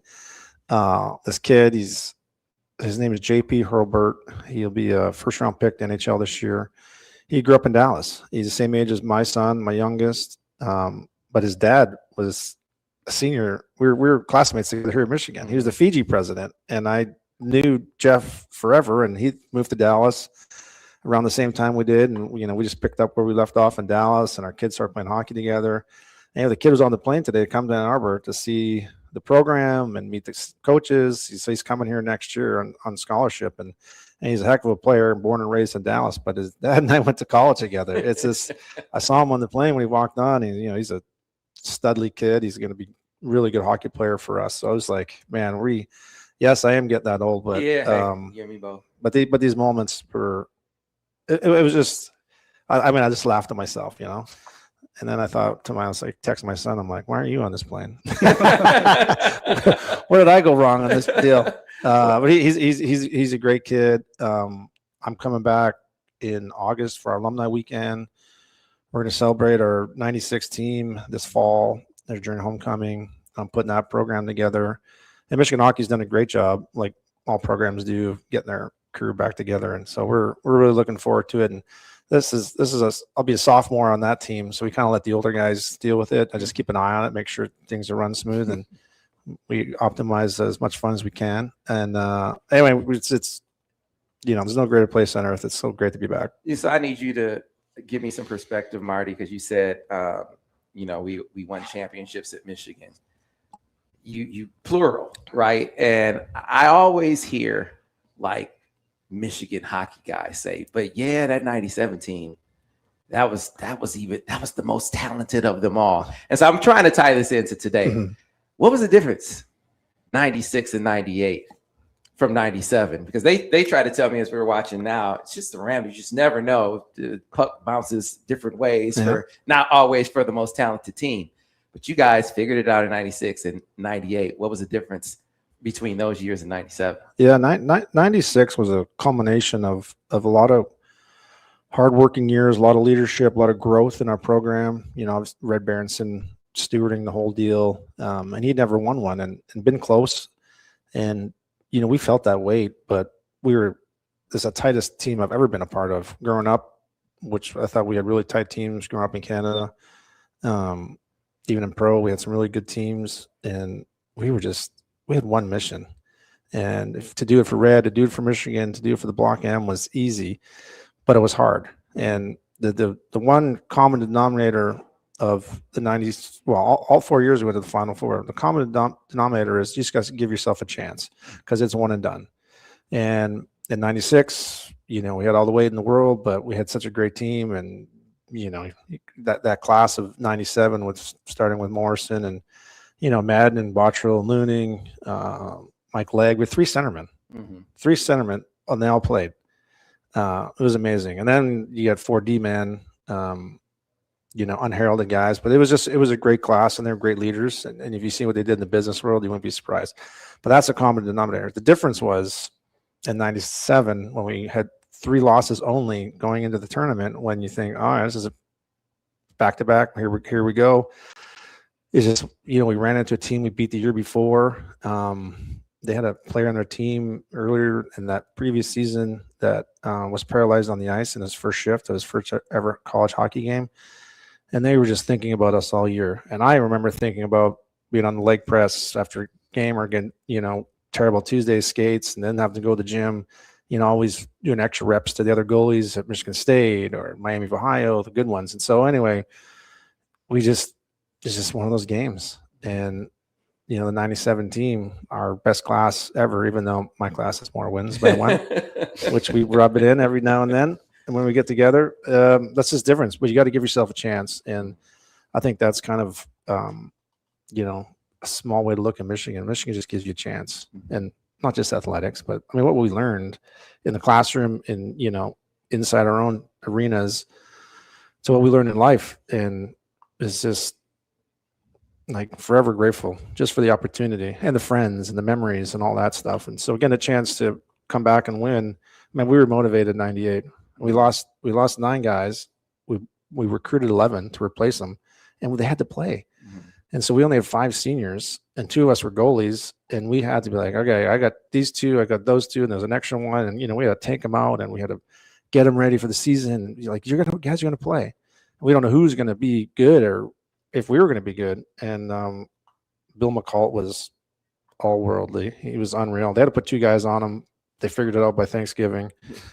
And so he would have scored more. He should have turned pro, but Red's like, come back and be a leader. And he never regrets it. And then, you know, Chris Fox, who didn't play too much earlier, but Dr. Fox assisted on the game-winning goal in overtime. And then Matt Herb was our captain, and he was in the lineup with some injuries, but just tremendous leadership. And Red, that's what I remember most about that year is just, yeah, you have to play. We got to all do our part, but we also had to be leaders off the ice to get these guys rocking. And then in the Final Four, I bet you 80% of our goals came from freshmen. So you need them. And that year, actually, we kicked a kid off the team, which I've never seen before. I don't think Red ever did, maybe in the 80s, but it was a huge deal for us. And you know, Red used us as leaders, not to get into the story, but to say we were all in senior year, and people in the newspapers are calling it rebuilding year, we took that personal. So it's just, and then we give ourselves a chance. They snuck us in the tournament. The idiots let us play the regionals at Yost. You know, we hadn't beaten Michigan State all year. They were number 2 in the country. They lost Ohio State the game before we played, and we went and played the number 1 team in the country, came back from 2 goals down twice, but we're at Yost. It was the loudest I've ever heard it, except for when maybe they announced that Charles won the Heisman. We were in the middle of a game, and that place went bananas too.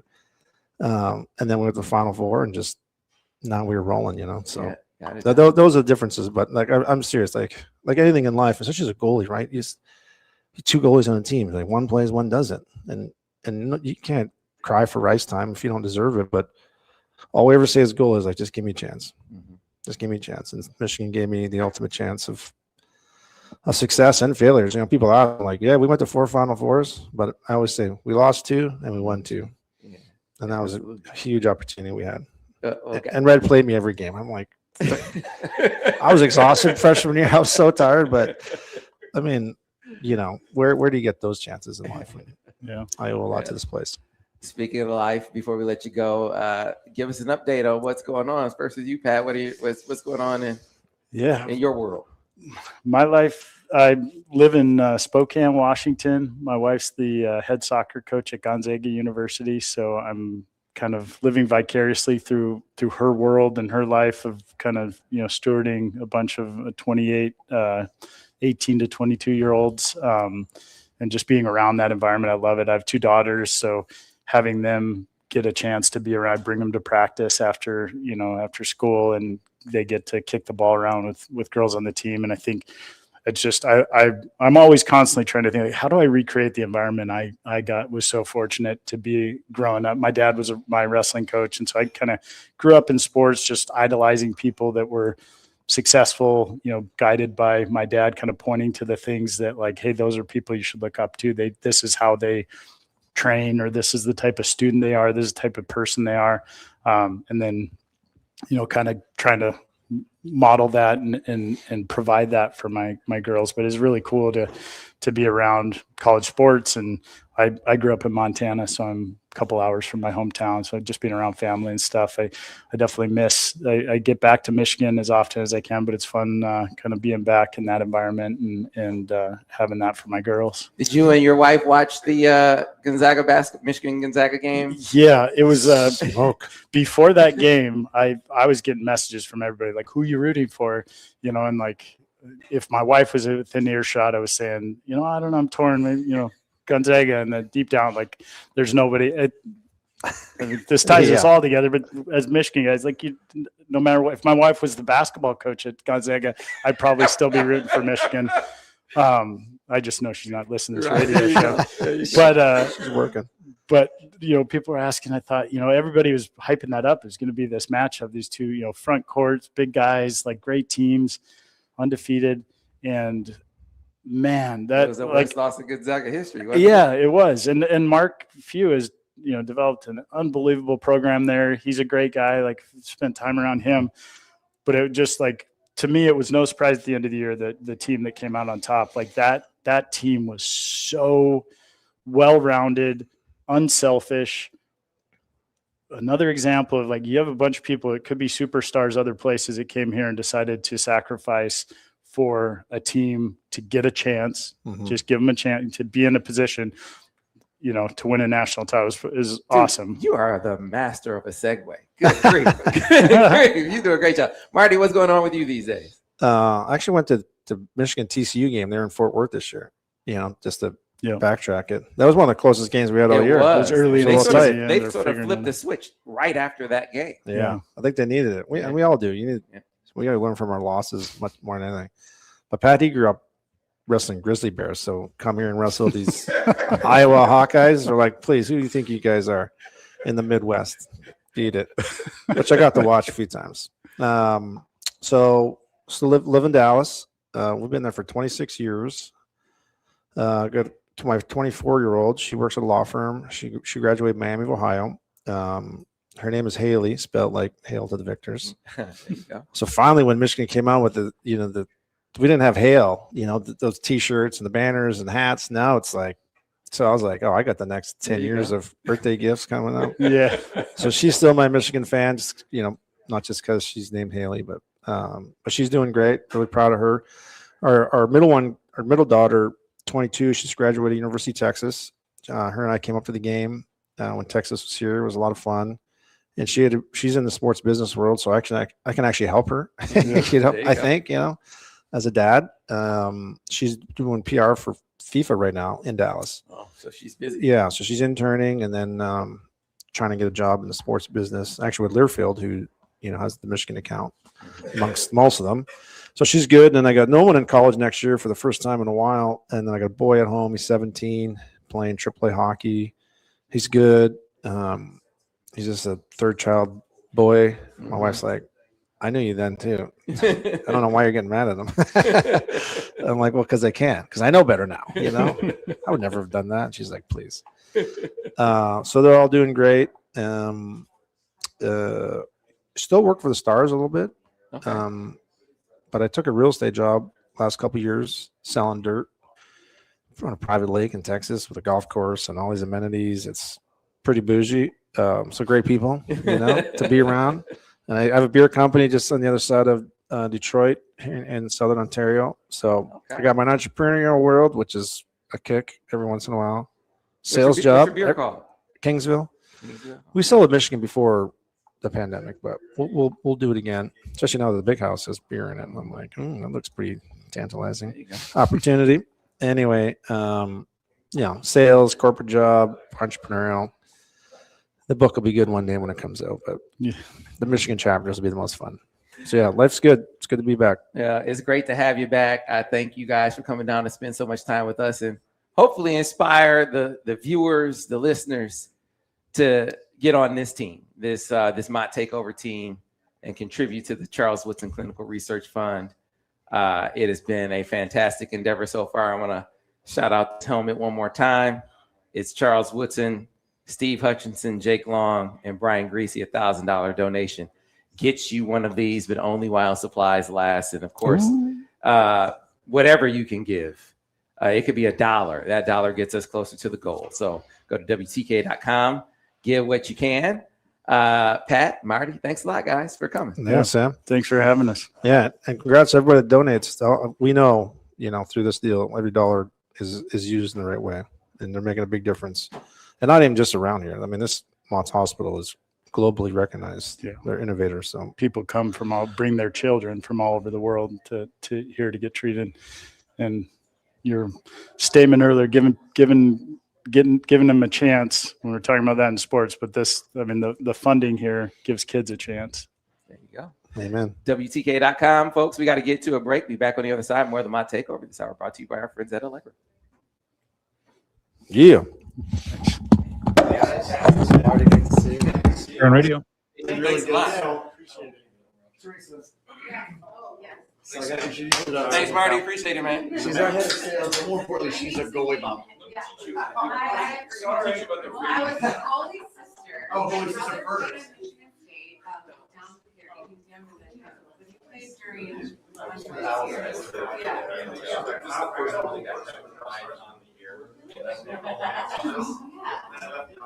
Hey, Bryce. We gotta go. So, we gotta go. Patrick's guys, we gotta go.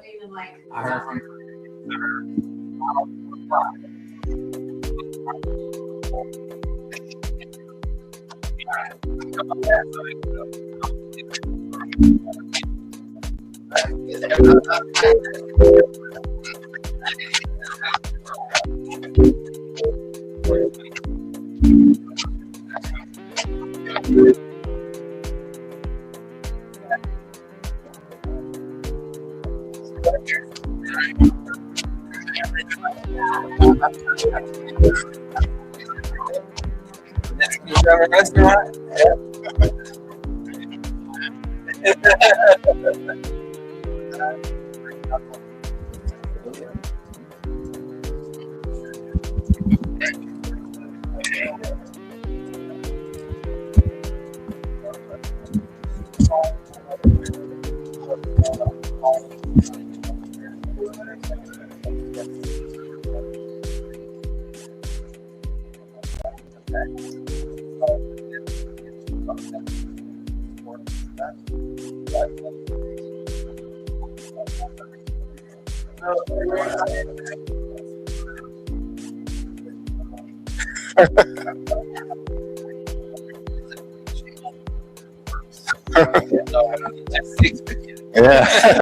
It's not a bad thing. Like I joke like it's not a bad dog. I get a joke like it's, but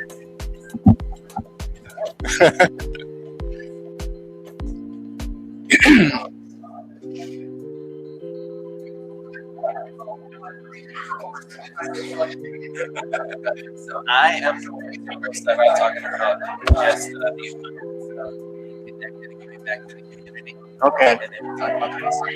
all right. It's our 98th year in business, so we're shooting for the 100. Yeah.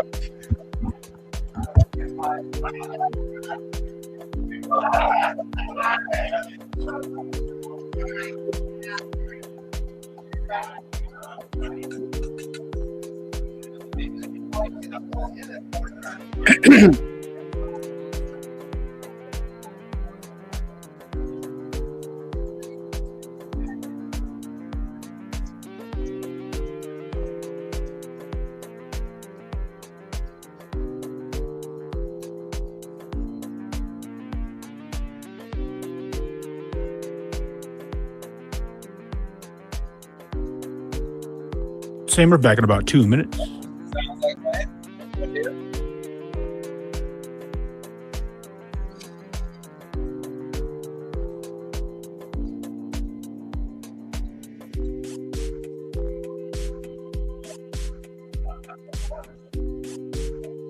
Okay.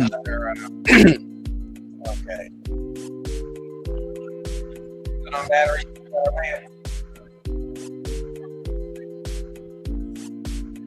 We have, yeah.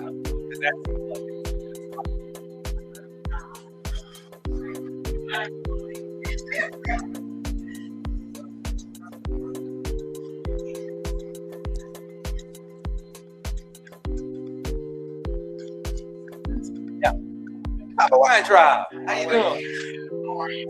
All right.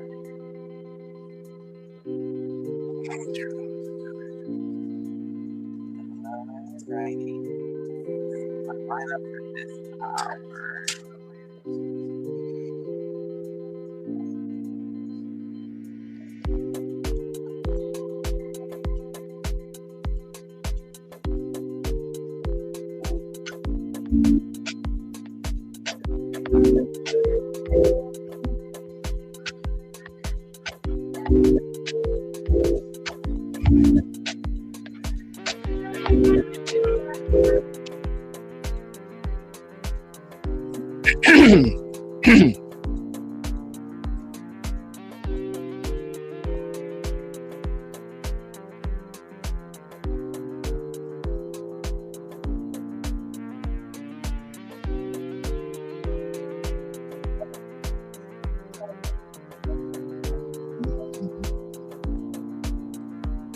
All right, stand by. All right.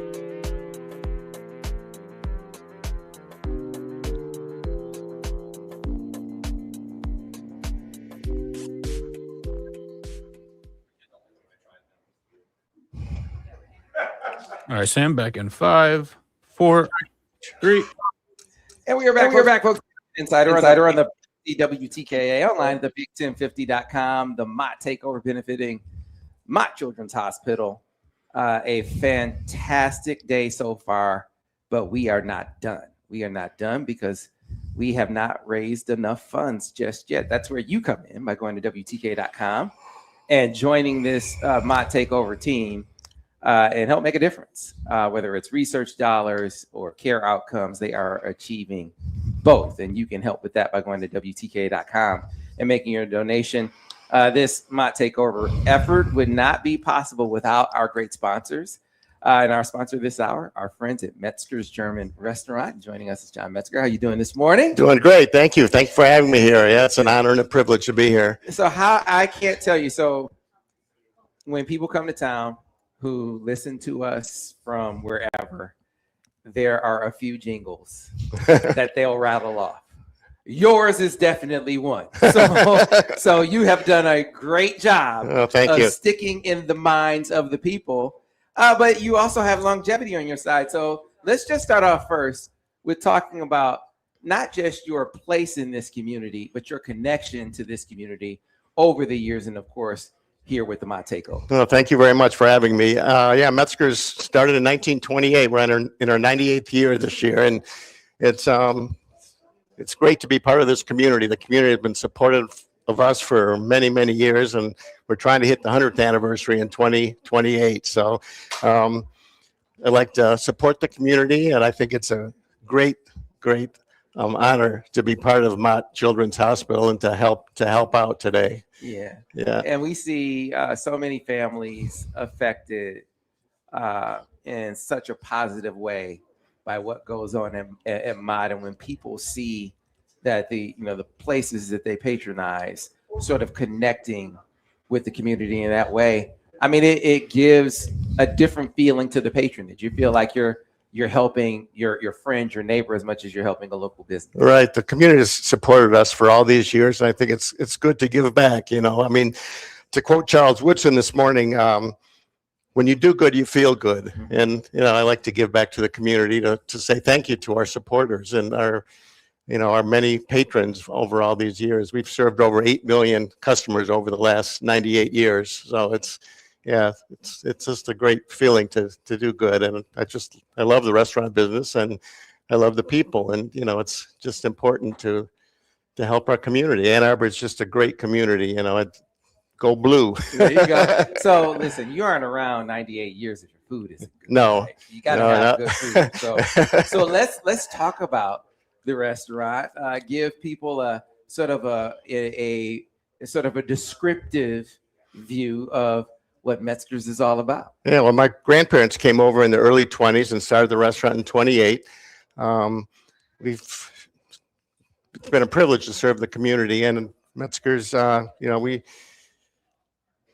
have great German food and American food, sauerbraten, rouladen, schnitzels, sausages. Yeah, so yeah. So I was going to ask you if I'm sure the entire menu is good, but if I come and I got to try one thing, what would you recommend? The sauerbraten is my favorite. It's a marinated beef with a sour cream sauce with potato pancakes and red cabbage. That's one of my favorites, and that's a favorite of our customers as well. Okay. Yes, yeah. All right. So you also give them your hours of operation and location. Yeah, we're at 305 North Zeeb Road in Ann Arbor, just off 94, just west of Ann Arbor. We were downtown Ann Arbor for over 70 years, and we moved out to Zeeb Road and 25 years ago, and it's been a great move for us. We're open every day, 7 days a week, open at 11 a.m. Most days we're open till 8:30, and weekends till 9, and Sundays till 7. So yeah. Yeah, and literally, you say you're off it's like literally right off the expressway. Yeah, it's As soon very as you get convenient. off, We have it's a lot right of there. parking. Yep, a lot of parking out there. That's one of the main reasons we moved out there from downtown.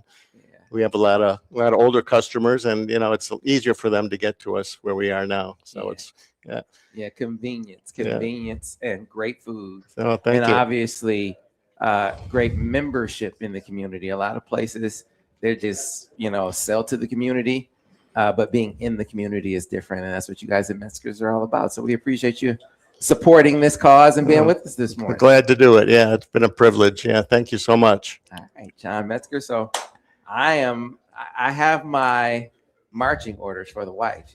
All right. Nice. Hey, come on out. I got it. So I appreciate it. Yeah, thank you. Folks, listen, I got to reiterate what I've been saying. Let me see if I can hold it up. Yeah, that's on the camera. Yeah, that's on there. It is. Or this is the thing. There you go. See the signatures? I'm not making it up. That's Charles Woodson. That is Jake Long. And that is Brian Greasy. And soon it'll be Steve Hutchinson on that helmet. So rarely is it the case that you can get a Mount Rushmore of Michigan players signing a Michigan. I mean, the Michigan helmet itself is worth a big sum. You throw those signatures on it, you truly have one of only a few in existence. You can have yours for $1,000 donation. Just go to WTKA.com and join the team. Join the team that is making a difference over at Mott Children's Hospital, the Charles Woodson Clinical Research Fund. You'll be following in the footsteps of a lot of people who donated already, a lot of great businesses like Metzger's who have gotten involved in the effort, and certainly so many former and even current athletes that are lending their time and money to the cause. So we got to get to a break. Don't forget to go to WTKA.com and make your contribution. Back on the other side with more of the MOTT Takeover here on the Michigan Insider on the Big 1050 WTKA, online, thebig1050.com. You're on radio. Very much. Great. Here for Sean, no big deal. We'll bring them up if we. I'm sure if he doesn't, I'll give Derek his number. Okay. We'll start. We're early, so we'll go to Jamie.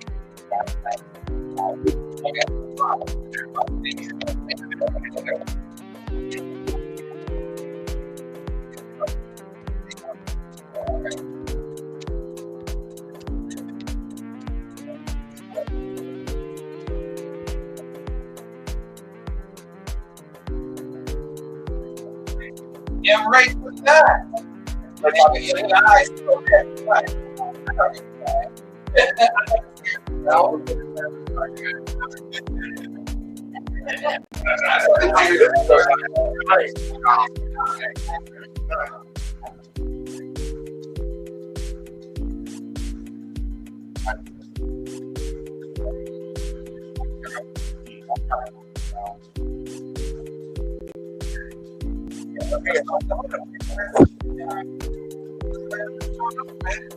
You gotta have some kind of entry. No entry to this. The same day. Come on, man. I know that was tough.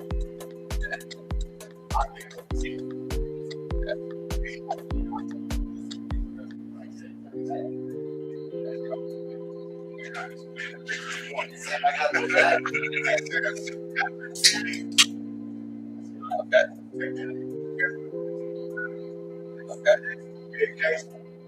did not know that.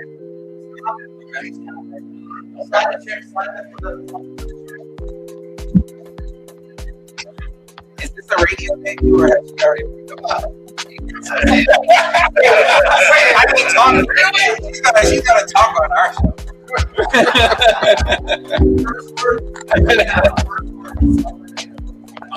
Should be Jamie. That's easy.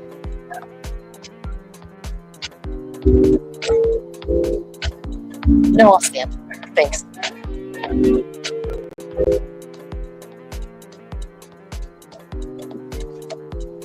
Is that okay?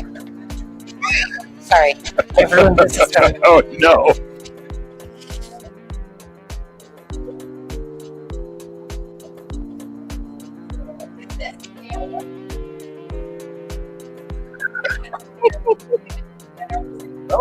Girl dad. He's a girl dad. Girl dad. Everybody expected it, I think. No one thought he looks like a bag of music toys. Yeah.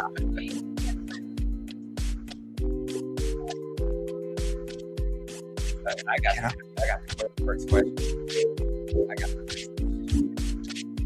Oh, wow. Thank you. I don't care.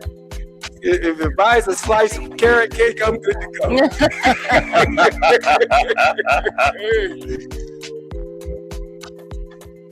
Back on radio for a minute. All right. 1 minute, stand by.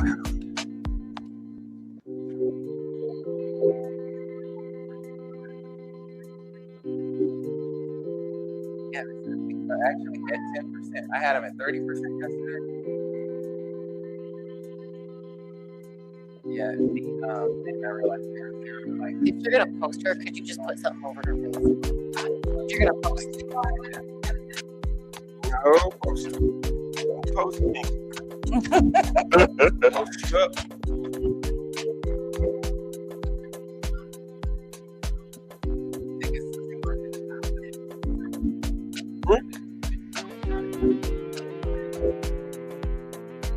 Oh, yeah. And Woodson. Jake Long.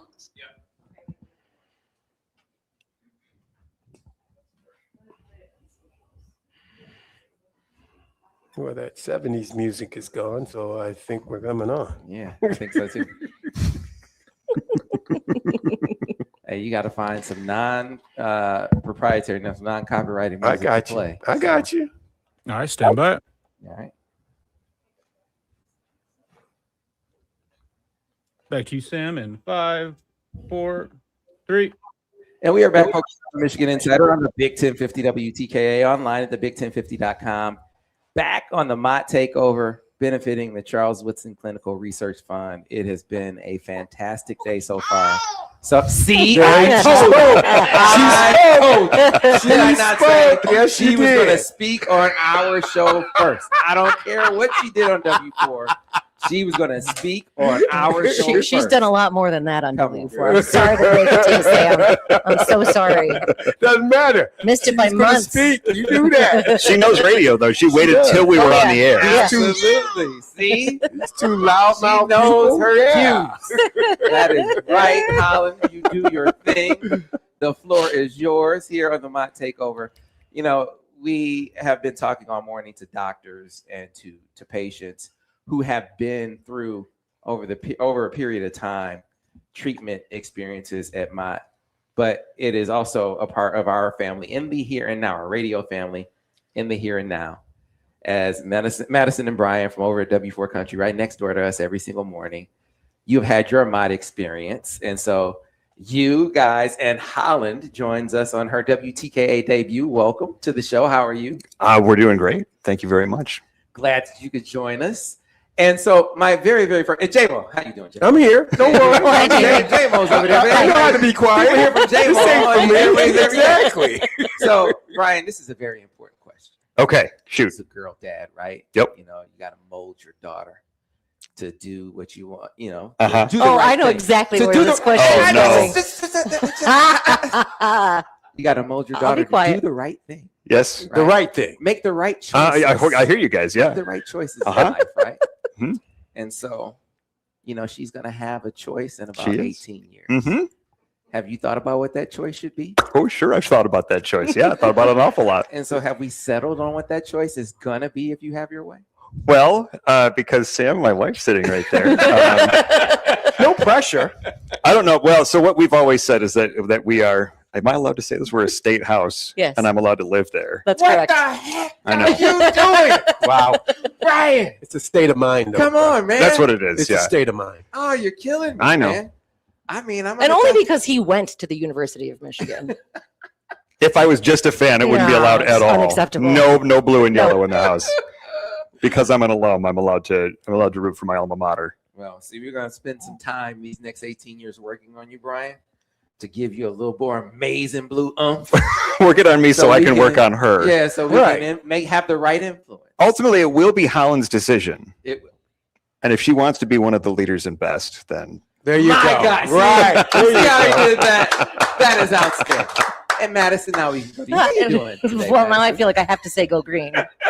I did go to Michigan State University, I understand. and I she know will the be able to story. select for herself. mm-hmm. And She you'll- does look really good in green. But if she chose the amazing blue, you say go blue, right? I would say I would doubt it. support my daughter. Right. There you go. You Non-verbally. See, when we said that, she spoke again. But let's talk about you guys' experience with MOTT, which I mean, you talk about support and expert care.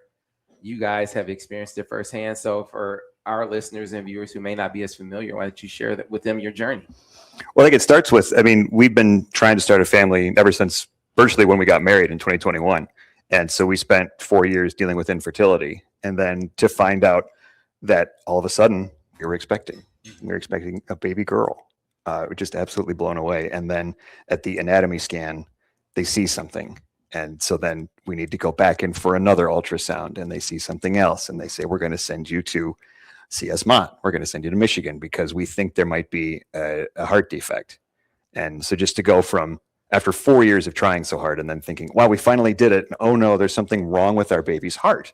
What does that feel? I mean, I can't even describe what that felt like, how afraid we were. I think we spent so much time sort of living in that, is this even going to happen, that we were even almost afraid to sort of celebrate when it did. So I think we were still living on this edge of, we were very excited, don't get me wrong. We were over the moon, but we also lived in this constant state of something else. What's next? Something else is going to happen. Right. We never felt like we'd made it. There's always going to be some other challenge. So I think when we found out that news, it was just like, well, of course. Of course, it can't be easy. Right.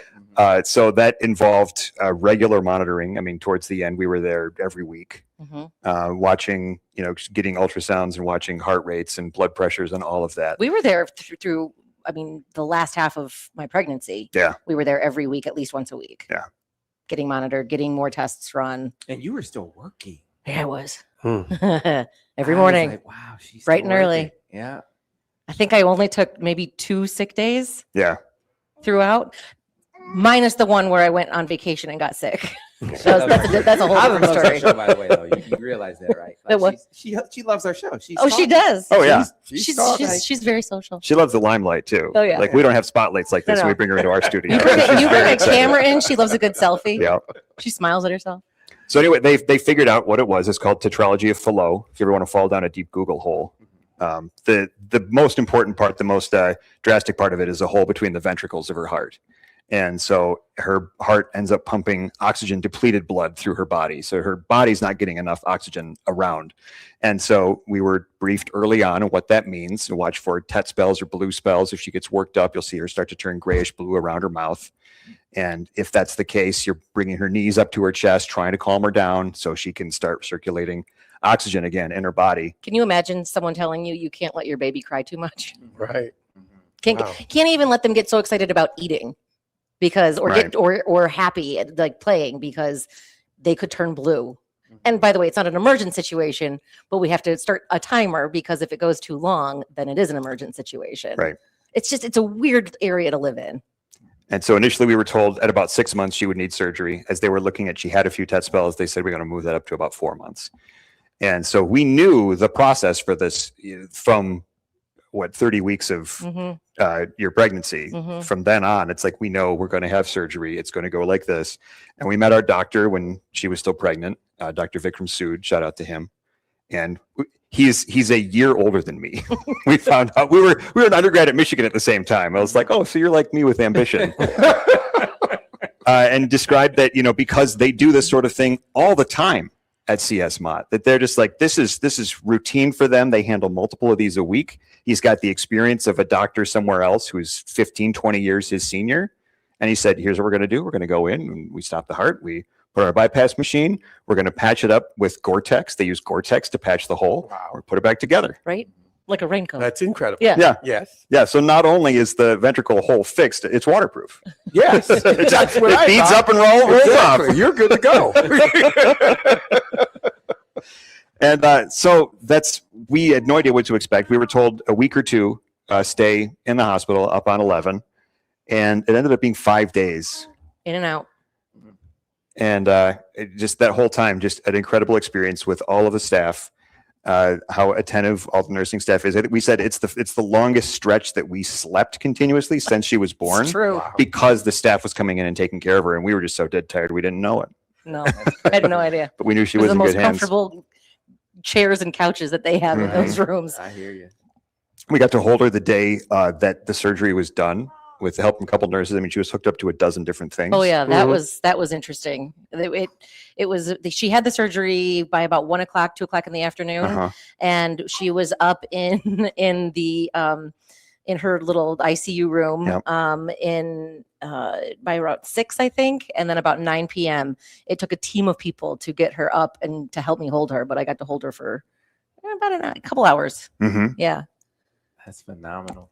And so a place that happens to be one of the best in the world, obviously, for this is right in your backyard. I could not tell you how eternally grateful we were for that. Yeah. We went through some visits with my mother before she passed, going to get some treatments at U of M, and we were grateful then that she just lived on the other side of the state, and it was only a few hours for her to get there. For us to be down the street and have all of our care there, it meant so much. Yeah, the staff would always ask us, where are you coming from? Because they're used to trying to cluster appointments for people who are coming from out of state, out of the country. And they say, oh, we're in Dexter. We'll be here every day if you need us to be. But like how fortunate we were to have that for us. Because there were a couple of times that we had a couple of scares during the pregnancy that we went into the ER. Yep. And we always knew we were good hands at Mott. Yeah, that is unbelievable. But again, folks, it is kind of a very consistent example of the amazing work that they do at Mott, whether it's on the research front or care outcomes like Hollins. They do this on the regular, but it's not possible without the funding support of initiatives like this, like the Charles Woodson Clinical Research Fund. You can be a part of achieving more outcomes like this, of achieving more research initiatives. If you give, you go to WTKA.com. Whatever you can contribute helps us get to our bigger goal, helps us get that next care outcome that we're looking for. And if you've already given, I've been saying all morning, I guess it's not the morning anymore, but all day, that, hey, if you've given, your task now is to recruit and get someone else on the team to give as well, because it's just irreplaceable, the kind of care that hospital is able to provide. And so need it now more than ever with funding cuts and whatnot. And especially when it comes to pediatric care, it's always one of the least funded research initiatives. It makes this endeavor all the more important. Go to WTK.com and give what you can. And then I don't know if we have a place to drop a note. You can drop a note in the chat and you can tell Holland go blue. Michigan is the place. Let's make it happen. I'm not allowed to campaign, so please, on my behalf, do that for me. Do that. You got to help Welch out, because he conceded. He conceded the fight. We got to get him back in the fight. But no, I am just so immensely happy for you guys. This is obviously we've been following over the years. You guys trying, and to have this kind of scare could only be scared for you. Don't really know what to say until you've been through it, and we can say how unbelievably happy we are for you guys and praying for you all along. And so glad that you were able to receive the outcome that a lot of my families receive. So thanks a lot for sharing. Thank you. We've been so grateful Thank you. for all of the support, not only from Mott, but from our team here too. So thank you guys. Yeah. And I will give you this, Sam. She will choose where she comes from, but her heart will belong to the little victors. There we go. Hey, there you go. Would you Got believe something. a month ago tomorrow? Can you believe this surgery was a month ago tomorrow? This little baby. Wow. Yeah. Had Full-on open heart surgery. Yeah. Wow. And she is just, I mean, she's like, hey, it's Yeah. showtime, Yeah. Mom and Dad, let's go. I like the cameras. I like the lights. I like being on the mic. Oh, She yeah. don't turn away from the lights. Yeah, she She likes it. it. Well, folks, I think we're in again, trouble. you have your call to action. Go to WTKA.com. Whatever you can give will be welcome and appreciated. This hour of the MOTT Takeover brought to you by our friends at Metzger's German Restaurant. Again, giving back to the community in ways that makes them connected to the community like you want your local businesses to be. We got to get to a break. Be back on the other side with more of the MOTT Takeover here from the Kensington Hotel on the Big 1050 WTKA, online, thebig1050.com. All clear on radio.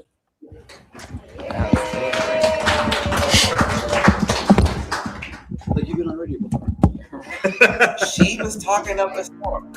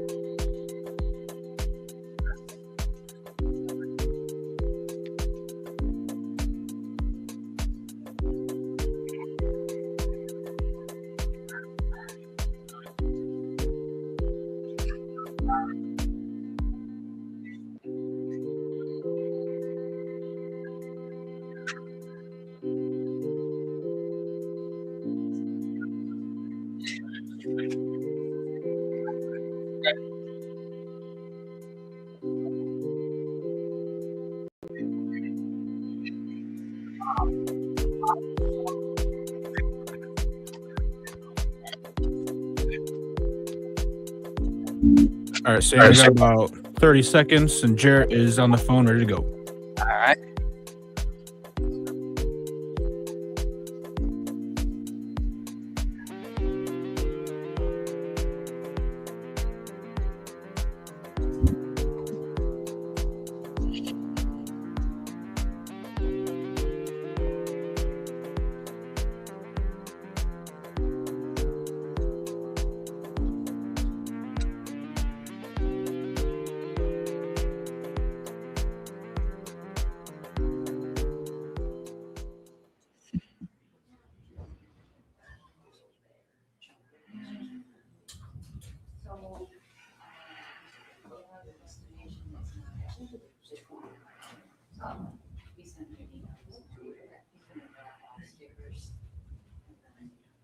All right, Sam, back in 5, 4.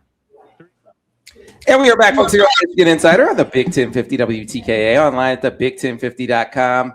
Here, back again for the MOTT Takeover at the Kensington Hotel, benefiting the Charles Woodson Clinical Research Fund at Mott Children's Hospital.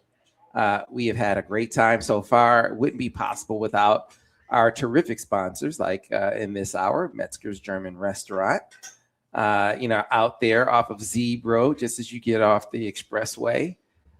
Just one of the many members of this community who have gotten involved with this cause and this effort and helped make the day special.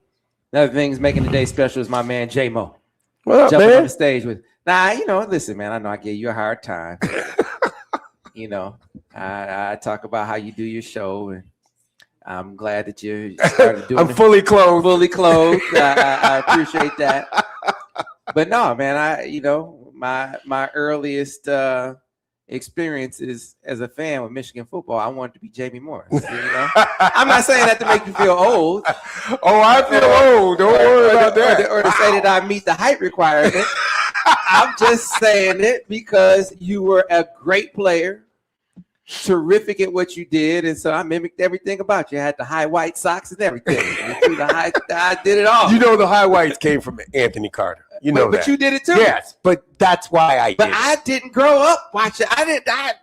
I'm telling you my hero. I'm telling you my era. Yeah. When I was growing up, that's why I fell in love with Michigan, was because you're of the just high old. whites. You're not old as hell. You're just old. That's all. So, but you stay young with CJ, right? I do. There you go. He'll be 6 years old. His birthday, which is 7/11. Yeah, man. And I as a dad, I mean, you've been involved with Mott all these years. Mm-hmm.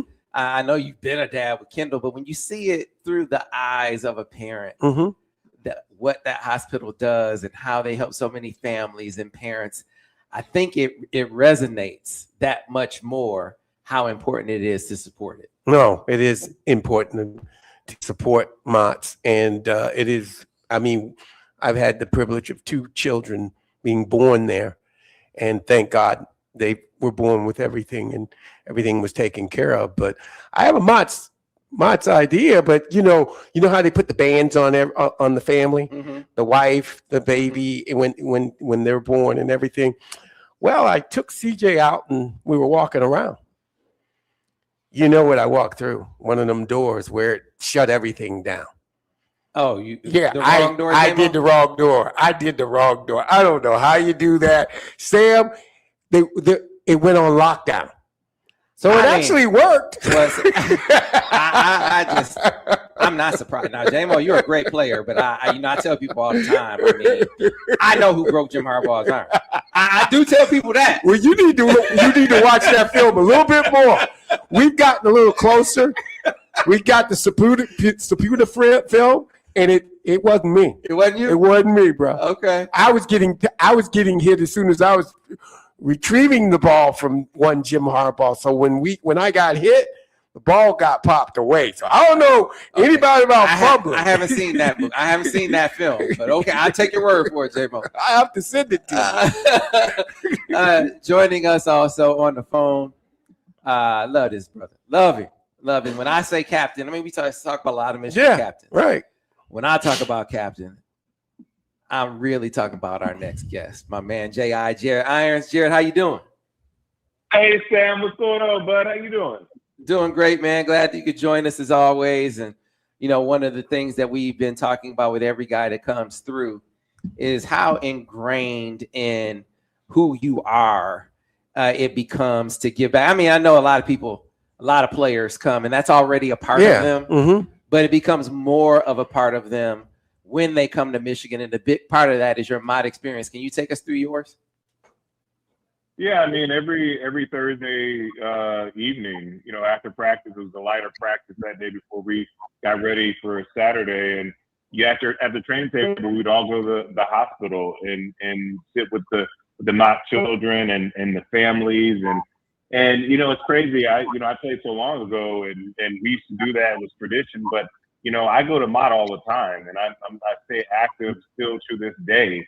You know, I just had an event at my house, and Luann, who runs the MOTT, you know, was at my house. We talk about multiple ways how, you know, we can always come back and help, and you know, to think about, like, you know, and kind of what you and J-Mo were saying, you know, when you have your own kids and you just have a different sensibility of what these parents are going through, and what a blessing it is to have healthy children in your lives. So, you know, for us, it's always about how do we help those families and those kids. And so MOTT is something that, you know, I will continue and always will. It's just ingrained in us to want to help back. I think what Charles has done in setting that tone for all of us as well, that, you know, for a night for us, one, to get back and have a reunion for all the players to see each other, but more importantly, the impact that he's making and what we're making for these families and these kids, it's you know, it's unbelievable. Yeah, folks, you can continue to help us make that impact by going to the website, making your donation at WTKA.com. You've seen so many examples of unbelievable outcomes. We just had Madison and Brian Welch on talking about their daughter Holland and their experience, and you wouldn't know she's been through a life-threatening experience. That is the MOTT difference. And that is the kind of difference that everyone who donates is helping to make. And I'm just curious, you guys both as former athletes, listen, your time as you get deeper in life, you got kids to be involved with, you got all kinds of different business endeavors to be involved with, yet Michigan guys come back for this. You guys all come back for this. And I just think that's an amazing, I'm not surprised by it, but I still think it's impressive that it happens almost without exception. And I'm curious, as you guys look at that, are you guys ever amazed by it? I wouldn't say that I'm not amazed, because, you know, when you go through the program, you know what it means to be a Michigan man. And so, like, and what the expectation is of that. And so, no, I'm not surprised with what we've all been taught, and the history and the legacy of Michigan, and MOTT is part of that. And being able to one, represent, you know, our families and represent the university, but also, you know, you look at, you know, as I look at life and things that I've tried to do, it's all about impacting other people's lives. You know, we've been blessed to be able to play a sport and go to a great university, but, like, at the end of the day, you know, you can only play so long. So what can we do to continue to impact? And that's why I love what Charles has always done. And that's, you know, why, you know, the work that we've always done in MOTT, that's why we want to continue to help and really just understand that, you know, and get the word out. Like, these families, man, these children that are going through MOTT, they're, you know, us being as former athletes, you think we're tough. We're not tough. These children that are going through what they're going through, they're the tough ones. I do Santa. I do the Santa every year at MOTT. You know, my brother and I come in and we do that event, and seeing these families and the things that they're battling, and just the strength that these children, these families have, I'm telling you, it just changes your life when you see it. Yeah, it's an amazing thing. And J-Mo, obviously, you've been around it for a long time, been a part of it for a long time. I mean, it obviously goes back to Jared's day. Further back. Further back to my day. Way further back to your day. Yes, but it goes back to your day. No, it does. And once you find out about MOTTs and what they do at MOTTs and the extraordinary things, it just takes your heart. And as players, you find out what they do. You want to be a part of that. That's something that you don't hear about in the general world. But when you get around the University of Michigan, the University Hospital, and the Children's Hospital and find out what they do, that's why you want to be a part of that. That's why you want to give. Yeah, man. Go ahead, Jay. You know, I would just say, I mean, you know, it also fits the mantra of what Michigan is. We're leaders in best, and we're top notch. You look what we're doing at Michigan Medicine. Look what we're doing at Mott. I mean, it's unbelievable, uncanny the work and the amount of impact that we're having. But it's not surprising because that's in our mantra of leaders in best. That's what Michigan is, and so that's why we're so heavily entrenched. And it's funny because, you know, we had Sam, we had this conversation all the time about other schools, and obviously my brother, you know, Notre Dame. But Notre Dame, you know, and as much as I hate Notre Dame, they don't do it like we do it. You know what I mean? They don't have my brother will be at the event tonight. You know, he's here now. You know what I mean? So it's the Michigan way. It's leaders in best, and it's ingrained in us from day one. Yeah, we're gonna have to get his brother a card. Yeah, man. We have to get him a card. I had to ask him a very pointed question last year. I was like, man, come on, bro. What we doing? Exactly. You're gonna have to get him a card. I mean, it's doing 30 years. I'm still asking, what are we doing? What are you doing? Come on, man. What are we doing? I understand. Granted, a foot and a half taller than me. He is. Imagine me having this. What the hell are you doing? Right. But I was serious. Like, come on, man. You got Jared Irons as your brother, and you going to Notre Dame. Come on, bro. Yeah, I know. Hey, you know, it's funny. It's funny. We talk about it all the time. Charles, he brings it up all the time. Charles was his recruiter. And so Charles was like, look, I gave Grant my best work that night, and he still went to Notre Dame. So he's like, your brother's off, man. I say, yeah, he is. Yeah, so I remember, and you said we talk about other schools all the time. I always go back to a conversation with you, J.I. I reference it a lot because there were a lot of years where Michigan was getting the brakes beat off by Ohio State. Mm-hmm. And I remember talking to Jared one year because we do interviews at the beginning of every season. Yeah. And we would always talk about Ohio State. And J.I. said, Sam, listen, it ain't about talent, bro. Right. It ain't about talent. Now understand, as I set you up, Jared, Michigan has always been talented. Mm-hmm. You know, when they were winning, they always had pros. Right. Charles and all those guys, pros, but Ohio State had more pros. Right. Like pros up and down the roster. So you said they had more talent. Who won the game? And J.I., I mean, it sticks with me. It sticks with me through even this most recent era of winning. And yeah, they got back on the winning side last year. Mm-hmm. But I still think the mental edge, man, is not that far away because you guys always had that mental edge when you won. Always. I mean, it's not. I mean, like that's why you come to these schools. That's why you go to Michigan or you go to Ohio State. Look, I just talking about it now. You know, I'm hyped about it now. I was with Eddie George a couple of weeks ago, and we were talking about it. You know what I mean? It's like you don't forget, man. Like when it comes to that game, like there's nothing else matters, man. It's the biggest rivalry of all, and so like for us, you know, it's who wants it the most. And so like I'm excited for this year because I feel that like look, every year we have every ability and every shot to win that game, and we should win it. I expect to win it. Yeah, and mindset. They're gonna come in and say they have the most talent, but right. I learned from my guy, from J.I. How didn't mean anything in that game? Yeah, I hear you. And so, so J.I., a little bit earlier, you said you had a special person from Mott to your house. Didn't you say you had Luann to your house? Oh yeah, Luann was at my house. I had a big Michigan event last Thursday. It was great. We had 220 people here. It was wonderful. With concussion work that I do at University of Michigan, but I had a lot of healthcare people here, and Luann, I was so gracious that she came. And but I feel Luann a lot because it's I'm always at Mott or trying to help in some kind of way. And so it's with that is a great intro. Luann Ewald joins us now. Luann, how are you?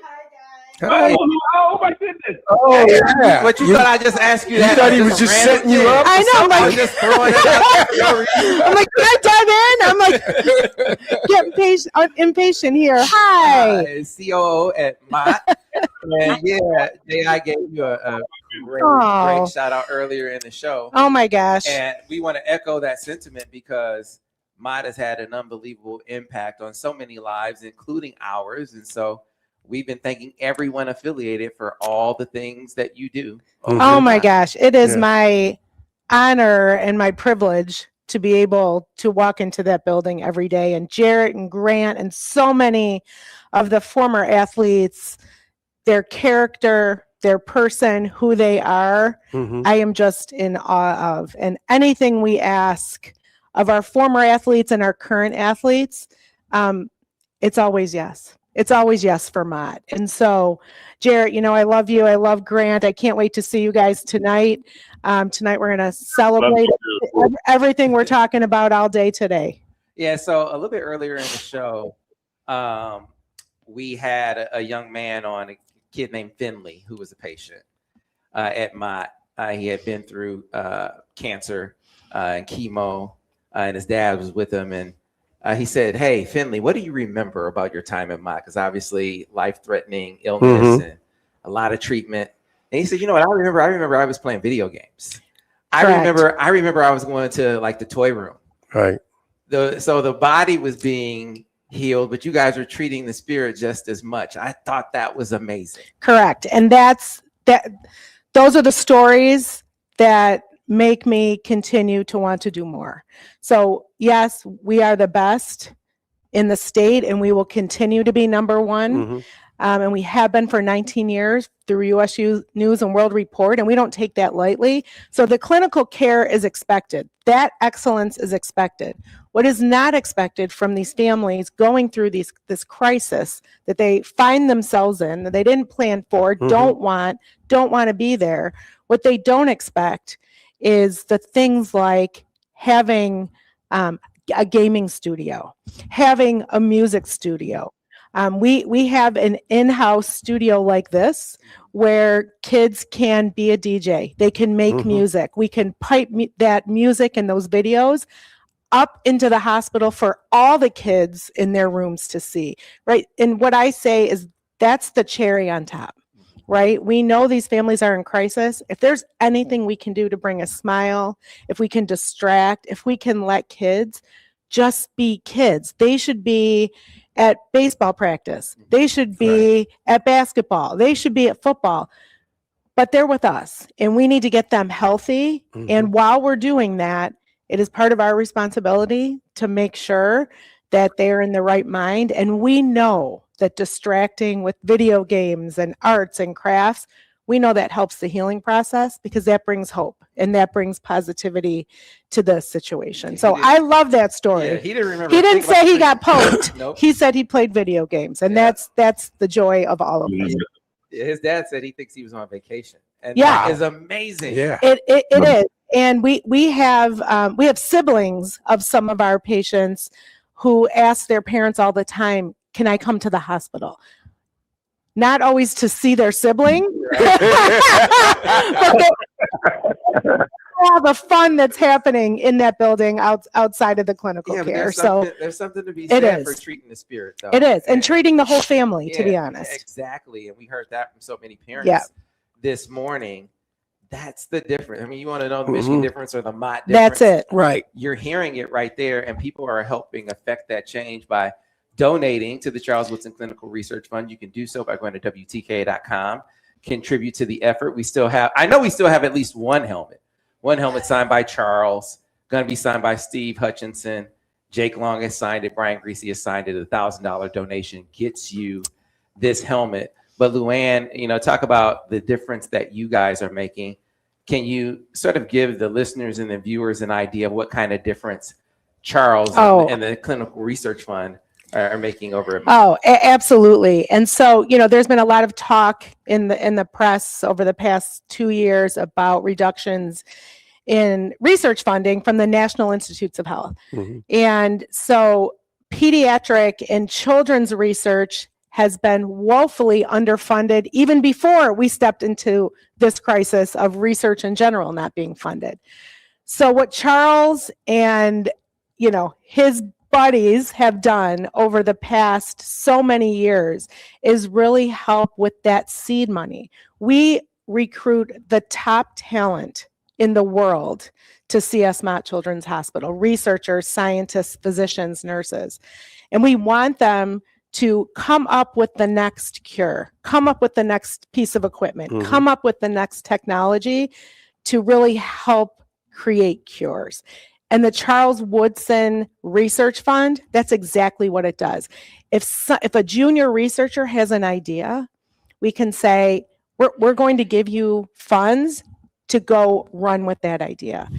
And what has happened over time is some of those ideas, then those projects, we can apply to the National Institute of Health and get the really, really big dollars to really make impacts in children's health, not just in Michigan, but around the world. And so the money that is raised tonight, the money that has been raised by Charles, it is so impactful, and it goes right to research and right to the patient. Yeah, you can't beat it. That is You can't. That's awesome. Just amazing. And the effort feels like I said this to Charles this morning. It's like, look, you're inspiring your teammates, you're inspiring current athletes, you're inspiring the fans. It feels like the effort grows every single year. It really does. And, I just have to give a shout out to the U of M coaches who instill this in the athletes while they are at University of Michigan. Like, this is who you are. This is who we are as a team. We give back. And so once the athletes leave, I feel like they have adopted Mott for life, Right? for That's life. true. And so shout out, it is. And so shout out to the coaches and the captains of the teams and, who really embrace us, and it gets bigger and better every year. And our doctors are coming up with new cures, new technology, and new ways to deliver care. Yeah. Luann, I got to tell you, you got everyone over there is unbelievable. Cannot thank you enough for all that you do for families, all that you've done for my family, for our families. Just an amazing, amazing resource right here in this community. It's not just ours. People come from all over the world. They like do. you said, but certainly we feel closer because it is ours. Right. So Yes. thank you so much. Oh my gosh. As I said, my honor and privilege. And we'll see you tonight. J.I., I love you, brother. Appreciate you. Love you too, man. J-Mo, love you, bro. And Luann, I'll see you tonight. Okay. Love you right back. A lot of love here right now. Right. We got to get to a break, but there's no break in the fundraising effort. Go to WTKA.com, make your donation. Every dollar you give gets us closer to the goal. It doesn't matter how little you think it is. Every dollar is important. So go to WTKA.com, give to the Charles Woodson Clinical Research Fund. You will help us achieve those great research and care outcomes. We got to get to a break. More on the other side of my takeover here on the Big 1050 WTKA, online, thebig1050.com. We're on our Awesome. Thank you very much. Luann Teresa said she's going to pull you. Oh, you want me to do that?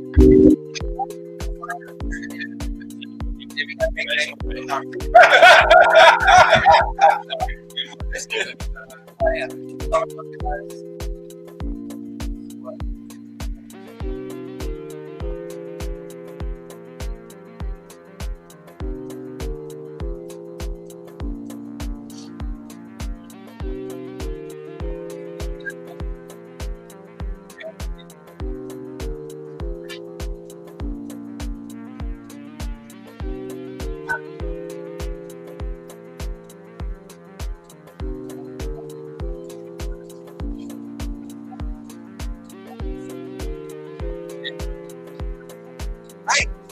Yes.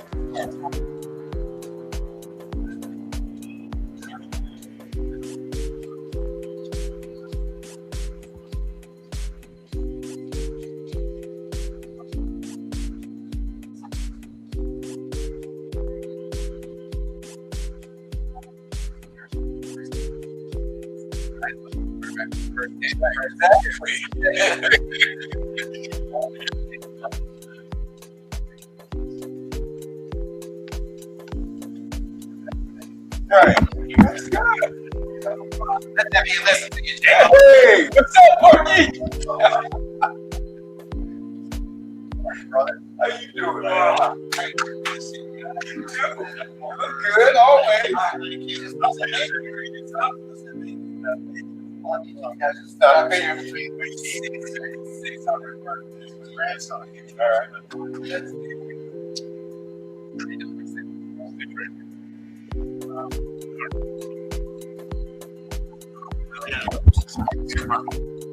You guys, right hand in front, right chair. I'm glad Sam knows how to do these chairs. I don't. Exactly. I just did the last one. I'm all the way up. I am all the way up. Can you breathe up there, Jamie? I'm good. I'm good. You know, this Miz is back. Of course, it's him. Jokes. We got jokes, Miz. Yeah, that thing about that. That's true. So you can't hold that one.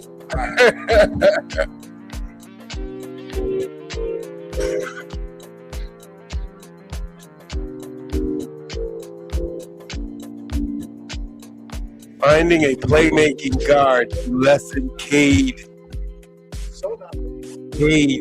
burden is a priority for the Pistons. Oh, you're fine? Oh, they didn't feel it in that it was going to You didn't know about the video? 0.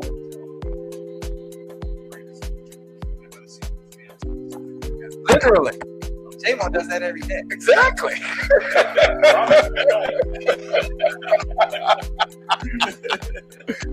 Well, we don't want you, Steve, to be flying on the seat of your pants. We want you to know exactly where you're going.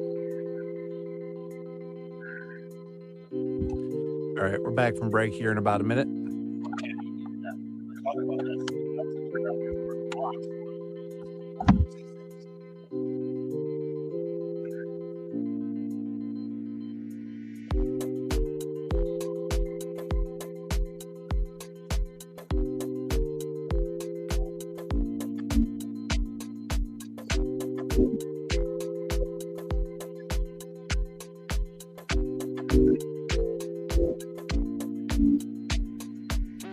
Is how much time?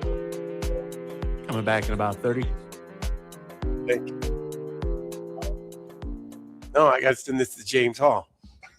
I just had lunch or dinner with him last week. Did you? All right, stand by. All right. And he's good friends with him. So All right. As long as it's cheap. you were the standard. Okay? You were a standard. You set a bar for James Hall. Sorry. Last night it was really funny. We're back in 5, 4, and 3. And we are back, folks, here on the Michigan Insider on the Big 1050 WTKA, online at thebig1050.com. Back with the MOTT Takeover, benefiting the Charles Woodson Clinical Research Fund. And you guys are doing a great job when it comes to giving to the cause, giving to a cause bigger than yourself. For everyone, I know it's about that, but it's always great when there's a little extra incentive involved. An incentive like this helmet, which you can see for those of you who are watching on the screen, you can see it on the screen. This helmet that has been signed by Charles Woodson, Brian Greasy, Jake Long, soon to be signed by Steve Hutchinson. That is like a Mount Rushmore of Michigan. On this helmet, you can have yours for a $1,000 donation. Now, I know there's at least one left because it's right here. Now, how many more are available? I can't tell you. So you got to get on the team now by going to WTKA.com. This hour of the MOTT Takeover brought to you by our friends at Chelsea Lumber, where the home begins. So invested in this community for over 100 years, and they keep it going. That's what being a part of the community is all about, and they are at Chelsea Lumber. Joining me, of course, my guy J-Mo. Still my guy, even though he left me hanging. We went out like 15, 20 years ago, and I haven't forgot how much you left me hanging, J-Mo. I wonder if Mark Messner ever had that experience. Did J-Mo ever leave you hanging? Yes. No, he would just never do doesn't that. remember. He would never do that? Never do that. No. Yeah, maybe to someone who I guess you got to play at Michigan. Wow. To not get left hanging, huh, J-Mo? Came in together, and he didn't get redshirted, so I had he had to leave before me. So I hear that. Well, glad that you could join us, and then of course we have Steve Frazier on with us as well. Obviously a champion, an undefeated champion at Michigan. I got to emphasize part that. of it for sure. Part of it. I want to start out by saying we had Blake on last year. Yeah. And I got to thank you because and thank him through you because he made me look real good last year. He made me look so good. So it was about this time where we had Blake on. He was at the golf outing supporting it, and I said, Blake.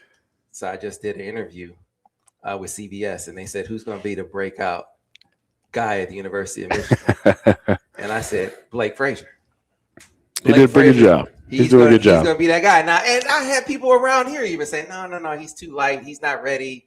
It's going to be another year. So no one listened to me, J-Mo. I know. No one listened to me. I know. Guess who went out?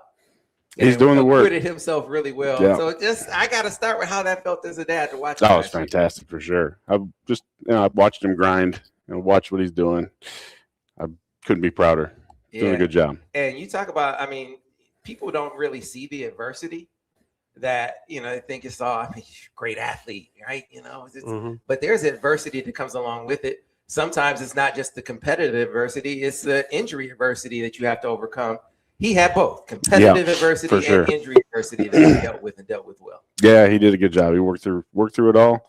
And he's in the process of kind of taking a more leadership role in the team, and it's fun to watch for sure. So, who's the better athlete?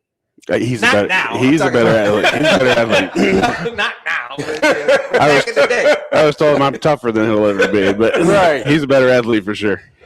Man. So, Mark, I got to tell you, when we thought about the standard for a Michigan defensive lineman, when I was growing up, the standard. Absolutely. It was Mark Messner all the way, man. So, but J-Mo and I have been talking about how far back it goes, the lessons you learn beyond the field.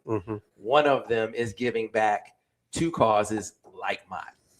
That is 100%. And for me, especially with the Woodson Fund and what it supports, the 26 different charity type focus pieces for MOTT, one of them being diabetes, and my daughter is a type 1 diabetic. She's been that way since 9 years old.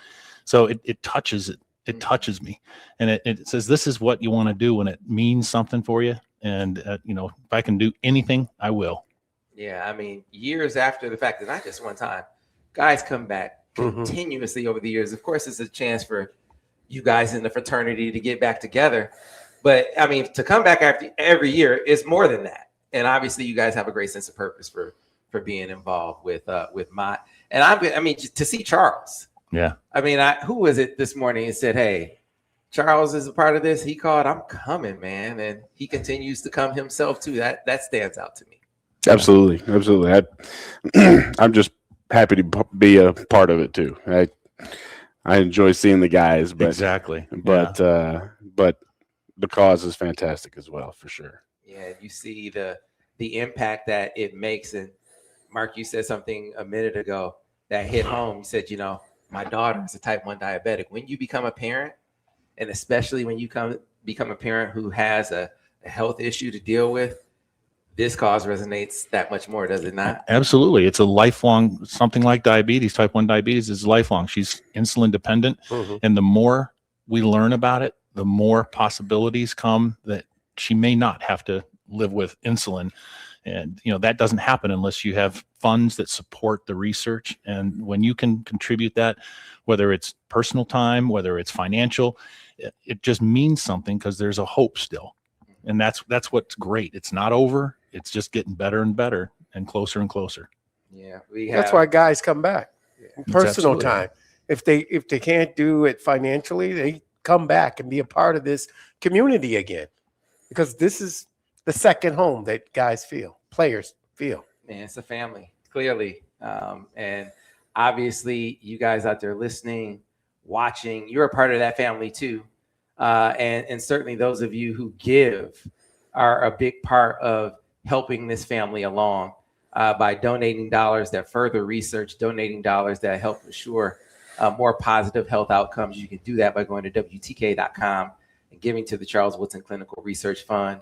I also love having you guys here because we get a chance to hear football guys talk football and Michigan football specifically. It's the dawn of a new era, right? As we transition into the Whittingham era.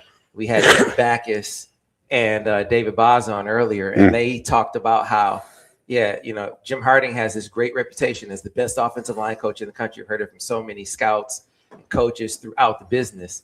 But he said that guy didn't show any of that coming in, because you know what he did? He formed a group text of former guys and said, hey, it's about us. It's not just about us here now, but us through over the lifetime of Michigan linemen. Steve, what has that been like? It's pretty amazing. I pretty much stay as a fly on the wall in that text, but I'm sitting there listening, getting texts from, Dan Deerdorf and Steve Hutchinson, and these guys are, legends that played. So it's kind of fun to watch them banter back and forth. Yeah, and what must that be like for a young lineman to have that kind of connective tissue? To be able to see like former guys. I know. Well, Blake, that text chain is just the old guys. Right. It's not the young guys. But Blake, he's grown up around knowing. He's grown. Yeah, he knows who Reggie McKenzie is. He knows. He knows the history of Michigan football. Just because I wouldn't let him grow up not knowing. I always wondered, did Texas ever sort of try to creep in there a little bit, and then you kind of stiff-armed him? Now, I told him he couldn't pick Michigan until he had seen everything else, because he needed to pick it for him, not because it was my school, So we did visit Texas. We visited all over the place. But wisdom prevailed. That's right. Yeah. So I love it. And I love to get your perspective on, change. Because listen, change can sometimes take time to take hold, and then other guys have experiences as coaches that make them sort of more equipped to assure like buy-in from all their guys, being on the same page, even if the schedule is a gauntlet. And I really feel like we're seeing that with Coach Witt. I like him. I'm loving what I'm hearing. Living in Florida, I'm not as close to the inside of the program, but I've seen and heard fit is really important. I mean, you've got to fit into his structure, and you've got to fit into the culture that he wants. You may be a better athlete out there, but if it doesn't fit, he's not going for it. And I love that about him. I love that. Yeah, so it reminds you of someone, huh? It does. Because you can do amazing things. Yes. You can do amazing things when you have a team that works as a team, not as individuals. And I think he's going to build that. Yeah, J-Mo, your eyes lit up when I said that. Kind of reminds you of someone? Oh, God, yes. It sounds just like that. The little man with the glasses on that told me how I can get a quick bucks ticket home if I do the things I do again. That's a great story. So I tell you what, as much as I think the transition is going to go as smoothly as it could possibly go, because you got a grown ass man coaching. Yeah, you're right. And it's going to assure that things are done a certain way. Man, the scheduling guys didn't do him any favors. This is a gauntlet. Perfect. It's a perfect schedule for this team. Really? Yeah, it's a perfect schedule. It does what it needs to do for this next group of young men that are coming into their Michigan time. You know what I'm saying? And you got a new coach who's got a new plan. I love it. I love the opportunity. It's an opportunity for this Michigan. It's going to establish character right off Right the out, bat. right out the back. Yep. That's a way to look at it. I mean, you look, play who's in front of you. And who is it? I think it's J.I. said we're gonna get everyone's best game anyway. Yeah. So every It's season Michigan. Everyone does that. Right. Doesn't matter who, how small, how big, they come ready. Yeah, man, Indeed. that has never. A lot of in college football has changed, but not that. Not that. No. Jamie, remember we had Long Beach State come in here? Oh my God. I mean, these guys didn't even have matching shoes, and they were taking pictures of the stadium, and they came out wanting to just bang. And they came with everything they had. The old Redskin coach, George Allen, who coached them, because this was the first year back. Bo knew George, and we're gonna get you some money. We're gonna get your program running and going. And I'm like, why are we playing this? Why? Because because I it said helped so. them out. Exactly. Yeah, but it built. Obviously, you still remember it. Like you're gonna get everyone's That's because we practiced harder that week than Ohio State, Michigan, Michigan State, anything. We're going to not let this team beat us. So we didn't know who we were playing, and he wasn't sure, no film or anything. So you know what? As you say that, what I took for granted as a kid or as a student at Michigan in the mid-90s, that Michigan never lost the teams they were supposed to beat. Never.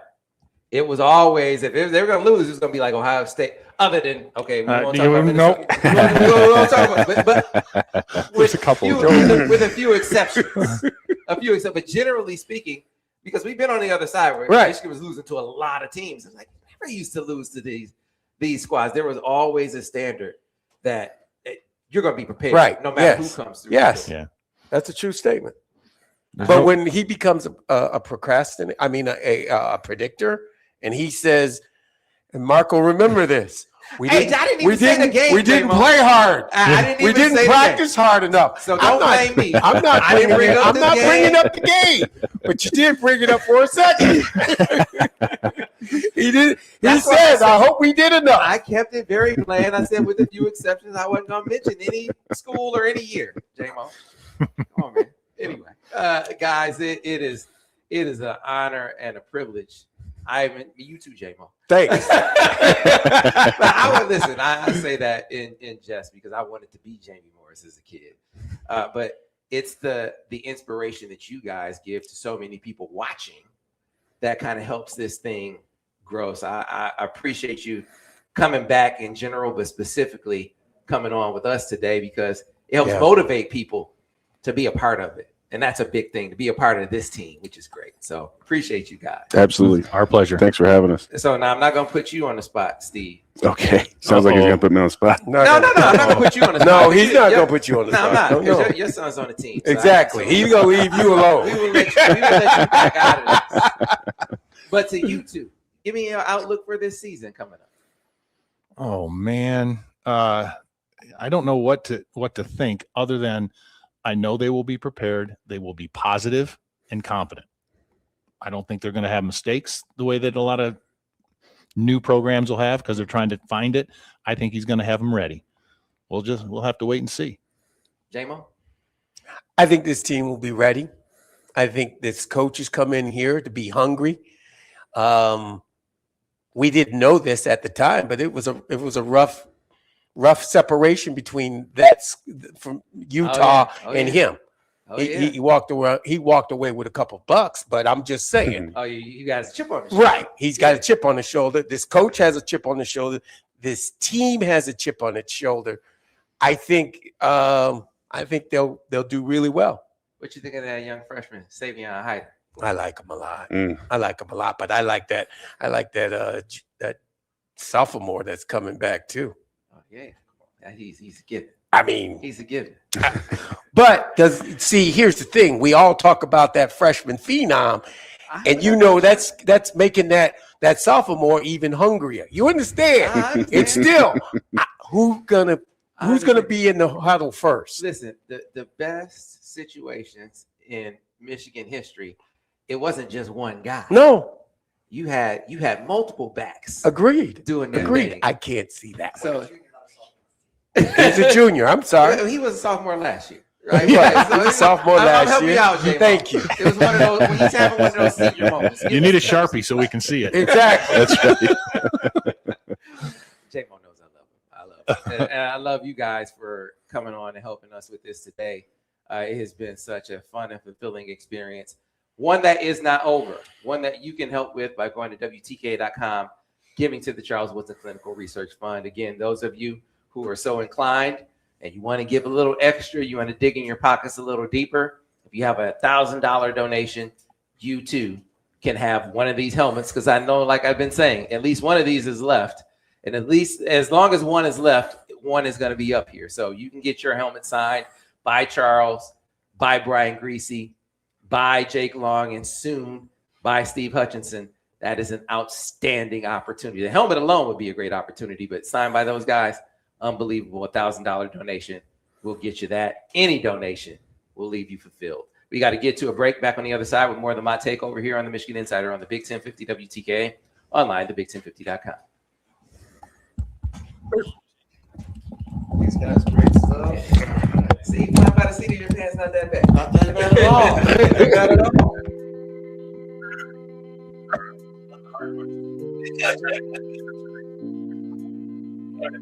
Absolutely. That makes it come true.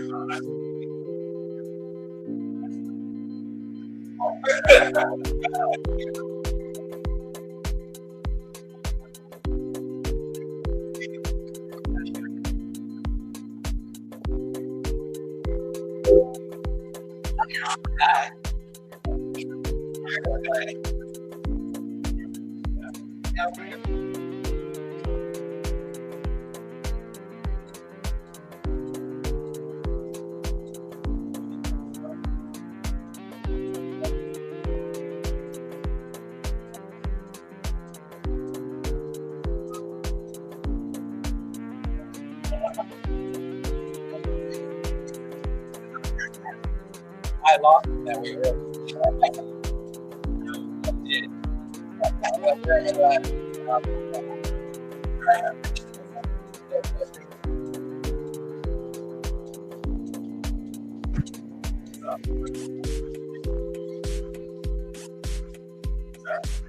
And Webb.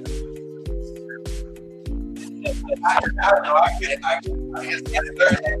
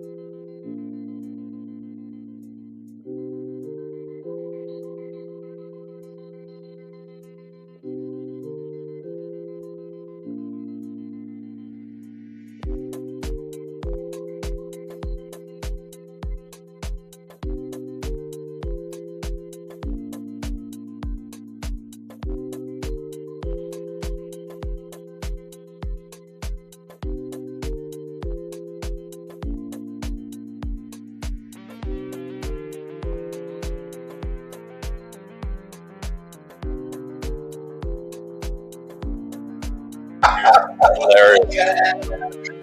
That's awesome.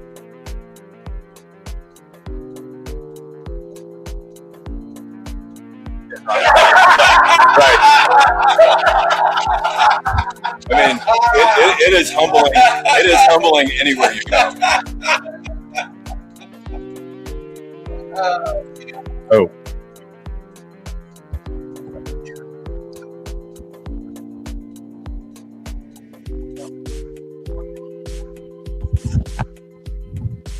You look great.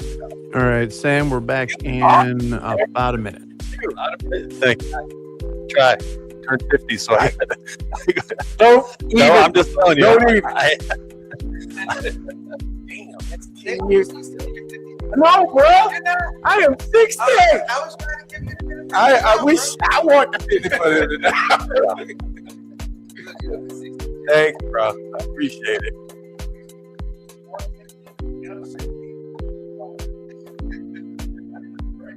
Exactly. It ain't no fun. Hey, my boy Jumbo Elliott is 60. He's like, James. All right, 30 seconds.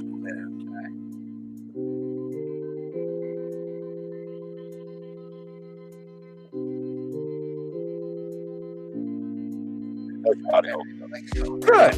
I got a little sciatic every now and then, but other than that, I'm walking 5 miles a day trying to get it in. Get my steps in today.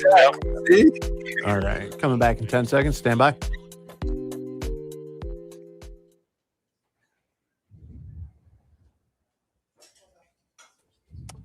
Back on in 5, 4, 3. And we are back, folks, here with Michigan Insider on the Big 1050 WTKA, online at thebig1050.com. Here, back with the MOTT Takeover live from the Kensington Hotel, benefiting the Charles Woodson Clinical Research Fund at Mott Children's Hospital. Been an unbelievable day so far, and we still have more to go. More great guests, but more fundraising to go as well. So if you haven't given yet, really need you to go to WTKA.com. Get on the team of helping fund unbelievable research, terrific care outcomes, and helping the doctors and researchers over at Mott do what they do so well. Need you to help with that. Again, go to WTKA.com to make your contribution. I mentioned great guests. J-Mo is back with us. You can listen to J-Mo every day, 3 every to 6, day. right? We'll be on at 3 on the o'clock M Zone. I don't know today. how to do the M Zone. How do you do the M Zone? You do the, what do you say? You do You just want me to do it? Yeah, just do it. On the end zone. I don't know. Yeah, I don't know how you do it. Or I you don't know. You do it some kind of way.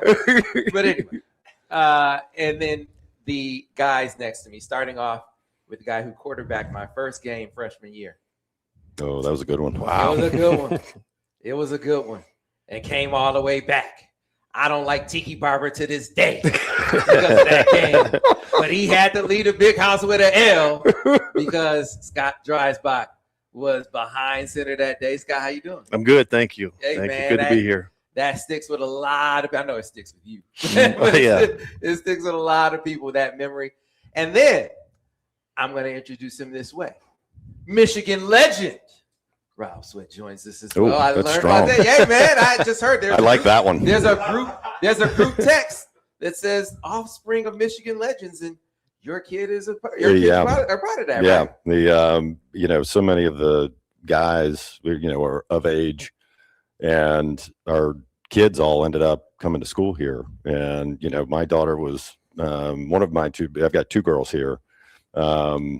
One just graduated, was roommates with Lily Hutchinson for 3.5 years, and they all got together, and with Blake Frazier and some of the other guys and their kids, and their text string that they stay in touch with is offspring of legends. And we were just laughing as Steve walked off stage that one of my girls went back in and changed it and said offspring of legends and Rob and Steve. So, I mean, you get humbled from Coach Carr to your kids. It's just, it never stops. Your kids will do that to you. My kid's like, Dad, you're short. Yeah. I mean, I know that. I don't need you to tell me that. Right. Yeah. Like, the kids will do that to you, man. They do. That's how you love Keeps them, you in right? check. Yeah, but listen, kids, that's what this is all about. We have seen so many kids come through on this show over the years that have had experiences at Mott that saved their lives. And I wonder how much that resonated with you guys as players at the time. I know it resonates with you now as fathers, but at the time, Rob, did you realize how significant it was, what you were doing, just going over there to visit the kids? It was, we actually, Scott and I and a couple other guys had a chance to sit down with Coach Carr last night for a couple of hours, and we were reminiscing about, how that, going up to Mott started, with this group, and, maybe a year or two ahead of us, but we carried on, and then it's carried on ever since. I mean, 30, we're coming up on 30 years of our national championship reunion next year. And the impact that we saw being live with the kids, it feels like 100 years ago. I mean, I still keep in touch with one of the families that I was involved with, right? And watching the outcomes for them.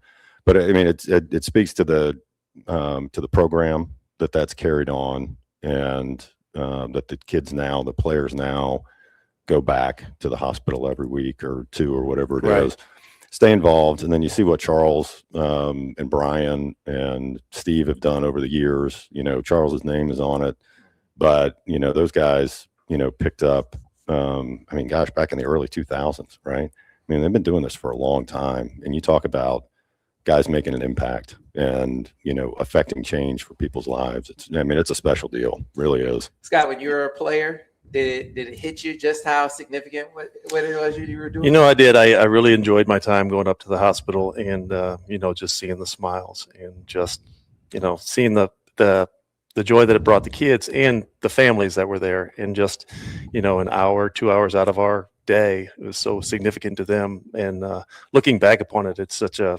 prideful thing that we were able to be a part of it. And like Rob was saying, I mean, remember when in 2000, I mean, it'd be interesting to see how much total income, I mean, has been generated by this group, by Charles and Brian and Hutch in all over the years, in the 25 years, if they could put a number on that. And it's just how significant it is. And it's truly a blessing to be a part of it. Yeah, I mean, obviously there's something in you as guys before you come, but it's whatever that is gets enhanced in terms of that feeling of duty. We are supposed to give back. You're supposed to be a part of something bigger than ourselves, and that must be the case because you guys keep coming back 25, 30, 40 years after the fact, and it's not just for a reunion; it's for a great cause like this. Yeah, I mean, it's become a date on the calendar every year. I mean, it's great for us to get back together and talk about, you know, how fast we were and how young we were, and you know, the older we get, the better we were. But you know, it started with Lloyd. I mean, that he made a point to, you know, pass that to us and say, hey, go do something. Be you know, like Charles uses for the you know, kind of for the tagline, be part of something bigger than yourself. And also back to what we were saying earlier, you know, it's another humbling experience when you're a ball player and you're carrying the flag and people are yelling and screaming for you. You know, win or lose, we would go to the hospital and it was a humble check every week of, hey, we've got it so much better. Yeah. Or, hey, we've got, you know, we just got our ass kicked and we, you know, hey, things aren't that bad. Right. Things like we're part of something that really, really matters at the end of the day. Yeah. Perspective, which Very is hard much for a kid, 18 to 22-year-old to Right. have. And this is a great way to instill some perspective in you guys in that moment where not a lot of perspective is had. But Scott, when they told me you were coming on, I was like, hey man, that's my first student Michigan memory. Right. Yeah. Everybody knew that. Right. Is that game? Yeah. It was so hot that day. It was hot that day. Yeah. I mean, how many yards was it? Like 80 yards, Tiki Barber run? I was like, Yeah. man, come on, man, not my first game. Yeah. Right. And then you came out. Can you just? I'm sure you played this game back in a loop in your mind so many times. But when you're down, like you guys are down, when did you feel like, or did you ever feel like you weren't going to come back, or did you always know you were? You know, for me, it didn't. It seemed like we had a lot of time. Like we kept moving the ball, and then we score a couple touchdowns, and then they weren't. They were 17 points ahead or 16 points ahead, but it wasn't out of reach. So it was just kind of get one done, and then of course, just putting the ball in the playmaker's hands. And had such a great group of receivers. Just putting it in his hand. Wow. No, leading up to that, I think Mercury had like a 5-yard. And he turned it into like a 50-yard run. So I didn't do anything like that. But the receivers with Amani and Jay Riemersma and the running backs, it was I didn't really have to do a lot. I just had to get it out of my hands and not put it in the other team's hands like I did in the first half. That's the way. Well, hey, it's not how you start; it's how you. Yeah, you say finish. Tiki Barber, but I threw my first interception to Rondé Rondé Barber. Barber. Right. It's all right. I mean, It's not how you start; it's how That's you right. finish. And listen, Scott's being go watch that last one. mm-hmm. Listen, man. You talk about great passes in Michigan history. I mean, on a dime. Yeah. Pinpoint accuracy. Mm-hmm. I mean, Mercury was stretched. Mercury Hayes. Yeah. He was stretched. Hayes did great footwork for Yeah. sure. Mm-hmm. But the ball had to be exactly where it was for that to happen. Yeah. So Yeah, it was. I probably couldn't do that again, but I'm glad it happened that day. Well, I'm glad it happened then. Yeah. I'd have to kick it out to get it there. Hey, so I'm always curious. So we're watching Charles do such great things as a pro, do such great things after his life as a pro, and giving back here to the community and whatnot. I want to take you guys back to your playing days when you first saw Charles, because I remember being in class and seeing him walk through and talking to some of my friends who were on the team, like, who is that? And it's like this freshman Charles was like, that dude's he's a freshman. I'm curious when you guys saw him for the first time. Well, when did you know he was different? We didn't have the internet, so you don't know anything about recruits coming in. You just know that the freshmen are there, and guys from Ohio, and I think he had dreads or braids at the time, and he was good, but they do their practice session. Wasn't he a running back too? Yeah, high school. He was the high school best. So yeah, I mean it in training camp. Their defense is doing their thing, and offense. So until we came together, you don't really realize it. The guy's fast, but offense is over on one field and defense is on the other. So I had no idea. I mean, until we started, playing against him, and then we start scrimmaging. It's like, God dang, those windows are tight. Yeah, exactly. Those windows are tight. Yeah. I had the first look being on defense, and it didn't take very long for all of us to look out and be like, okay, we're good there. We don't have to worry about that so much.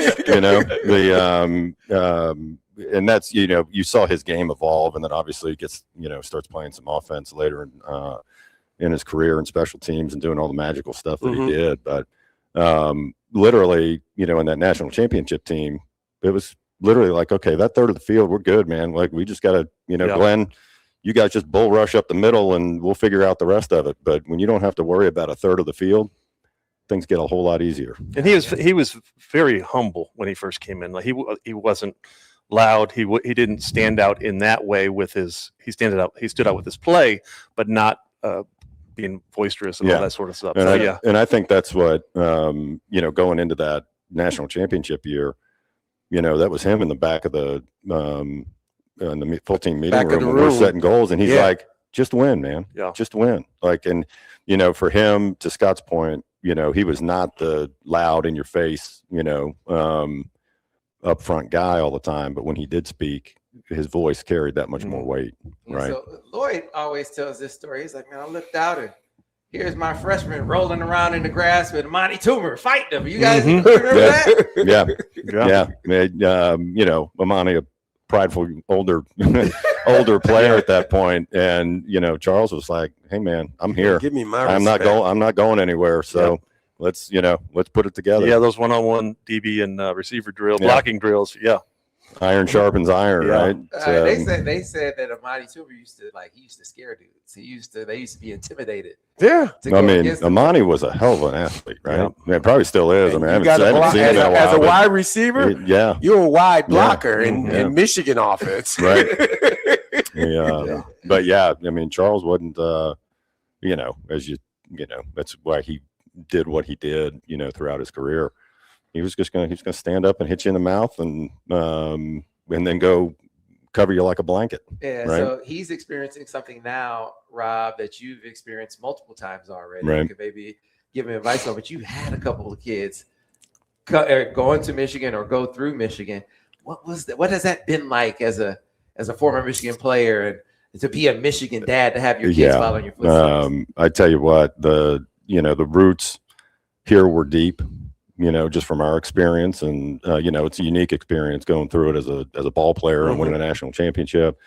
But having my two older girls, either come through here or, going into their senior year, and those roots are just so much deeper. And, the first song they learned was the Michigan Fight song. I mean, I raised them right, but it really has been special. And to the conversation of all the other kids with, Lily and Blake, and, it's just been so much fun because we're all here and reconnected, and I get to go to frat parties, and and it turns out I'm still pretty good at them.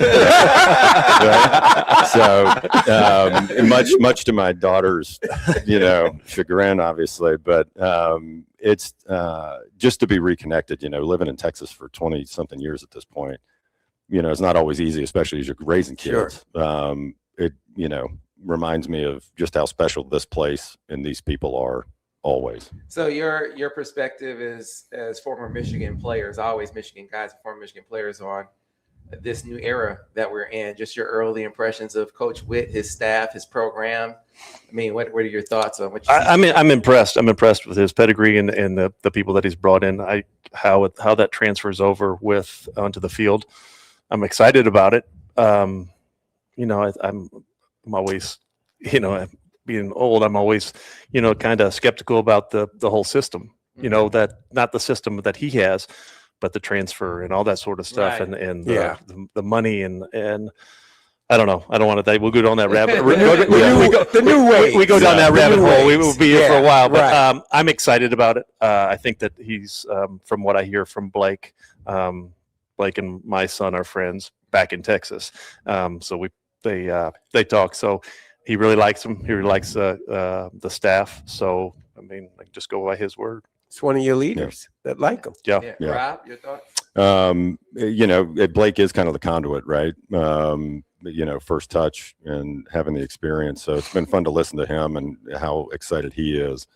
I think that, and I've not had a chance to meet Coach Whittingham yet. I look forward to that. But I know this. We're going to go out and hit somebody in the mouth.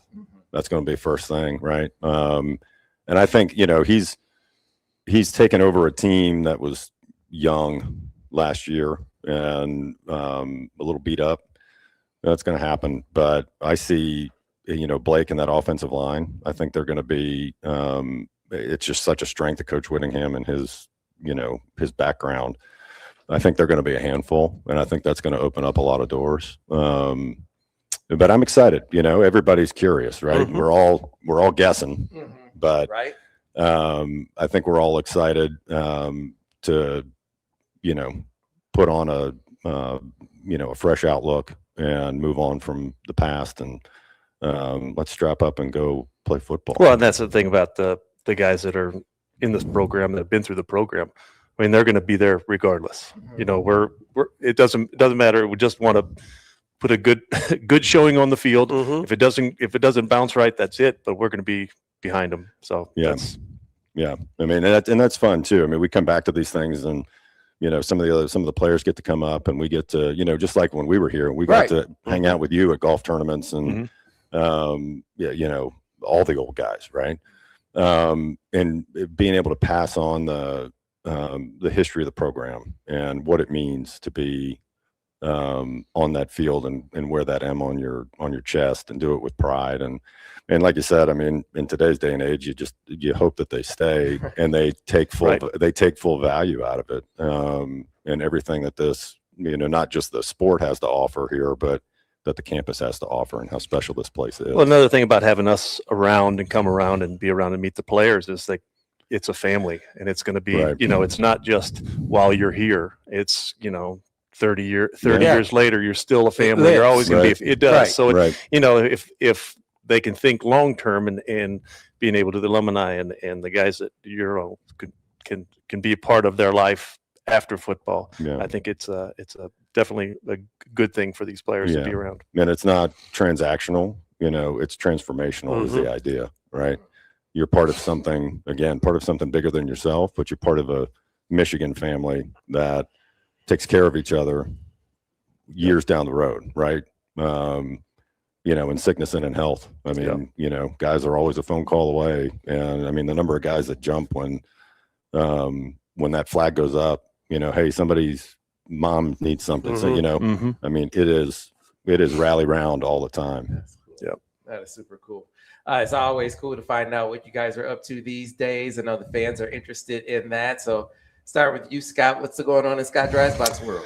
I am in Texas, been there 20 years. I'm in the real estate industry, 2 kids, and one is a junior at Texas A&M, and then my daughter is going to be in 7th grade. So just, just living in Texas and staying away from the heat, trying to. I hear that. Right. Rob? Been in Texas 24 years, married Texas.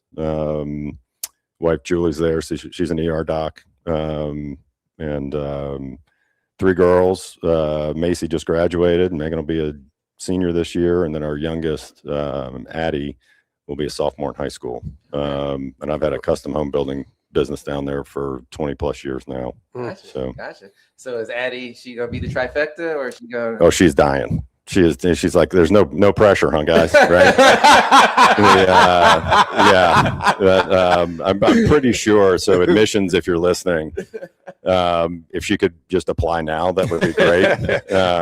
She is diehard, and you know, she's come up over the years with the girls here, and she'll put her backpack on and go to the library and just act like she's one of the students. So I mean, she knows the drill. I hear that. But yeah, I mean, it's a goal for sure. I don't envy any of them with 100,000 applications, but hopefully she'll find her way here and just give Mom and I a little bit more time too. Right. I think our odds pretty good. 2 for 2 for so far. Yeah. Well, they take got a legacy going. They now. take after their mom. They're you know, she is much. Thank God. She is. Yeah. And she is much smarter than I am. Yeah. So Rob and I were roommates in college, so he knows. I'm glad they He go. Well, guys, like I said, it's been a privilege to have you guys on to talk about your experiences and to inspire the people watching who were big fans, who are still big fans, and who often follow the lead of their heroes, whether it's Charles or you guys, or even the people who gave before them. It is important to be a part of this team. You can do so by going to WTKA.com, give to the Charles Woodson Clinical Research Fund. Again, I still have a helmet here. That means that one of these helmets, at least one of them, is still available. A helmet signed by Steve Hutchinson, Charles Woodson, Jake Long, and Brian Greasy. You can have yours for a $1,000 donation to the Charles Woodson Clinical Research Fund. Again, want to emphasize, though, that any donation, whether it's $1 or $5 or $10, any donation is welcome and appreciated. We need to get to a break. Fellas, thanks a lot for joining me. Thank you. Great to see you. Are you going to be on the links tomorrow, both of you? Oh yeah. Yeah. Well, we'll be there. Yeah. I will. Yeah. Trust me, whatever you do would be 10 times better than what I would. Yeah, that is true. J-Mo golfs like Charles Barkley, so definitely would be better. I don't have that hitch. Oh God. I don't have that hitch. No. I mean, no wonder you got a back problem. We got to get to a break. Be back on the other side. More than MOTT TakeOver here on the Michigan Insider on the Big 1050 WTKA, online to big1050.com. Clear. Thank you.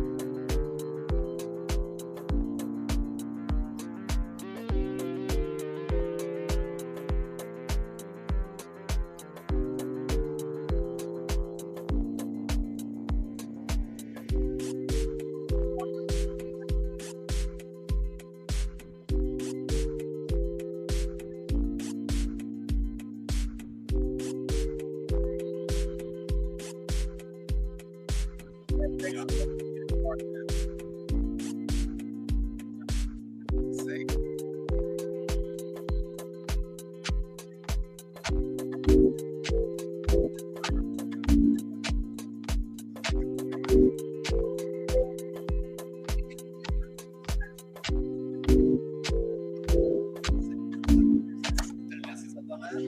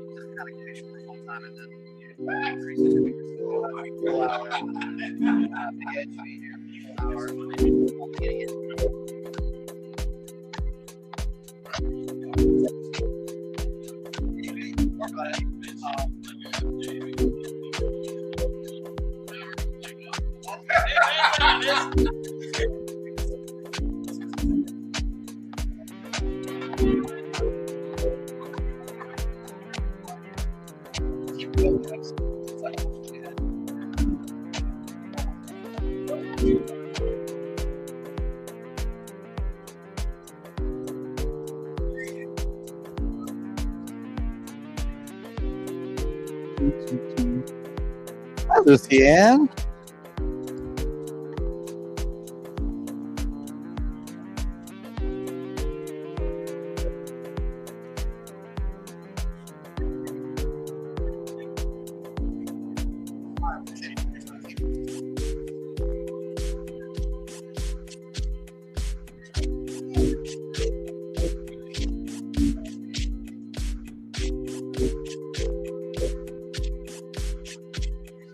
Sam, we're back in about 1 minute.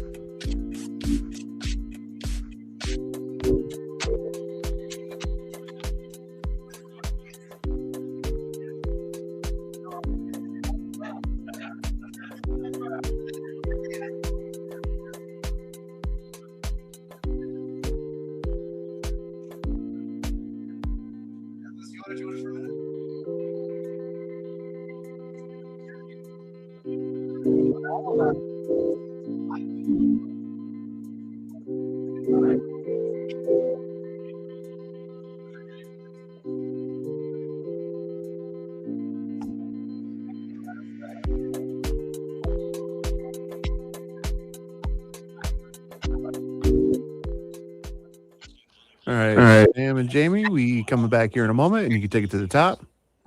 All right, how long did you say? Your way. It's Ira, Lucy, and I. Oh, okay. We've got about coming back in about 10 seconds, but we'll take it all the way to the top. So about 6-7 minute segment here. Gotcha. I didn't expect this. I know, it's a little surprise. We're going to have all the family on. We had W4 represented earlier. Oh, cool. Ryan and Madison had Holland Oh, with them. It good. was great. All right. We're We're back on the radio and stream in 5, 4, 3.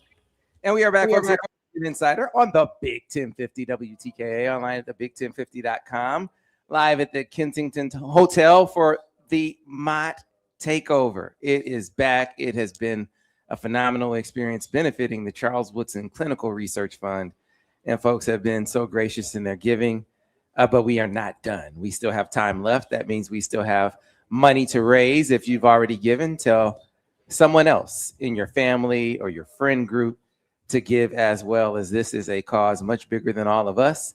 If you haven't given yet, whatever you can spare, $1, $5, $10, or if you want to jump in at the $1,000 level, you can have this helmet signed by Charles Woodson, Steve Hutchinson, Jake Long, and our guest in the next hour, Brian Greasy, basically a Mount Rushmore of Michigan football. And this is a real helmet. This helmet has been painted. It's not one of those. No, that's a legit helmet. That's legit. You can have yours for a $1,000 donation to this great cause.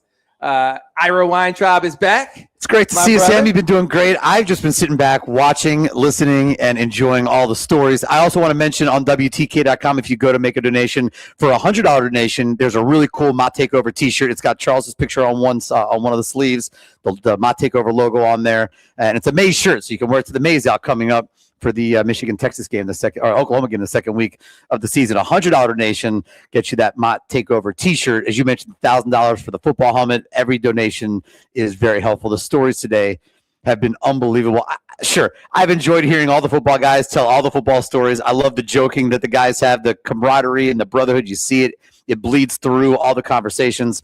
But the best conversations when you had Holland up here with Madison and Brian, the best conversations when Finley was up here earlier today, right? When you have, I know I'm missing at least one or two more, when you've had the patients and their families coming up and talking about their experiences about at CS Mott Children's Hospital, those stories just, you sit there and marvel because they're remarkable stories, what they've gone through and where they are.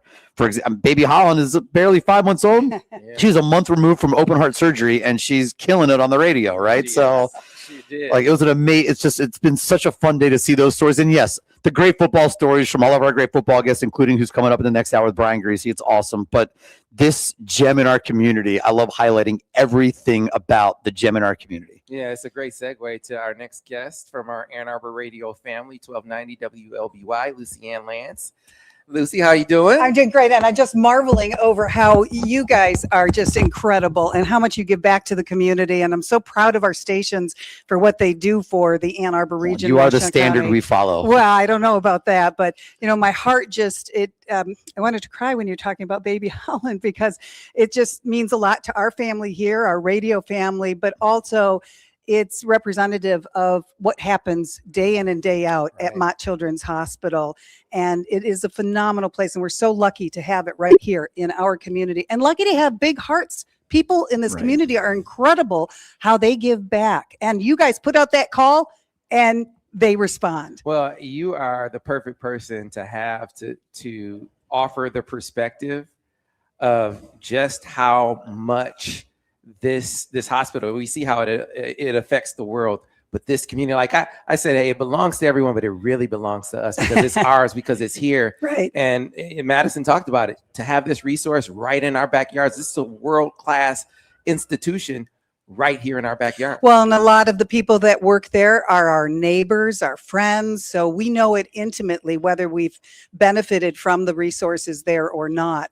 And the fact that the tentacles reach out around the world for people who come here for those services, it's very touching. It's very meaningful. And what you are doing today with the Big 1050 WTKA Sports means a lot to our community. Yeah, and you've seen the evolution of the involvement of the athletics programs. I mean, they've always, sort of nurtured and cultivated a sense of giving back. But to Mott specifically, that is what 30, 35 years or so in the making. And it has become a staple, not just in the program, but in the lives of these student athletes long after they leave Michigan. I know. Think about that. Think about how these athletes who we watch them on the fields in their respective sports, and we revel over what they do, but then they're unsung heroes because they will go in and volunteer and give back in so many ways that we don't always hear about or know about. Sure, there's the occasional photo or coverage of something, but that speaks volumes for this program here at the University of Michigan. Yeah, you also, Sam, I just want to mention, you had the amount of people that you've had up here today on this stage or on the phone that were maulers. Offensive linemen, defensive linemen, linebackers, guys that wanted to literally, figuratively kill people on a football field, right? These guys that wanted to hit things as hard as humanly possible. And this is the exact opposite of that. You see like the full spectrum of these people that we were talking to and why they're such good guys and why we've gotten to know them and have been involved in so many events over the years. Because I think about I'm thinking about Glenn Steele. His name was popped up in the last hour. I'm thinking about Glenn Steele and some of the things that he was doing on that 97 defense. And he's just a big teddy bear. Yeah. Right? Like in the grand scheme of things, no offense, sorry, Glenn, but he's just a big teddy bear, right? Like, and you see that side, and that's what these events, we always love seeing the other side of the athletes and here these the former athletes, but we get a chance to see what they're truly about because they're not really about pounding somebody 3 feet through the dirt. I mean, they might be for a 60-minute football game, but that's not what they truly are about. They're about a lot bigger things, and this is it. It's the whole person comes to life. Yeah, Lucy, I think you nailed it as we get to the top of the hour here, where you talk about the persistence of their passion. It'd be easy to do it just while they're athletes here, or even just for a few years after. But this is 20, 30 years after some of these guys have played, and they're still showing the same kind of passion they showed when they were here. Yeah, absolutely. And I think of guys that I went to school with back in the 80s, early 80s. And you went here in the 90s or 2000s. Come on now, Lucy Ann. Well, and how they're still giving back today. They have wonderful careers. Many of them are still here in town. And I know what they're doing. And I know how they do it quietly. And so that University of Michigan legacy is long and far. And we should admit, Charles doesn't do this because to put his name on it. He doesn't do this for the recognition. He does this, as he said earlier today, he does it because it matters, right? It just happens that his name is on it because that's how you generate more revenue and you generate more interest and eyeballs. But it's not why he does it.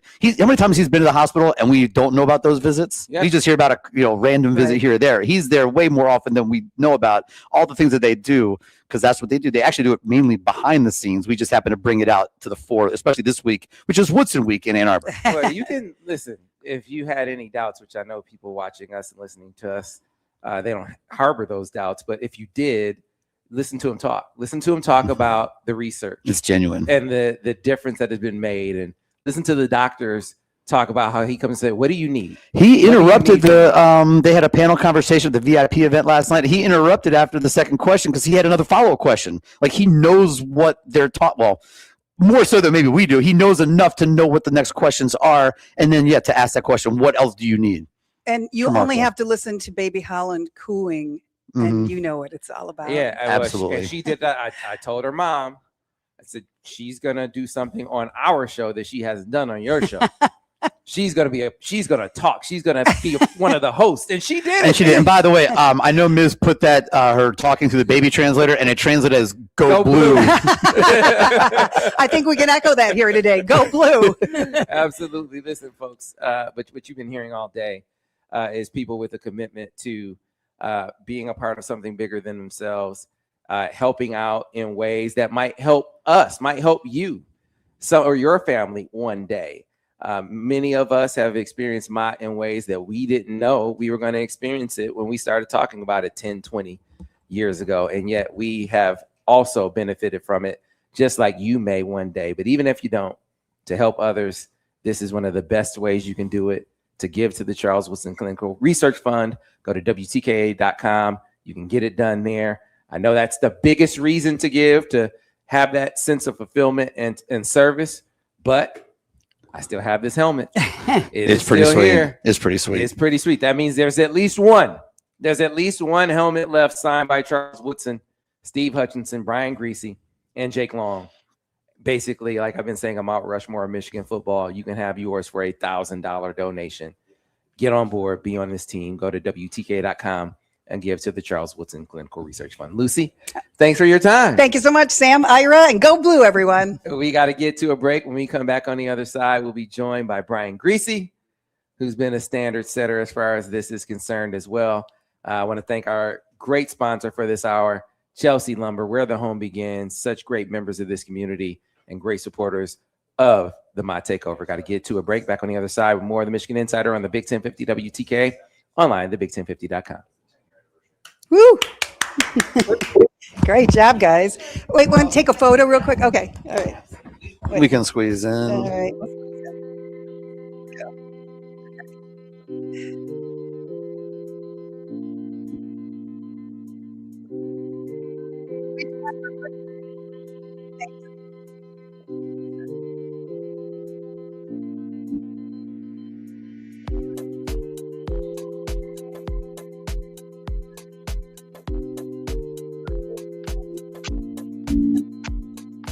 Thank you. Thanks, guys. Thanks for including me. It was fun. Thank you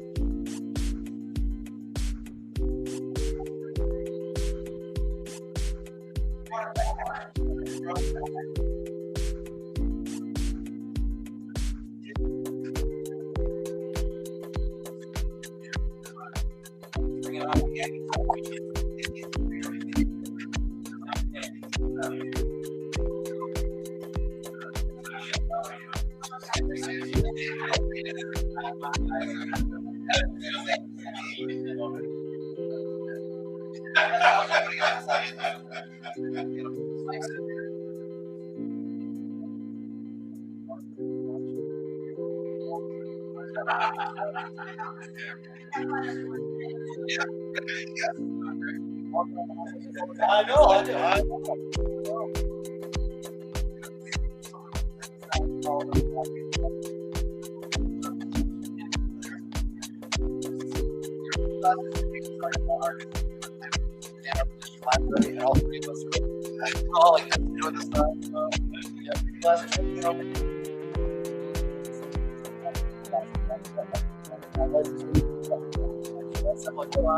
I can't see it.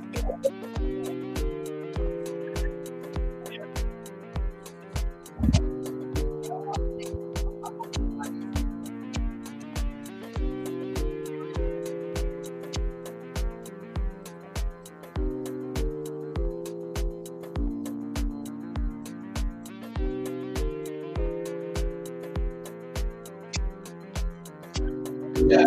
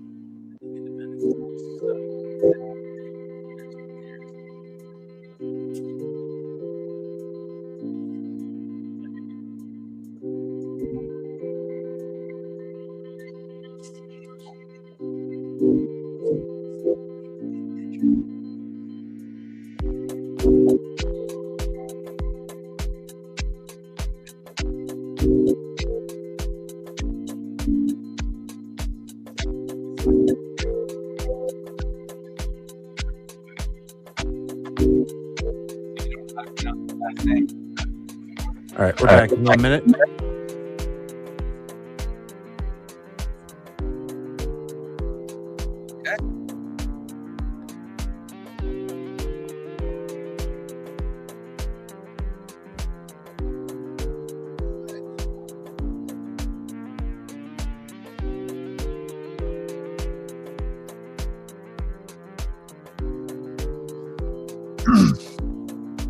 All right, coming back in about 10 seconds. And like I said, like I told Ira, we got Emily and Hudson Gazy on hold. Okay.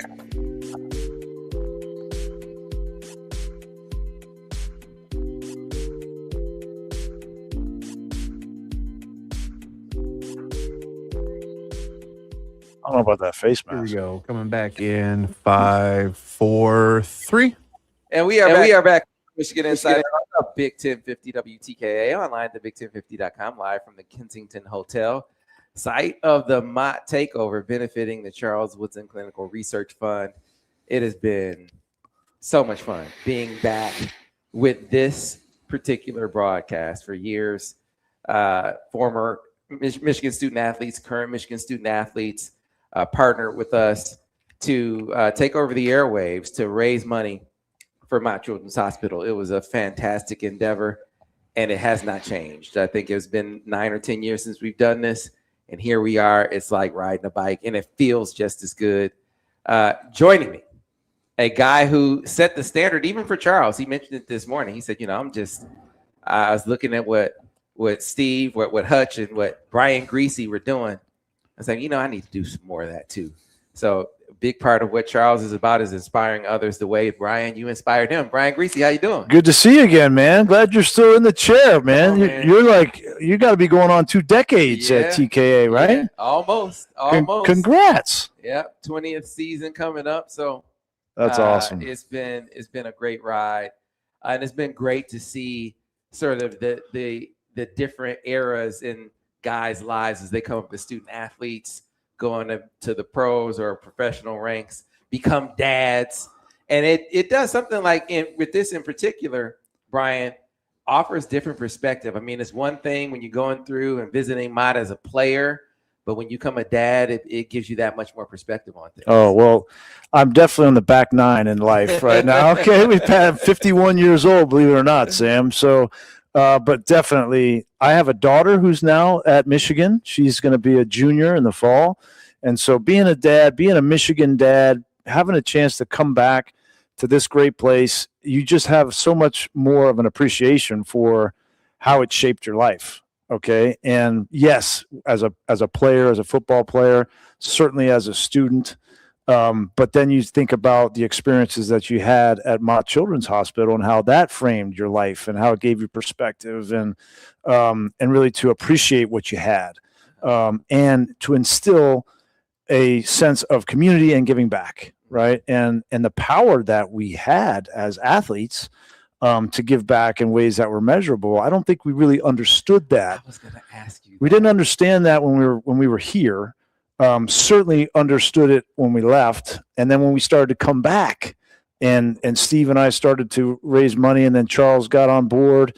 That's when it really, became a flywheel, and we could recruit others to come back and do the same. And it's been a wonderful 20 years. I think the first event we did was in 2007. So next year will be 20 years of doing this. So it dovetails with your career at TKA. It sure does. That's why you're like, how long have you been doing this? It's like as long as you guys have been doing it. And so as we bring another positive outcome, another family that has been really affected by Mott in a tangible way, like you talked about, Brian, there had to be a seed in you that made it be like, this is something that I want to take farther than you took it even as a student athlete, to come back and let's start something that could maybe be even bigger than we even imagined. What was it, that thing for you that made you say, let's do something bigger, guys? Well, I think it goes back to my relationship with my mom and what she instilled in me. She was a nurse and was the person that took care of everybody else. And she died when I was 12 years old. And I remember feeling like I was the only 12-year-old boy in the world that had just lost his mom. And I felt very alone. And I struggled through that time in my life. But when I got to a point where I had a platform to give back as a student athlete here, I knew that I wanted to give back in honor of my mom and to continue kind of what she represented. So that's how I got involved at Mott. And then when we graduated and came back, then it was, okay, there are so many relationships that we forged with individual patients at Mott and families that we need to pay it forward for them. And they inspired us. For me, it was Jane Uber, that was her name. And she had fallen off a horse and she was a paraplegic, and her spirit was amazing. And I remember how much she inspired me and wanted for me to have an opportunity to give back in honor of her. Like, it was an easy decision. And so that's why we have been so committed for so many years. And each one of us has a number of those relationships. Like with Charles, it's faith, right? So it's special, man. It really is. And we're just thankful to be able to come back and do our part. Well, you guys are helping have so many positive outcomes, whether it's research initiatives like I've been talking about or care outcomes. And joining us, we have another patient and a patient family with us on the phone. We have Hudson Gazy and mom Emily with us on the phone. Guys, how are you? I'm great. How are you? Doing outstanding. Okay, hello. Hey, so for our listeners and viewers especially, we are making it a point to give them examples, like real life examples of the impact of Mott. So can you share with us and share with them what your Mott journey has been? Yes, we definitely can. Mott has been an incredible place for our family to go through one of the hardest times of our lives. One very standout moment that I can really speak highly of is our old quarterback, Davis Warren. He has developed a relationship with my son that is something that we will never forget. We got connected when my son Hudson was first diagnosed. He was 5 years old, and he was diagnosed with acute lymphoblastic leukemia. And it was a pretty big shock for our whole family. And Davis reached out, and from the moment we met him, he was so generous. He also himself has gone through that journey. And he said something to my son Hudson that was so powerful. And it was, cancer will not define you. And I really think that that is the motto that has kept HUD from just pushing through and just being that. Davis was the beacon of light. So that was really something that Mott brought to our family. Yeah, one of the things I marvel at is all of the tremendous care that the doctors and nurses provide when it comes to whatever medical issue a patient is dealing with. What they do to treat the spirit, the attention that's given to that, the role that athletes play in that is just so huge, because that winds up being what shapes the experiences of the kids. I wonder if it was that way for Hudson. We had another young man on earlier. His dad said, "What do you remember about your time at Mott?" He said, "I remember I was playing video games." Right? He didn't remember. It wasn't about the cancer treatment for him. And I wonder if Hudson had an experience. Yeah, Hud, what do you remember? Playing Mario Kart. Playing Mario Kart, something similar. Yeah, I think that is special, that they can take care of the care part, and then they can take care of the mental part too. And that, I think that's one of the things that makes Mott so unique. Hey, Hudson, I heard you're coming to the party. Is that true? Yeah. All right, man. Can you help me out tonight? I need a little bit of help raising some money from the folks that come. So can you hang out with me a little bit tonight? And I can be Davis Warren, a second rate Davis Warren tonight. Okay. Tell him what you're wearing so that he can find you. What am I? Oh, I'm wearing a suit. What color suit? Blue, a light blue suit. So you'll be able to spot him real easy. Okay. Is there any maize in that suit by chance? His brother has some maize. It's light blue. Okay. So it's yeah. There's definitely there's actually. Oh, he has red hair. Yes. You know what? We might have some maize in our shoes. Okay. Yeah. So Hudson, I just met I've known Davis Warren, but he moved out to California. He's going to Stanford now. Did you know that? Yeah. Yeah, you don't seem very excited about that. Hud, tell him how you feel. I feel mad and sad. Yeah. Man, that's mad and sad, but it's good for Davis, right, Hud? Yeah. I played with him in college football. Oh, you did? Is he good on the college football game? Yeah, kind of. Oh, Did you beat him? Yeah, I beat him.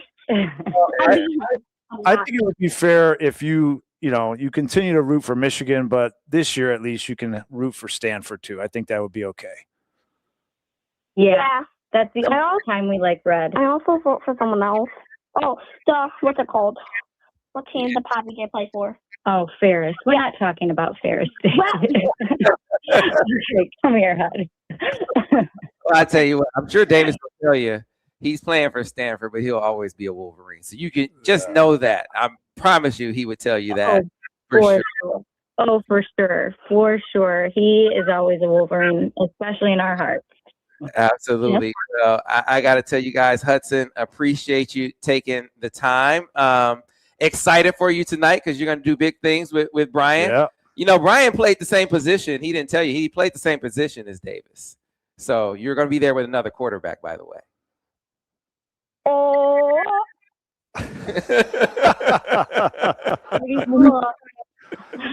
I might need some help balls tonight, Hudson. My arm's getting sore. I'm old, so I might need your help. Yeah, so be ready. Get that arm loosened up so you can be ready tonight. All right? Oh, yeah. Okay. Look forward to seeing you guys tonight. All right. Thanks a Look lot. forward to seeing you too. Thank you. Have such a great day. Bye-bye. All right, guys. Bye. Hudson and Emily Gazy. Appreciate you guys joining us. And that's what it's all about, Brian. I mean, that's a real life difference that was made. Yep.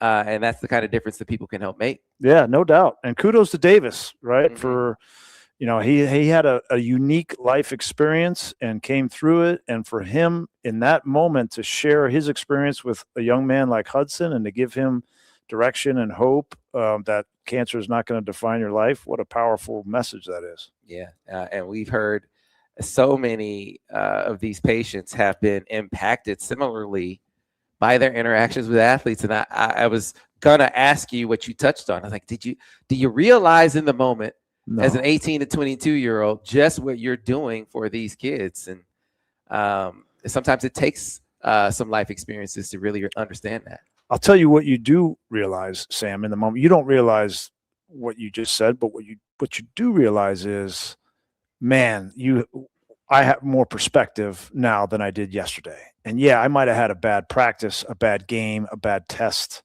but in the grand scheme of things, like, it's not that big a deal. Don't take yourself too seriously. Okay.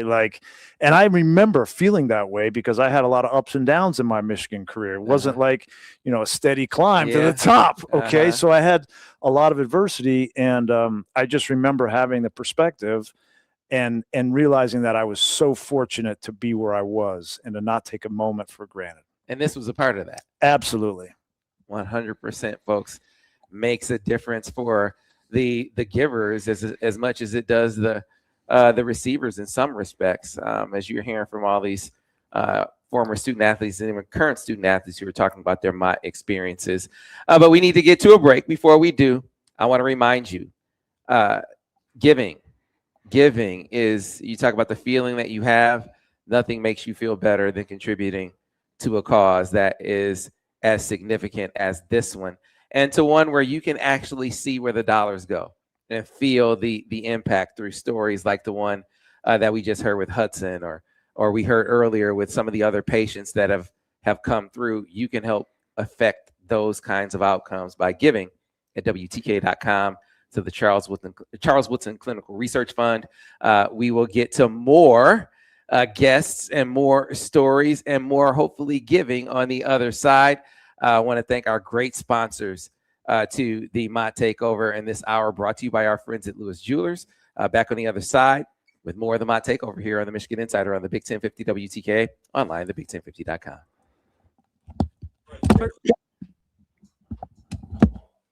Guy on the stream said, why does Brian always look like he can still play?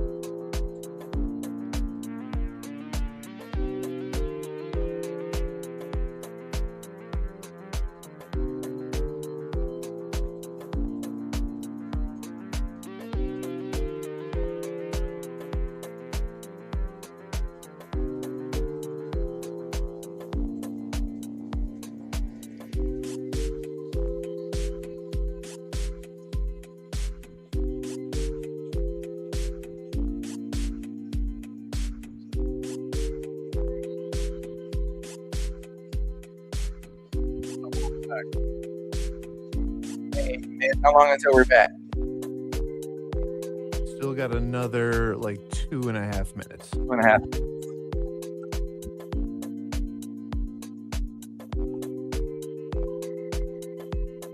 So Lou Laris.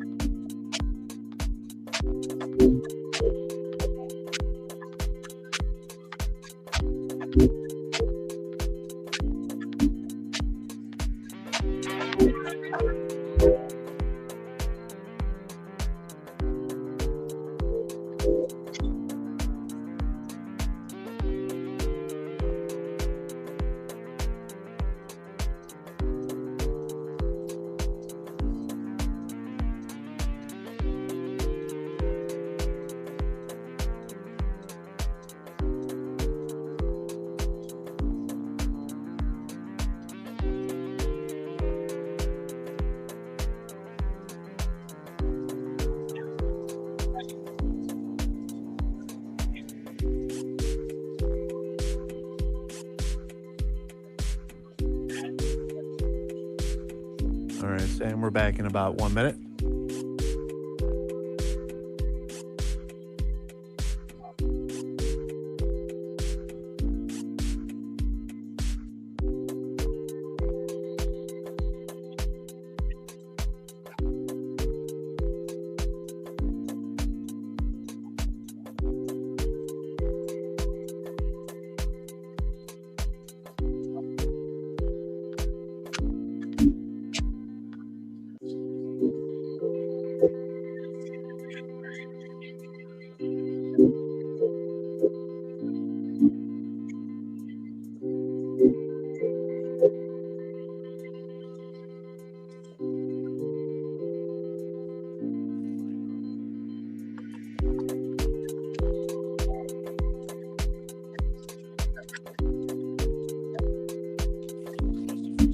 All right, Sam, coming back here in about 10 seconds.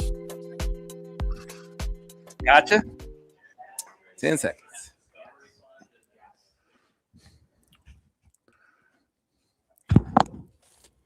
And we're back in 5, 4, 3. And we are back, folks, here at Michigan Insider on the Big 1050 WTKA, online at thebig1050.com, live from the Kensington Hotel site of the MOTT Takeover, benefiting the Charles Woodson Clinical Research Fund. You guys are doing such a great job showing your support to the Clinical Research Fund with your giving. Now it's time for the home stretch, the final stretch of the takeover. And this is when we should do our best work, right? So if you've given already, get someone else on board to give as well. If you haven't given yet, please do now, as every dollar is welcome and appreciated. You can do so by going to WTKA.com. Brian Greasy is back with us, who Charles credited with sort of inspiring him to get more involved when you and Hutch started your golf outing. Was it, like you said, 20 years ago? Yeah. Right. And that was like the seed that you talk about, the seed that was planted for you. You were the seed that was planted for other people. Well, I think the seed for Charles was the visits on Thursday night at Mott. It wasn't Well, our maybe you golf were the tournament. water. Maybe you were the water on the seed. The seed was planted long before. We just gave him a structure to get involved in a more meaningful way. Yeah. So have you guys, and Rob asked this question, have you guys ever gotten together and sort of added up a tally from the golf outing that you and Hutch started all the way through what Charles has been doing? How much money you guys have raised? No, we haven't. I'm sure those numbers exist, and that would be a good research project for next year. Yeah, man. You know, but Gene, okay, Gene's volunteered. It's on record. Gene Skidmore's going to do it. Yeah, it's a phenomenal sum. Some have made so much difference in the lives of the kids and the families that have come through Mount Children's Hospital. It's a testament to you guys and to all of your teammates who have come on board, to all the Michigan family members who have come on board, like Big Ed Moransky, who joins us now. How you doing? I'm doing great. Thanks for having me here. Yeah, so I'm not surprised that Michigan guys, just when Michigan puts the call out, they come back. And yet it is still something to highlight that it's not unique to an era. It is part of the fabric of, if you come through Michigan, this is what you do. And it's no different with you, Ed. Yeah, and I think it's, from all of our leaders, whether it was Lloyd Carr, Coach Schembeckler, all the way up through Coach Whittingham, it's giving back to the community. And I remember when Bo, a lot of people would ask him, what do you think? How am I going to do? He said, I'll see you, in 20 years. What kind of father are you? What kind of husband are you going to be? And, that's how good you're going to be. So, from our standpoint, we learned early. Mott's been around for a long time. It was, it opened its doors kind of when Bo Schembeckler came here back in the late 60s, 69 or 70. And we used to do the same thing. Bo would take the time to go over there. And, it taught us at an early age.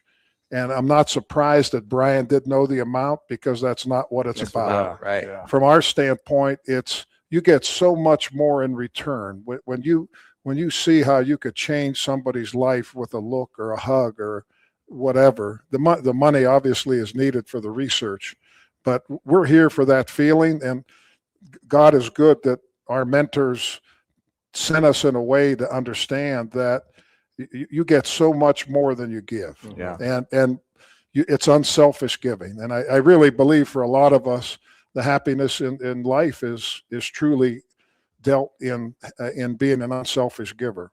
And that, you know, especially with the families and the little ones that need it at MOTT's, and, you know, we have Akron Children's Hospital back home in Youngstown.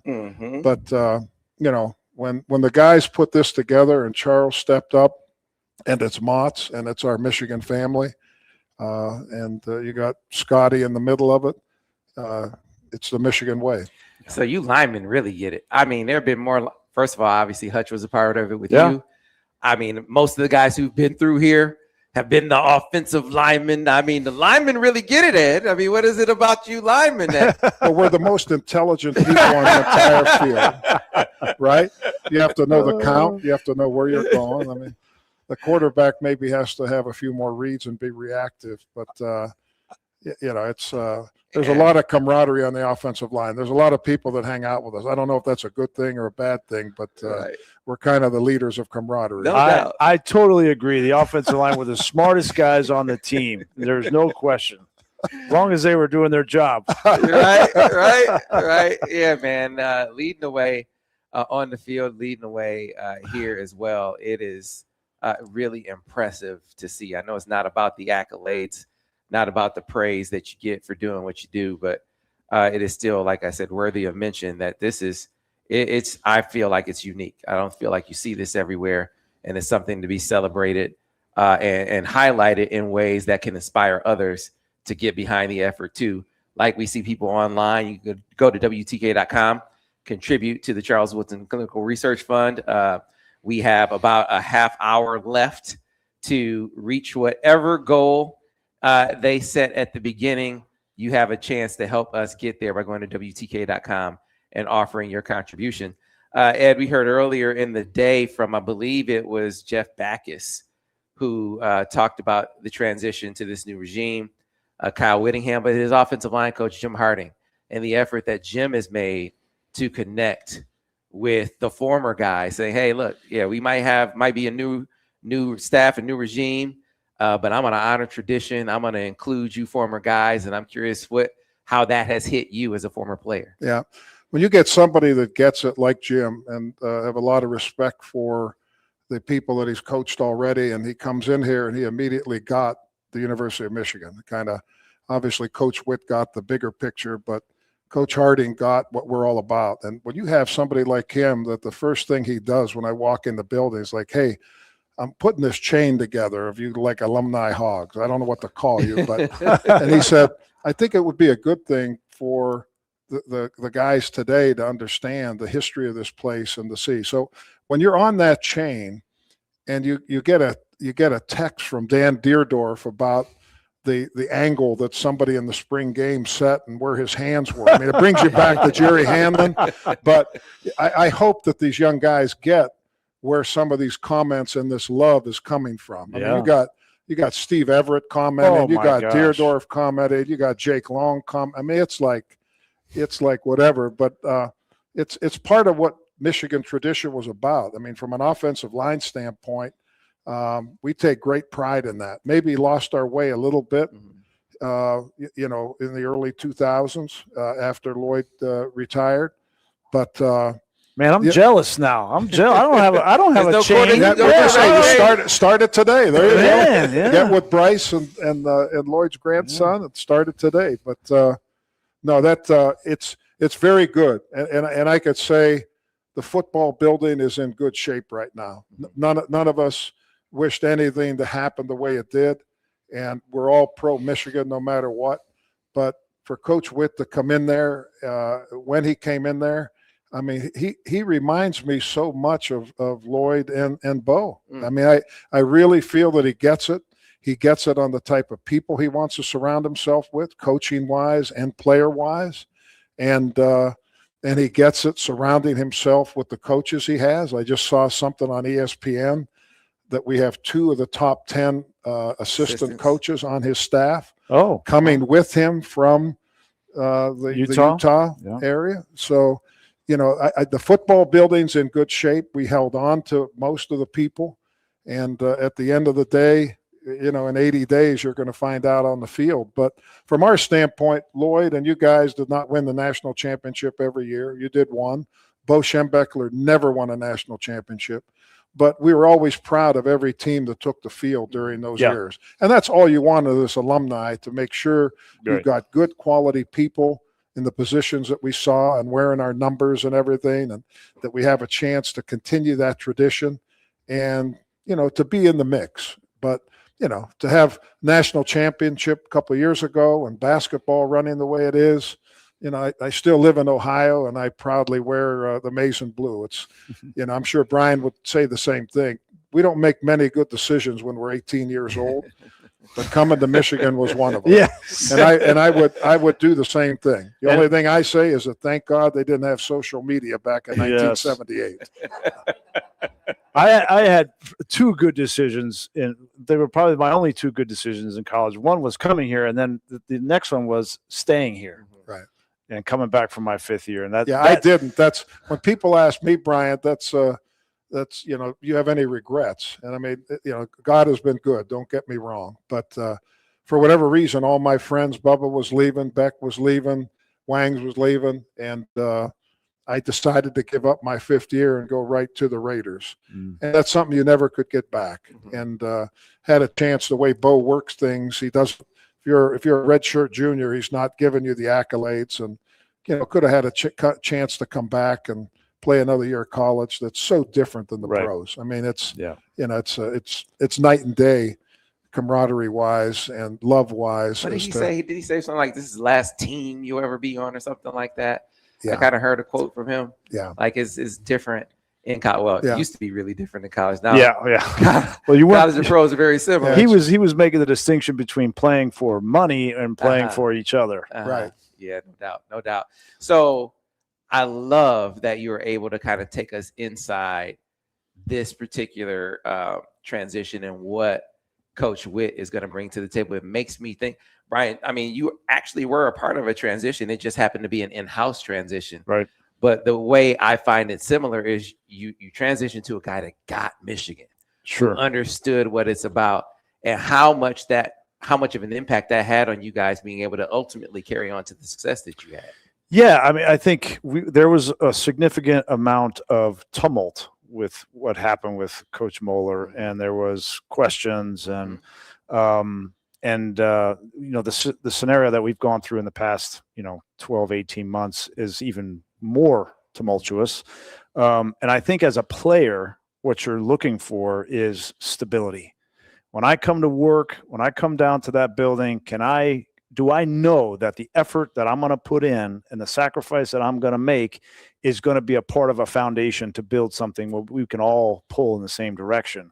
And that's a non-negotiable to success. And I think what Coach Whittingham has brought is stability and an understanding, a lot of experience as to how to develop a culture of a team. There's a lot of shared values between what Michigan represents and what Coach Whittingham has represented throughout 100%. His career. And so there's always going to be some differences, and I think he's learning that.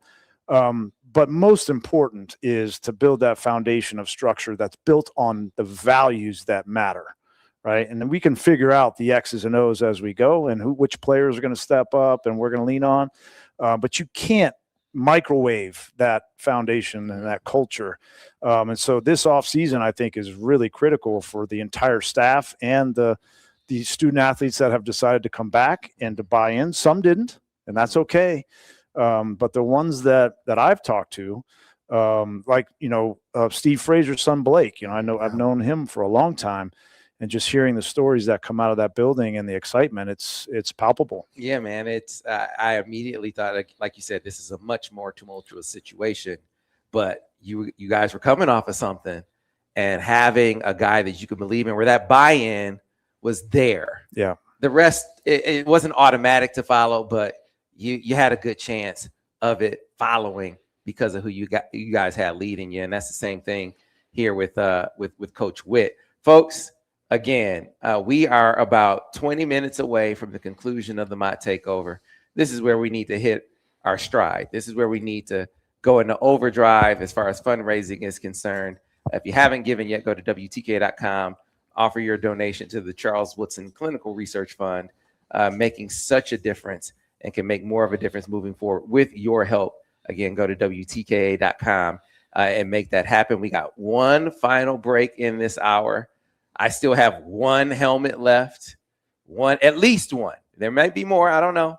But this helmet signed by Brian, signed by Charles Woodson, Jake Long, and they promise Steve Hutchinson is going to sign it as well. So a Mount Rushmore of Michigan football, you could have your signed Michigan helmet for $1,000 donation.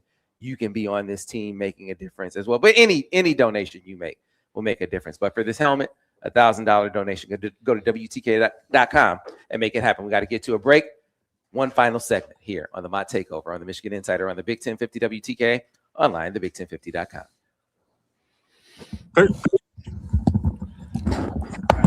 Gabe, come on up. We're recording the last segment.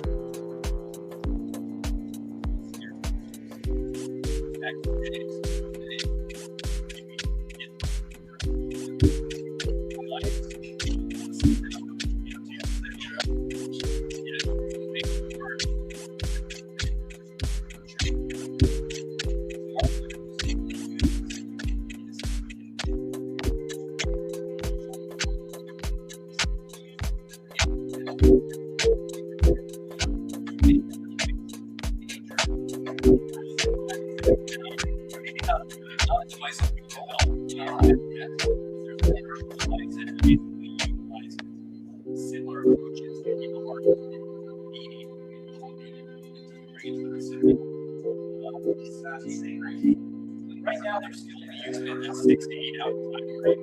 If you're not believing this is long term, that's what happens. We've had hard 70 fixed with it.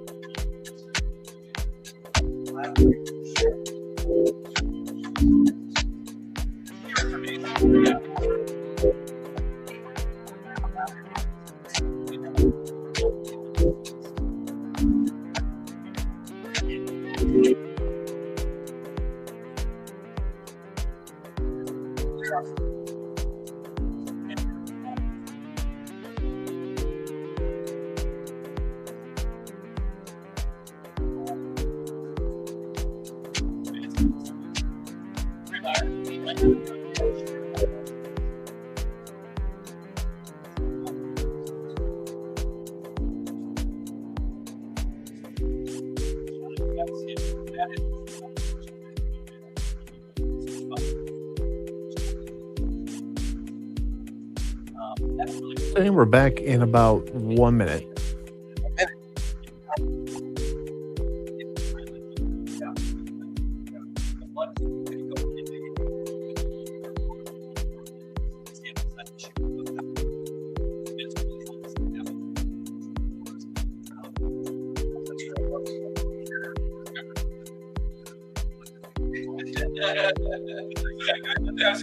Yeah, do it all Do it all again on the record. Yeah, I got you. Give the damn direction over here. Hey man, it's a great build up. Great background.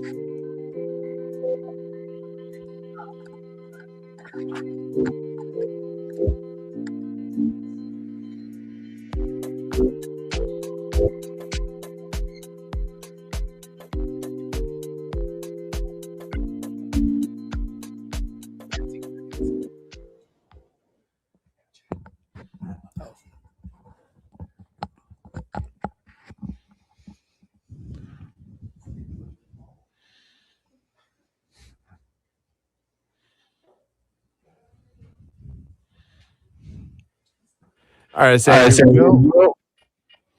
As usual, take it to the top, and we close out and take it back in 5, 4, 3. And we are back, folks, here on the Michigan Insider on the Big 1050 WTKA, online at the big1050.com. MOTT TAKEOVer, back on these airwaves. It is a special day, a special moment. Love the impact and love the opportunity to impact Mott Children's Hospital in a very positive way through the Charles Woodson Clinical Research Fund. You can do the same by going to WTKA.com and making your donation. It really makes a difference. And one of the ways I've been trying to prove that to you all morning is that bringing on patients, but also bringing on the doctors who have achieved great research initiatives through the help and assistance from the Charles Woodson Clinical Research Fund. Of course, rejoining me, Brian Greasy. Brian, welcome back. Good to be with you. Big Ed Moransky back with us as well. I didn't even mention I got a shout out on T. Annie's as well. I mean, I was sort of expecting. They kind of told me you might. It's on its way. Okay, I was about to say, hey, just kind of throwing it out there. He's so high maintenance. I just thought, and then something. of course, I've been saying all morning. I mean, the work that the doctors and nurses do over at Mott is world class. It is unbelievable. Many of us have been impacted, but we need to make sure more are impacted. And joining us to talk about the difference that many of you have helped make through your donations, Dr. Gabe Owens joins us now. Thank you for having me. Hi, how you doing this afternoon? I'm doing great. Thanks a lot for joining us. And so I've been asking the doctors to come on to give us sort of real, tangible examples of how the dollars from the Charles Woodson Clinical Research Fund have helped them in their research endeavors. You happen to be one of the first to have benefited from it. So can you share your experience with the listeners? Yeah, absolutely. My clinical background is a pediatric cardiologist, so I'm taking care of kids with heart problems. And I also have a very strong, research background and research interest. Doing research costs money. It does. If you really want to make a difference in children's lives, if you want to advance technology, advance the field, we need money to do experiments. We need money to do clinical trials. And we just need support so we can really chase down our passions. And then you need to gather enough data to get enough money to make big splashes. The problem is that the funding organizations want a lot of data, right? The big national funding organizations, they want you to basically prove that you can do what you're going to do before you do it. And it makes it really challenging to have those out of the box ideas or those really creative opportunities to change the mold, to do something different. And so when I think back, I guess it must have been back in the 2009, 2010 range, I was doing some research in the ECMO lab, which is basically a heart-lung bypass life support system that was invented here at Michigan by Dr. Bob Bartlett, who unfortunately passed away just relatively recently. But we were doing a lot of investigations in that laboratory, and we were at an innovation summit at a competitor hotel here in Ann Arbor, not this one that we're at right now. But we had a lunch break, and we were three of us, Martin Box, Bob Bartlett, and myself, were having some coffee and some snacks. And this is right after Charles had made the big contribution to Mott. And the Department of Pediatrics basically put out a call, said, bring us your innovative ideas. Bring us your ideas for discovery. And so we were out there sitting, having some coffee, having some snacks, thinking about what could we do that's sort of crazy, right? What can we do that would really change the direction of research and change the direction of some clinical medicine? And so we began thinking about all the great work we do in congenital heart disease. You know, we're able to do lots of crazy surgeries, help lots of infants, lots of children that have heart problems. But sometimes we get stuck, and sometimes these kids need heart transplants. And unfortunately, hearts are not that available for kids, which is a good thing, right? You don't want a lot of hearts becoming available for kids that need them.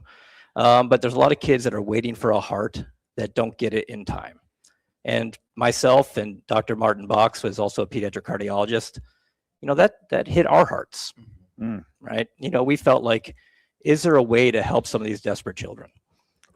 So we began thinking about different ways to make more hearts available. And we thought about using some of the technology we use clinically in the research lab to find a new way, an innovative way to store and preserve hearts so that more hearts could be available for some desperate children. And so we had a crazy proposal. We had no data. We had no evidence that we could be successful, but we sent the proposal into pediatrics, into the Charles Woodson Clinical Research Fund. And we said, help us make a difference, right? Give us some capital. Seed money, right? Seed money, Yeah. pilot money. Is there a way you can launch us into a route of investigation so that we can be successful, apply for future monies down the road, and really make a difference? And that's where my involvement with the foundation began. We were lucky enough to get funded in those early rounds. And it launched a research path, which is still super active today, has really changed the paradigm of what we do in heart transplant even today. And we successfully, years after years, have gained money from other donors. Yeah. And then eventually we're just completing our most recent 5-year multi-million-dollar NIH grant for our research, and we're renewing that as we speak. That's awesome. So, you went from a seed money, pilot money for an out-of-the-box idea to what we call our Heart in a Box research project. And now it's a multi-million-dollar research path that's really hopefully will change lives in the future. Sam, this is the power of this research fund, right? It is seed money. You think about it like a venture capital, right? And the way that we're going to change measurably, move the needle on some of these issues around children's health, and what Doc is doing specifically. Put yourself in the shoes of a parent of a child that needs a heart. And you know that if you get a heart, it's going to save your kid's life. If you don't, that child's going to die. I mean, that is as concrete as it can get. And for this seed money and the venture portion of this to go towards that kind of a situation, I mean, that's the power of it. And getting these docs and this research to that second point where they can raise money from others because that seed money has been effective. That's so powerful, and why this is such a passion for all of us.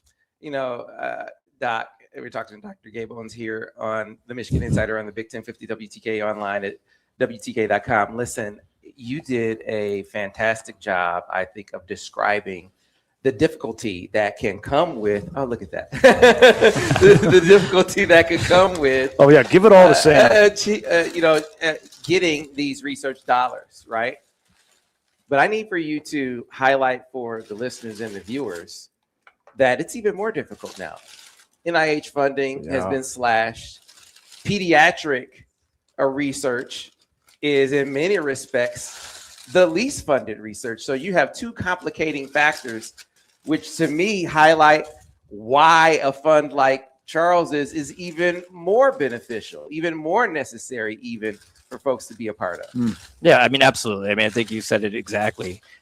Back then, it was challenging, and now with the new environment or the financial situation we're in across federally funded universities, it's challenging. And pediatrics, I mean, I went into pediatrics. I love kids. I love prolonging life, but there's not a lot of money in it from big pharma, from device development, and from federally funded or other organizations. Even some of our big specialty organizations, you go to a conference, it's 95% adult.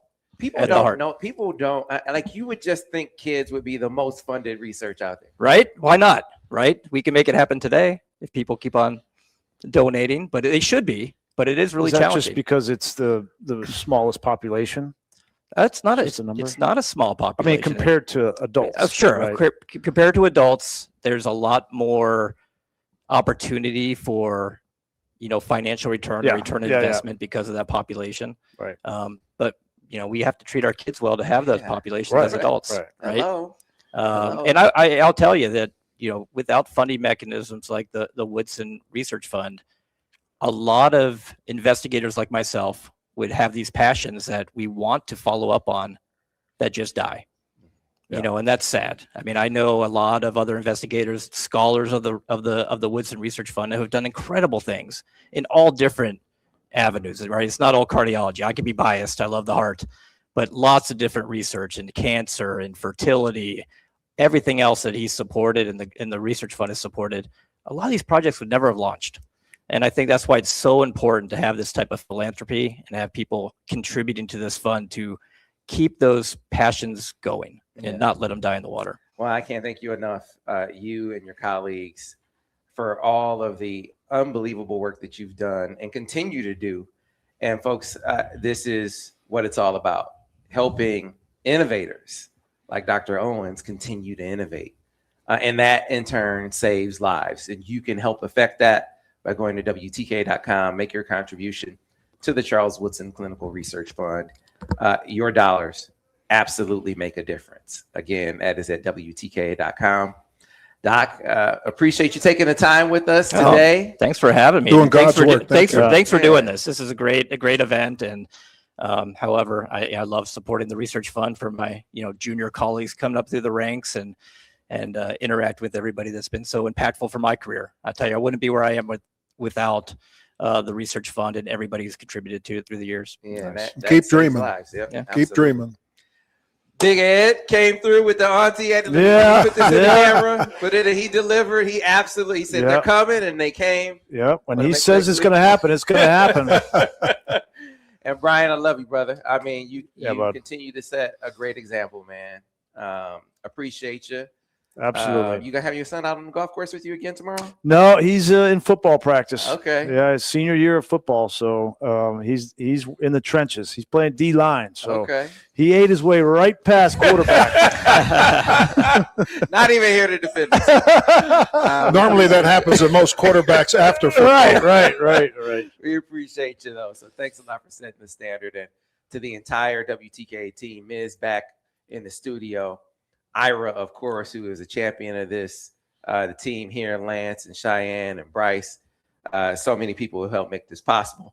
Of course, the crew over at the hospital, Gene Skidmore, that's my guy from back in Michigan football days, and Charles's entire team, Scotty and Kristen and Maya, everyone has helped make this day be a very special day. And it's not over. The MOTT TakeOver overtime comes up now as Jamie Morris from 3 to 6 on the M Zone, followed by Sports Wrap live from Event on Main from 6 until 7. You have more MOTT TakeOver, more opportunity to give. Thanks for your time and for your dollars.